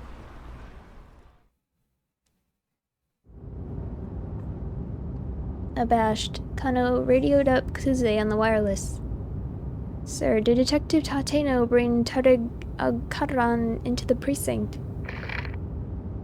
It would appear that, Detective Tateno has gone rogue, Kuze replied with chagrin. He what? Surely Kano had misheard. We've received an eyewitness account. Someone saw him allowing the suspect to go free. No, it can't be. We currently do not know Detective Tateno's whereabouts. Or just what the hell's going on with him. After Kano ended the call, Stanley let out a low chuckle. I see. Looks like you had a traitor in your midst. Kano grabbed him by the collar. Stanley snorted. What are you trying to pull here? Tell me what you know, Kano snapped. All I did was state the facts. Look, I watched that man risk his life to talk down a would-be arsonist. He's a dyed-in-the-wool detective. He'd never betray anybody. I see, Stanley murmured. Then he's the real deal. Kano stared in surprise. He'd expected an argument. Good, he said. I'm glad we're on the same page. Tateno risked his life in order to get people to trust him. He's a dyed-in-the-wool spy, is what he is. Kano didn't have the words. His clenched fist trembling once more, he fumbled for his cell phone again.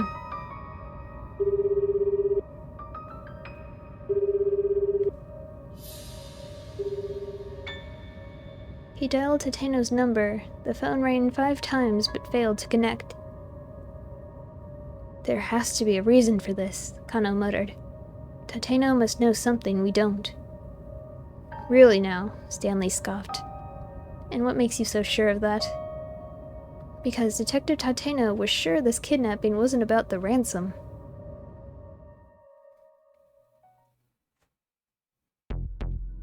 Kano's mind drifted back to 9 o'clock that morning.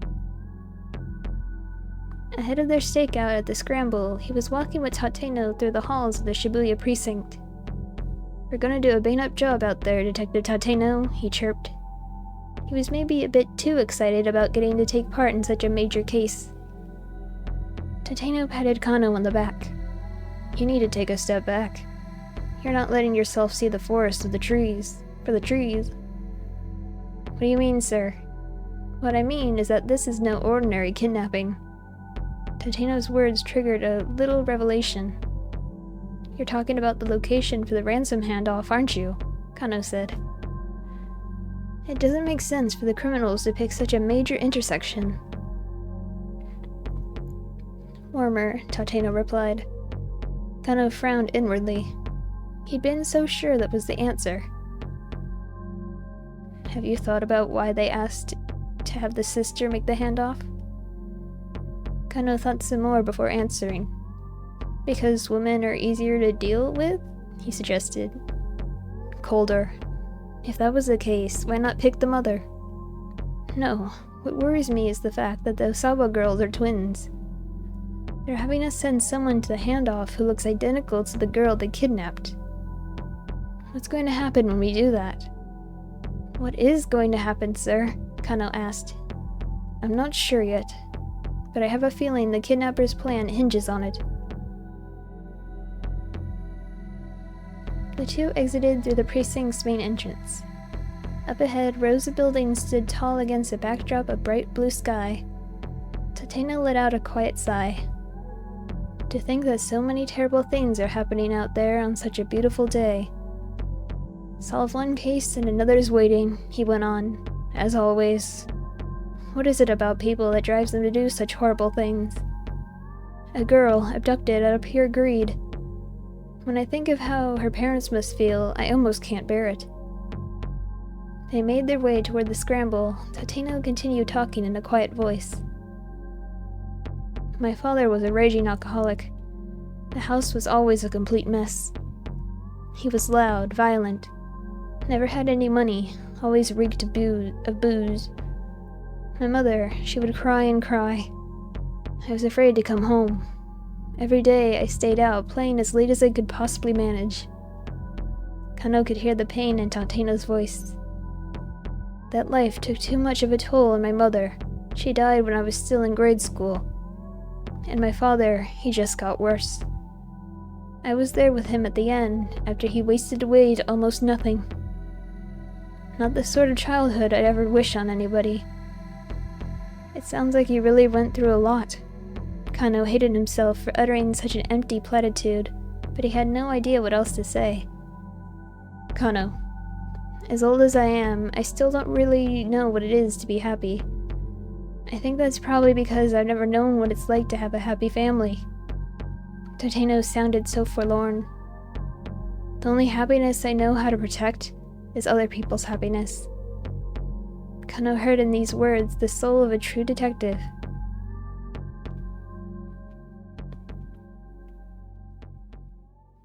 I just hope you're ready. Kano did his best to keep his voice as calm and as level as he could, lifting up his clenched fist. Because if I find proof that Tateno is innocent, I'm planting this right into your jaw. Stanley just cracked a wry smile.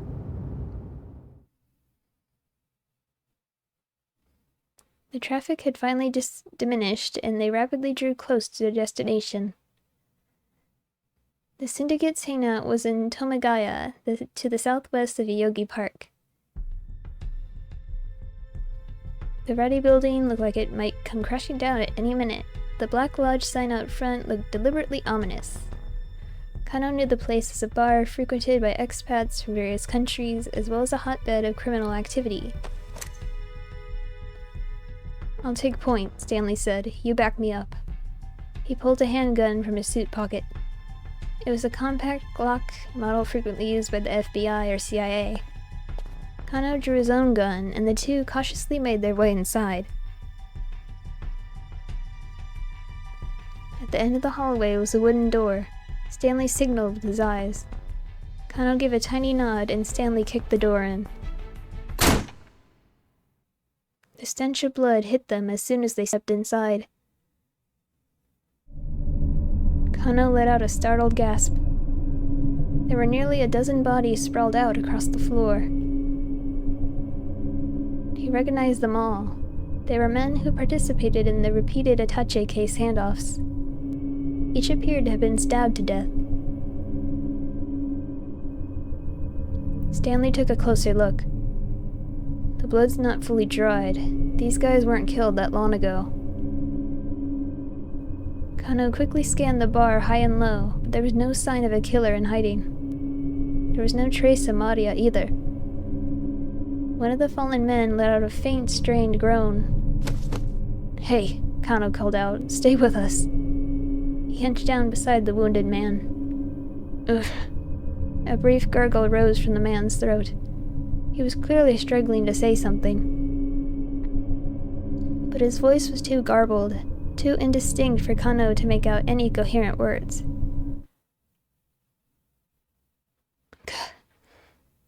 Come on.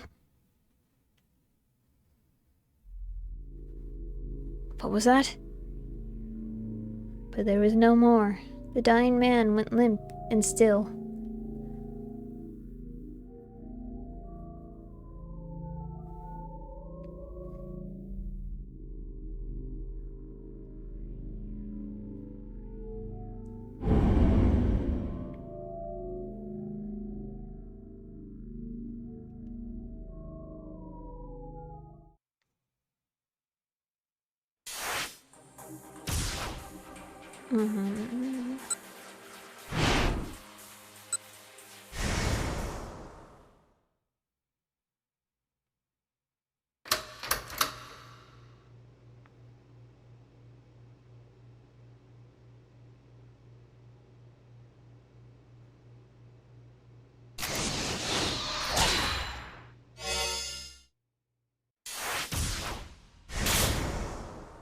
Okay, this will be the last bit of this block.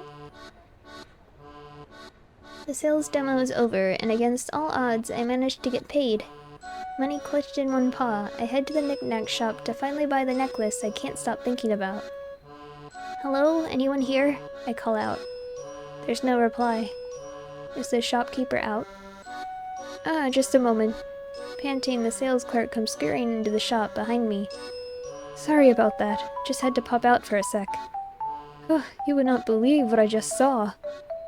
He leans against a pillar, gasping audibly as he tries to catch his breath. You're here about the necklace. Do you still have it?" "Of course." "Thank you so much. I have half the money here and the rest is in my... Oh." I suddenly remember something very important. "Oh no!" The sales clerk gives me a curious look. "What's the matter?" "My wallet. It's still in here." I pat the costume around the tummy. "So why don't you just take the outfit off?" "Well, I mean, the zipper's kinda broken. I wouldn't be having all this trouble if I could just get out of this darn costume." "Kinda broken?" "It's way more broken than that."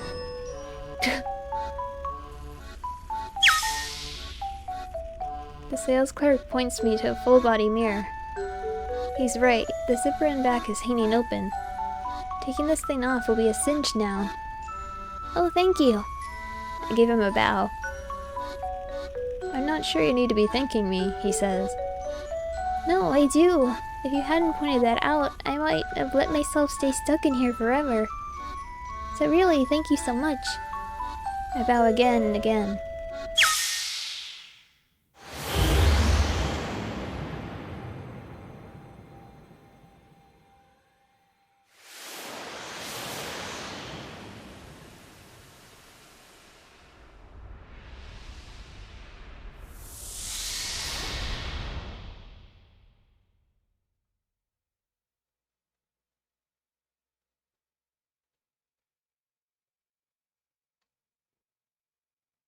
Dun dun dun.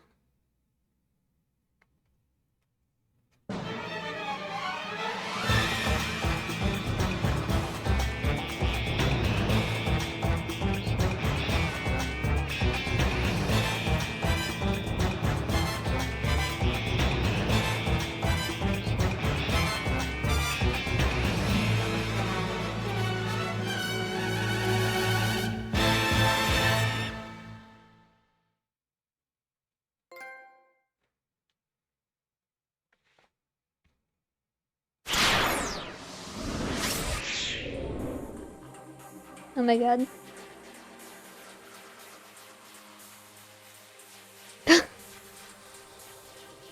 Peace.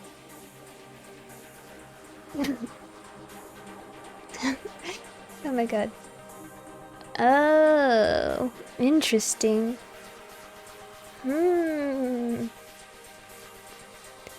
Well, I guess I shouldn't be too surprised, but kinda wasn't expecting her to be the twin. Anyway, I'm gonna end it here. Thank you guys for watching. I hope you look forward to finding out whatever happens next in the 2 o'clock to 3 o'clock block. So I'll catch you later. Bye!